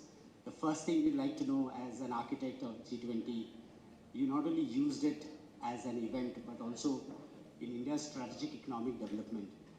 Would you like to share with us on what went behind it, and how did we leverage that particular event? Well, thank you, Anand, and it's great to be here in this Tourism Leadership Summit organized by the USISPF and the Sankala Foundation. G20 was quite a unique presidency in many ways, because for India it was an opportunity to take the global center stage, but it was also an opportunity for us to be able to take G20 right down to the grassroots levels. And I think Prime Minister's vision was very clear that this presidency of ours should not be one that is in Delhi. Not in Delhi alone, because for the rest of the country, it's some remote international conference in Delhi. He felt it should go down to every state and union territory in India, because we had to host some 200 meetings. So the idea was to, as the PM says, to convert an event into a mass movement. And so there was a Jan Bhagidari mode in which it was taken across the country. And I think you'll all agree with me that the G20 logo and G20 was known across the board. Every auto rickshaw driver knew it, every vendor knew it. And you had companies, like Coca-Cola, your companies, the big companies wanted to use the G20 logo. And I remember one foreign correspondent asking me, he said, how much are you paying these companies to use the logo? I said, it's the other way around. Companies are paying us to be allowed to use this logo. So it was that successful in terms of promotion. But in tourism terms, I think what happened was that we took it to places that had never done international conferences. We took it to Mizoram, we took it to Kutch, we took it to, obviously, to Kerala and Kanyakumari, but we took it to Srinagar. Srinagar, I can tell you, was a game changer, because when G20 came in and you had 300 or 400 international delegates coming to Srinagar, a city where, or a state where most embassies had travel restrictions for its people. And you had people from these countries coming in large numbers, you had UN personnel coming in. I think people really took note. And of course, you also had the beautification of Srinagar, it became a smart city. So with G20, we had this entire Jhelum River upgradation. We had markets that were smart markets, everything underground, sewerage, power lines, all that clutter was underground. There was absolute pedestrian, car-free pedestrian markets. So it was incredible. And so in many senses, whether we took them to Srinagar to see, those wonderful, visuals that you got there, or you took them to my hometown, which is Darjeeling, Siliguri, or you took them right to, Kochi and, places which were off the beaten track in the normal course. I think it was quite an incredible way to take international delegates, many of whom were involved with the tourism industry, down to the grassroots level. I know that the meeting we did in Darjeeling was the G20 tourism meeting. And you had these G20 people who dealt with tourism, your travel agents come down all the way. And that exposure to them was great. But what is the impact on the ground? Let me just share that with you also. Because in Darjeeling, because of G20, we got the place completely, I would say, spruced up. The mall was absolutely cleaned up. All the plastic was removed. All those ungainly sites were taken off. The railway station, I wrote a letter to the chairman of the railway board. We got all the overhead wires, all that clutter was removed. So places that were, an eyesore, an embarrassment, became absolute, gardens or very, very nice. And they've stayed that way. We've insisted that they be maintained that way. And even today, if you go to the mall of Darjeeling, you won't find that that sort of, garbage and refuse all over the place. It's much cleaner, and people are much more conscious of the fact that we have people coming in from different parts of our country, coming in from outside. So I think that's where it matters.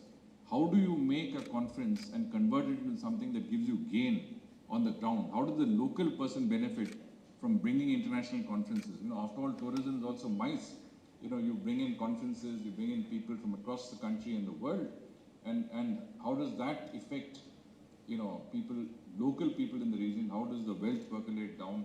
And how does tourism change the lives of people in a manner that we may not even, perceive of or know? Thanks for sharing, sir. I think truly an incredible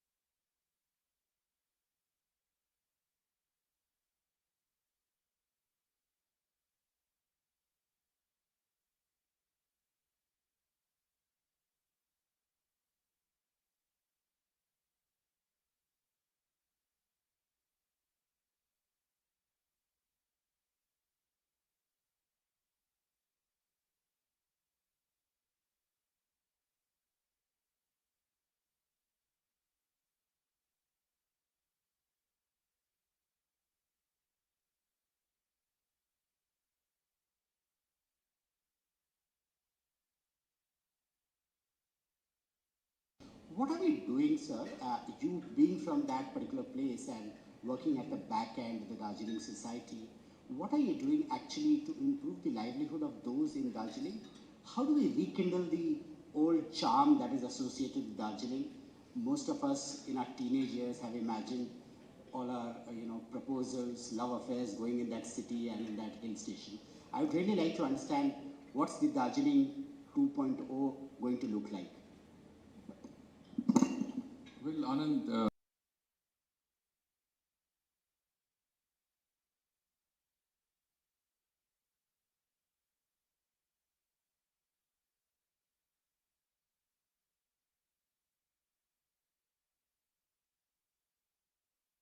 come up in a big way because a lot of tourists are coming up, mainly domestic tourists to Darjeeling.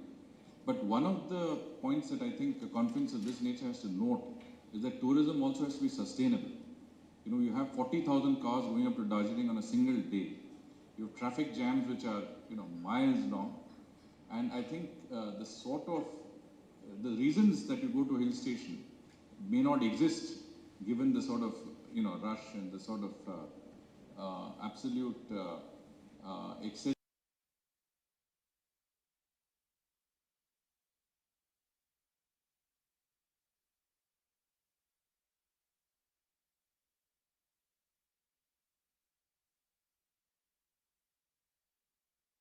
of hill stations like this which are car free, which are pedestrian only areas. You have to make sure that, this pressure on land, the desire to acquire, the remaining forested areas, the green cover is resisted. There is also, I think the policy of the West Bengal government is to allocate 25% of all tea gardens, because tea is not doing so well, to tourism. But then that 25% is very essential because that is your green cover. I mean, every tea garden has a certain amount of land under cultivation, but you also have a certain forest cover. So it's very important that you preserve that forest cover because that's what you come to see at the end of the day. Why do you come to a place like Darjeeling? You want a better AQI. You want to be away from cars and traffic. You want to make sure that you see some greenery and some natural scenery. And if you can't have sustainable tourism, it makes it, I would say destinations like this can no longer be pristine. I think you mentioned that also. You visited there, but there is certainly, I would say, a decline. People who have gone to any hill station, you go to Missouri, you go to Simla, you go to any hill station in our country, you'll find that it's clogged with tourists and the service is unable to keep up with the demand. So you have to come up with solutions that allow for sustainable tourism. You also have to value add. I think you have volume tourism today. People are just coming because you want to escape the heat. It's 45 degrees in Kolkata, so you want to go up to the hills, you go up to Darjeeling. It's the easiest thing to do. All you need to do is to buy a bus ticket, but you don't have hotel reservation. You just turned up there. So it has to be sustainable. You have to add value to it by bringing in things like adventure sports, by bringing in, allow local communities to be benefited by homestays, have community-led initiatives that are important. Vocal for local and Swadeshi is very critical. What are the handicrafts? What are the products that are made locally? Can they be promoted? Can tourists be induced to look at those which are using indigenous materials?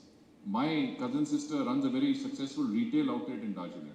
What does she sell? She buys things from bigger cities like Delhi and then sells them in Darjeeling for a huge markup. The same guy going from Delhi is going to buy the stuff at a much higher rate in Darjeeling. So why don't we sell local products? We work with women self-help groups. I mean, by we, I mean Darjeeling Welfare Society, of which I am the founder president. Works with women self-help groups from tea estates that have actually no longer functional. So these people actually don't have incomes and we are helping them find alternative livelihoods. And when we do that, we look at products that these places are known for, like honey, for example. Honey cultivation is famous in the Makebadi area.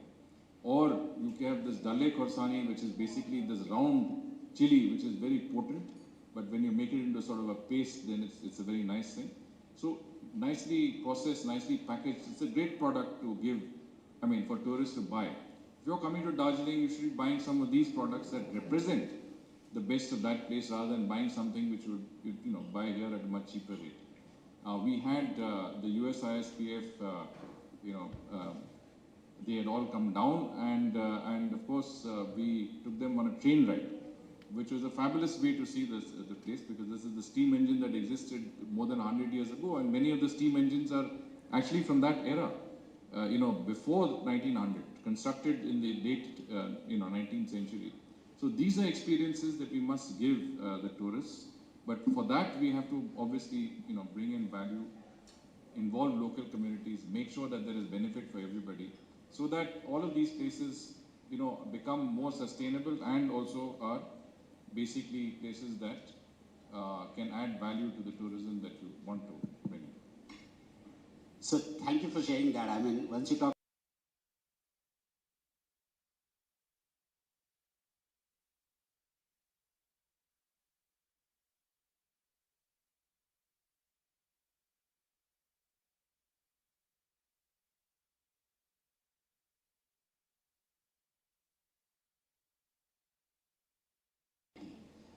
and the expectation from the service is huge, especially as representatives of US companies sitting out here. We'd really like to understand that as Foreign Secretary, when you held that position, and since you have been an ambassador in this country also,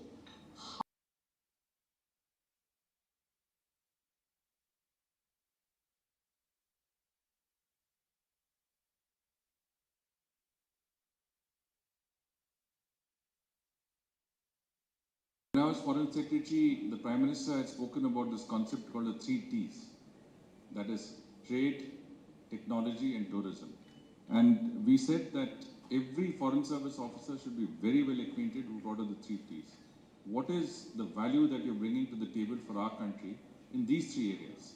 What are you doing to promote trade? What are you doing to promote technology? And what are you doing to promote tourism? And with tourism, I'll also attach culture. You mentioned culture. It's also linked to that. And we also made it a point to include it in the annual performance review. In other words, your confidential report at the end of the year would also have a column which basically indicated how successful you were in these 3 endeavors. So I might, be an officer doing political work, because many Foreign Service officers are inclined and predisposed towards political reporting. But I think in today's context, being a commercial officer, a trade representative, being someone who's dealing with promoting tourism and culture is equally important, if not more important. And so, what do you do to promote culture? What do you do to promote tourism, for example? We have cultural centers in most countries. For some reason, we didn't have it in the US. But essentially, a cultural center is an outpost of your tourism soft power, so to speak. You have yoga, you have performances, you encourage, young people from that area to, look at what Indian culture is all about, and the more people you can get involved, the better it is. But with culture also comes an interest in India. Culture is a very wide area. I mean, it's not just music, song and dance, it's also cuisine, it's also lifestyle, it's also fashion. How do you get people interested in India? What is the soft sell that you can do for India? It's not only a question of incredible India advertisements. That's important. But what can a cultural outpost do to get, kindle the interest of people in your area? My colleague Ashok was in Argentina, and he worked on promoting tourism from Argentina and Colombia into India.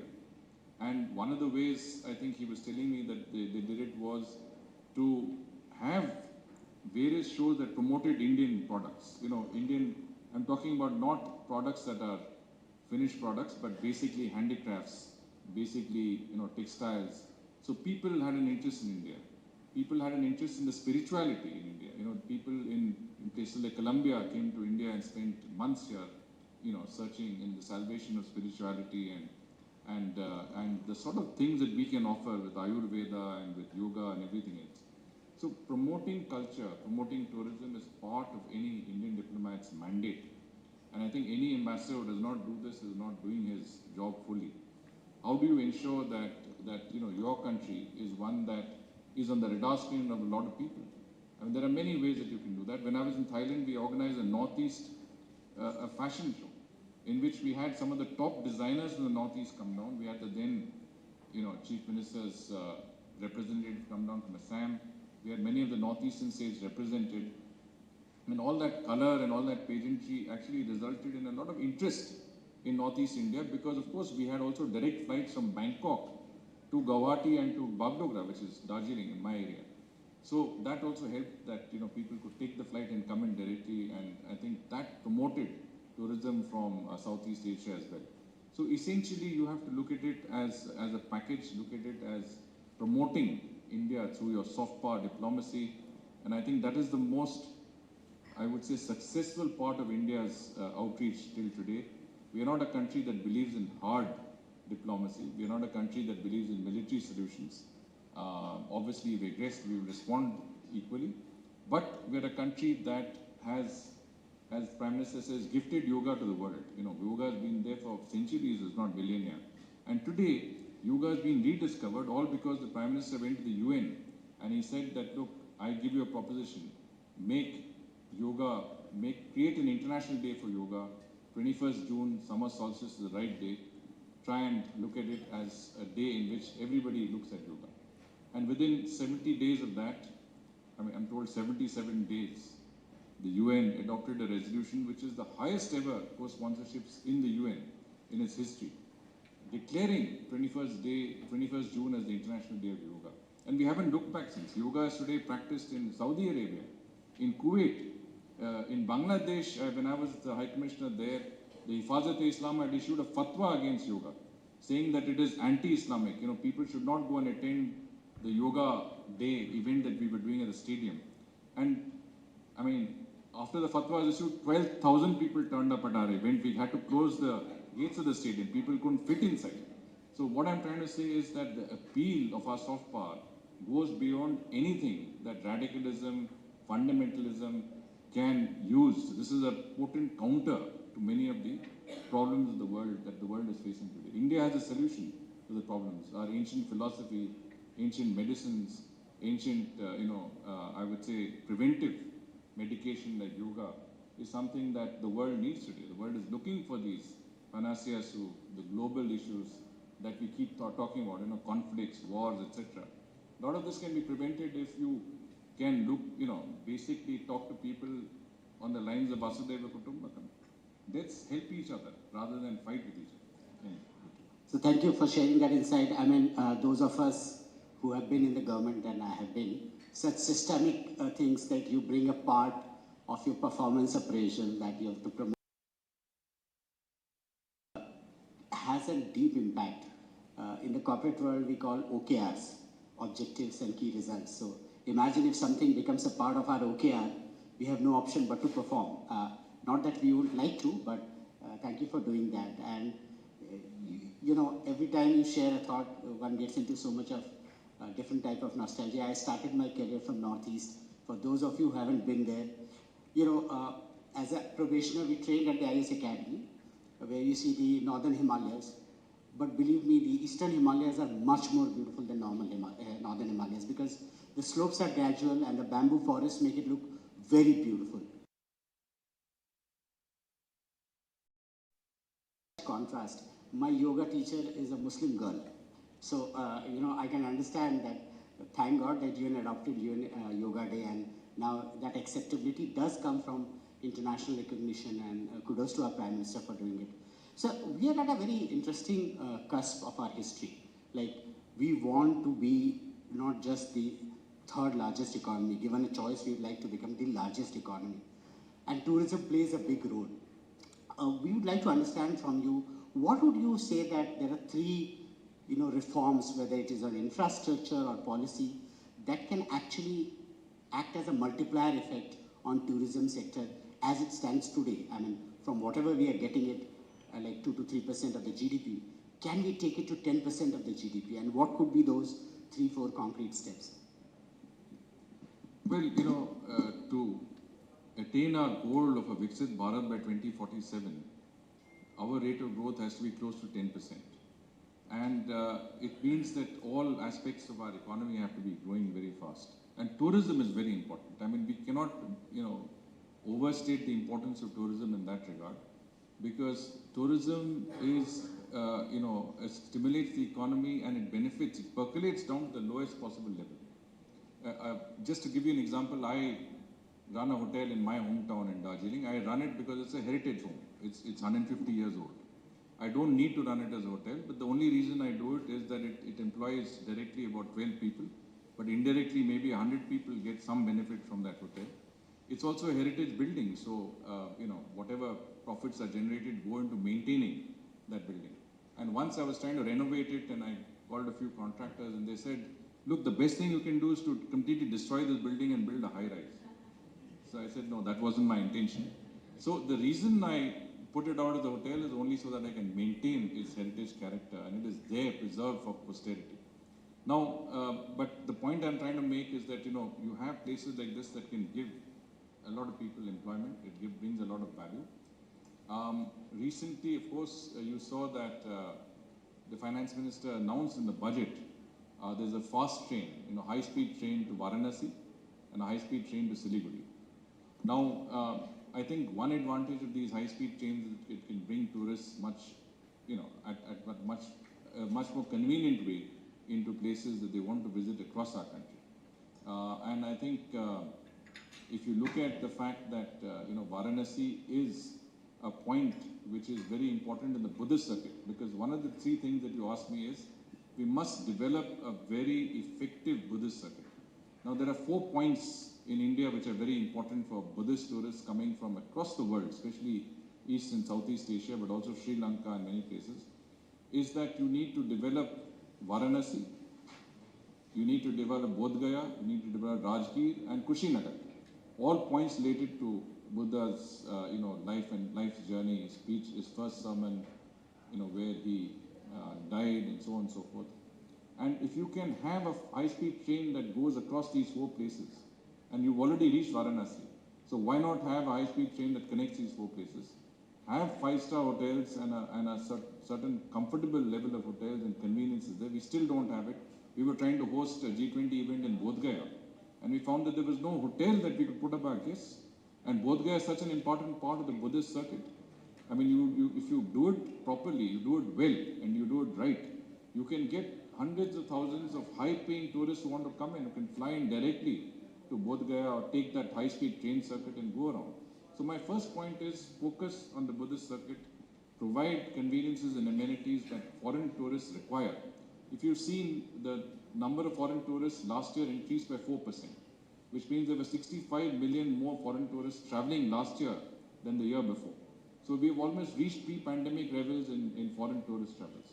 Domestic tourism has gone up by 25%. Domestic tourism is great, but foreign tourists give you double or triple the revenue of domestic tourists. You need foreign tourists for 2 reasons. You need their foreign exchange. You need also that extra value addition that is there. And of course, you need also your soft power to say that I'm a great tourism destination. But how do you make it convenient for foreign tourists and your higher paying tourists to go to these places? So one is the Buddhist circuit. The second is that we are a great country for people to come down for medical treatment.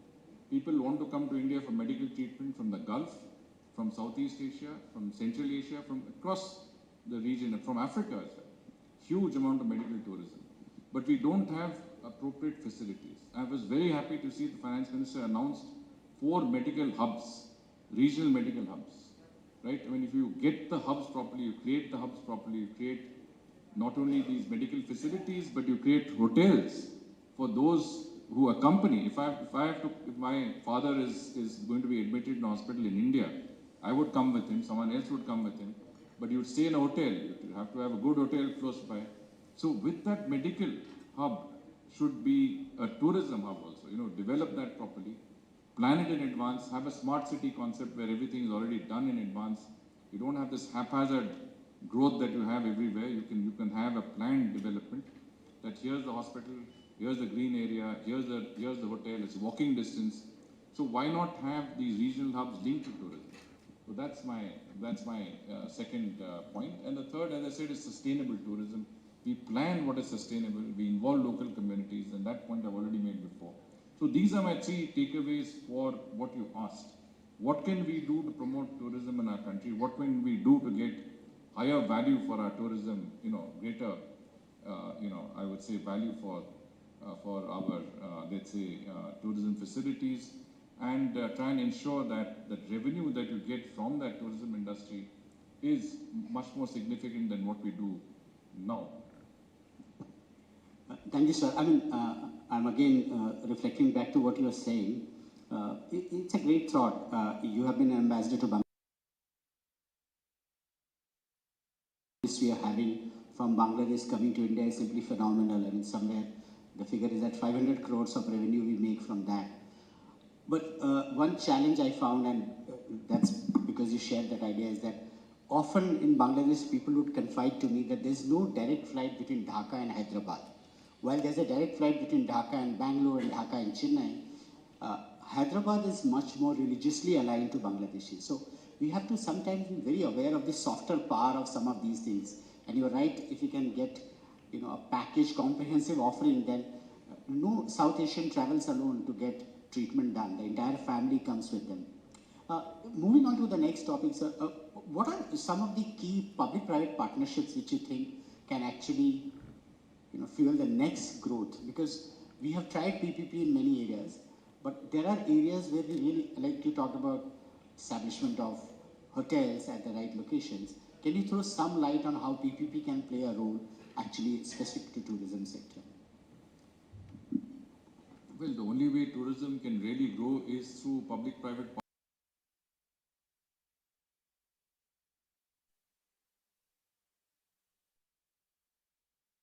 Smart city concept. Smart city concept is the government develops, a plan for a city, and you lay the basic essentials of a city, and underground sewerage, power lines, fiber optic lines, everything is put in advance.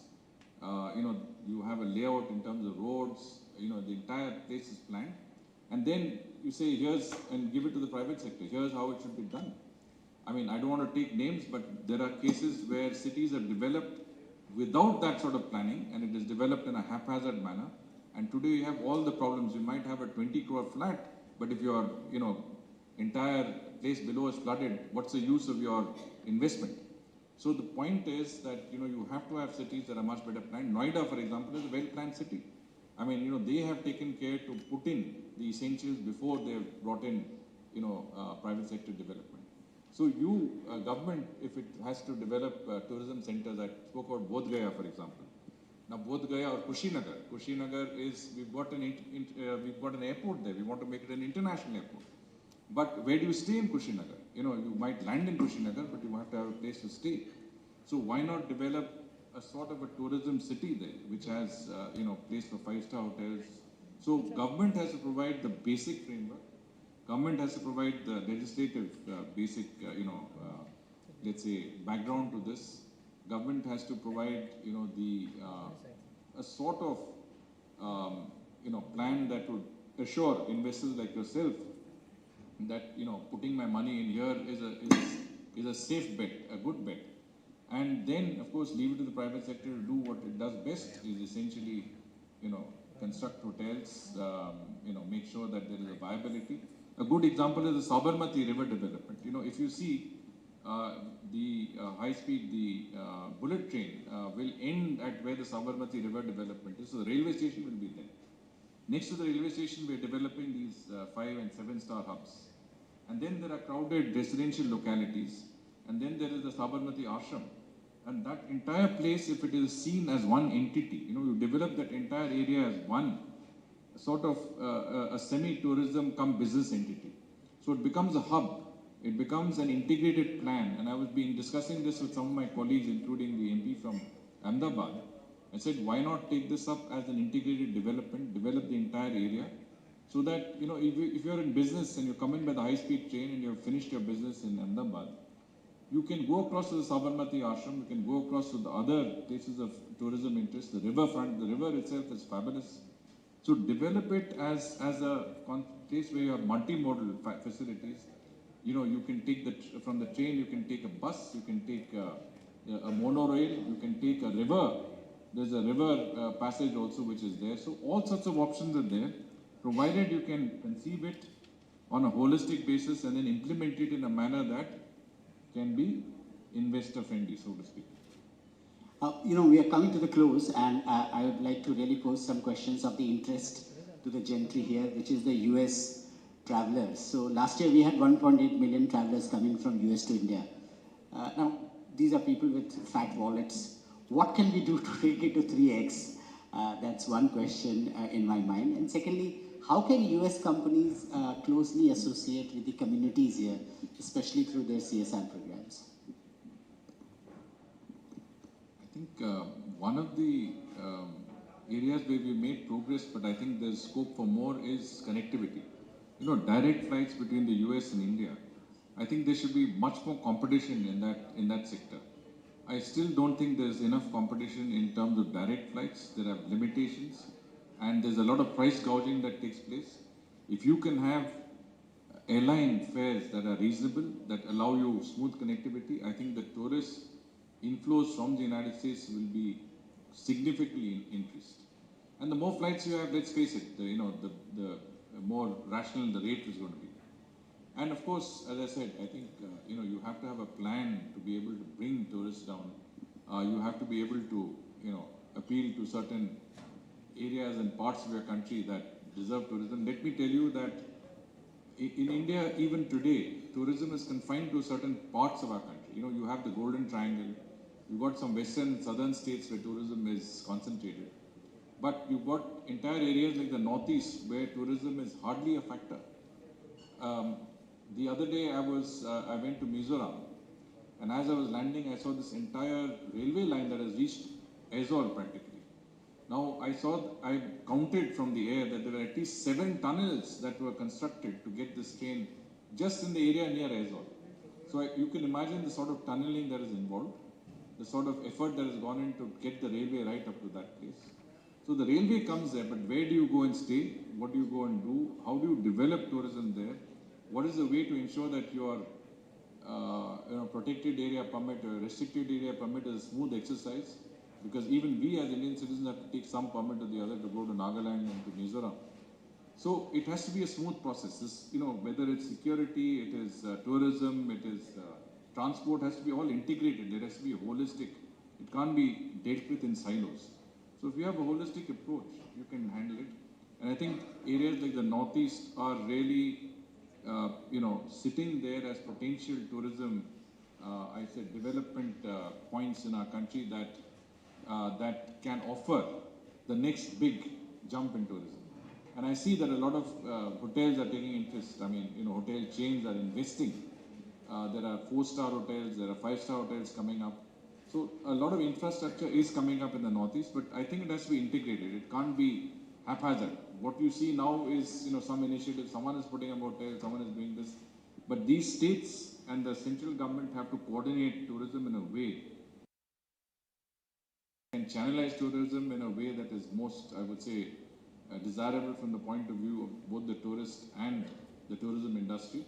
And if you can get this right, then you can open up vast swaths of areas like the Northeast in our country and make it accessible to tourists like those from the United States. I mean, the US is one of the countries which provides for a maximum number of tourists. But I mean, today, mind you, tourism from China is also huge. And if you see the statistics, maybe the maximum number of tourists are going out from China. So, I mean, the point is that where are you going to tap these tourists? What are the facilities you'll offer them here? What are those areas in India that you can offer them through a digital platform like a package tour that says that, look, do all of this and, this is going to be a great experience. So I think we have to really look at it in a holistic way. And I'm no doubt that our Ministry of Tourism people and those who are working on it are doing it, and it's easy to have ideas and to give suggestions, and it's another thing to implement, but I'm just telling you based on my experience in government, where I've been trying to work on issues like, the Buddhism circuit, issues on opening up the Northeast, trying to work with our different, ministries and agencies in that endeavor. And the exercise is an ongoing one. It's not the easiest one. But I think we need to, as I said, we need to work on it and we need to get it right. So very right on, bang on target, sir. I'm not getting a business class ticket to SFO because there is no direct connectivity. And I started my career in Northeast in the railways, and we were making that line in 2000. The line got completed in 2020, so it has taken us 20 years to reach Aizol. So you're absolutely right. Last thoughts on what can we do in CSR to actually make relevant contribution to tourism in India? Well, I think, as I said, sustainable tourism is something that CSR funding can look at. Creating community-led tourism and involving communities in tourism. You know, you have game sanctuaries that offer huge scope. Many countries have realized that it is much better to be involved in the protection and preservation of your natural heritage than to destroy it for timber or other, short-term gains. This is a long-term heritage in our country. You have to protect your forests, you have to protect your green areas, and protect that part of our country which is still left in terms of, our natural heritage. And to do that, of course, you have to, as I said, you can open everything up to tourism, but look at the impact of tourism even in some of our, most spiritual places. Because there are so many tourists, the footfall is so great that you have problems where, places are actually sinking because of the fact that these are fragile ecosystems and they can't handle that sort of pressure. So you have to create, CSR funding and create the right conditions, you have to create the right environment for tourists to go in. And one of the things I think we should really work on is the Swachh Bharat Abhiyan in the tourist areas. What is the Swachhata campaign if we can, if we litter every place we go full of plastics? You have to be able to educate our public, you have to be able to create, in Darjeeling they said, what is the problem is that this, everyone throws stuff around the mall and then the sweepers come and sweep it down the hillside. Off the road into the hillside, but the plastic's all along the hillside. So I said, why don't you put up large waste bins? At least in tourists will throw it into the waste bin, they won't throw it on the road. But they said, no, the waste bins are then stolen. I said, no, then you make sure that they are screwed on or whatever it is. But you need solutions that you can give tourists, and there are many places that I see that some places, even progressive places, right? There are very few places that have special bins for plastics. Keep that sort of thing, keep your environment clean. That's one of the things we need desperately. I go to places, 10 years later I find that that place doesn't exist. A place that I remember leopards prowling today is in a bus depot which is full of fumes and full of... Now, there's nothing wrong because you have to have roads, you have to have development, but make it sustainable, make it possible for future generations to have something left of what we see today. And of course, I think make it clean and make it an environment that we can be proud of and people who come to visit us can be proud of. You have to start with the communities, and that is where CSR really helps. And I'm happy to work with any of you when it comes to my part of the country. I think we're doing a lot to make sustainable tourism in Darjeeling something that is a reality. And by Darjeeling, I mean the whole of North Bengal and the Northeast. And I think there is a lot of scope to work with communities to preserve our heritage and make it accessible for tourists in a most eco-friendly manner that we would like. Thank you. Ambassador Singla, it has been a pleasure. Thank you so much. Ladies and gentlemen, Ambassador Singla. Ambassador Shringla, thank you very much for spending this time with us. I know you've been a real champion, not only for US-India relationship, but really for India to the world, a global champion for us. So once again, thank you for your time this afternoon. Ladies and gentlemen, can I offer you a cup of tea with us for a few minutes? We're still in a holding pattern. The minister had left the Prime Minister's office to come here. We should get an update in the next 2 minutes, but we won't hold you long. So in the next 2 minutes, we'll provide you the latest update. Thank you.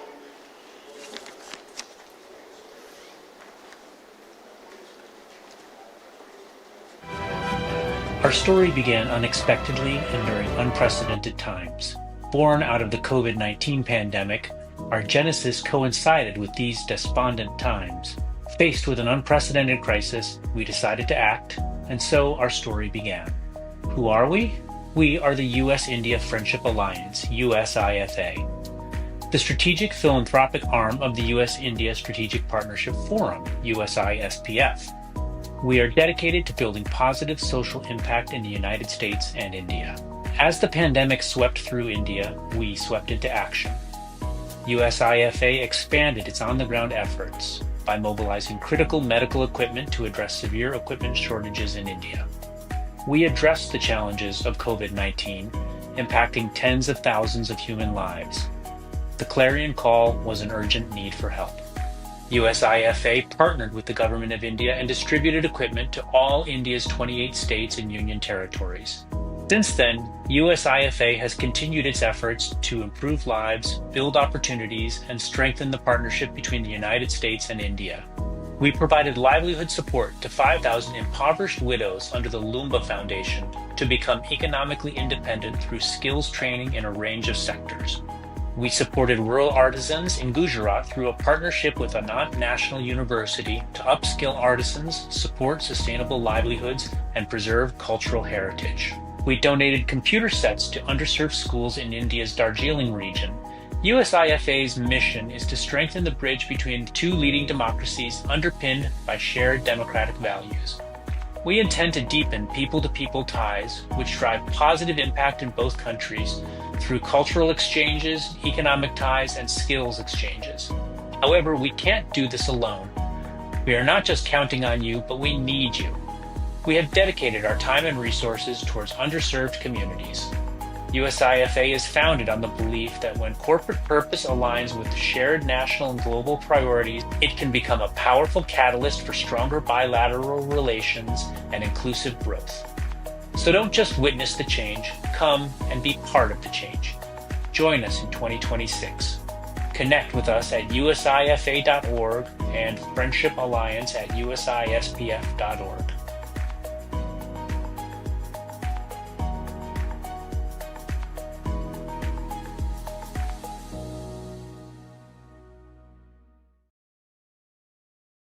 Honorable Minister Kiran Rijiju would unfortunately not be able to join us today. He's been held up. But this marks an end to our Tourism Leadership Summit 2026. I would like to thank our partner organization, Sankala Foundation, Incredible India, the Ministry of Tourism, and all our sponsors to help pull together this incredible show. We do hope that the conversations were engaging, they were inspiring and thought-provoking. I would also like to thank all our speakers and attendees for taking out the time to join us today. Thank you and have a good evening.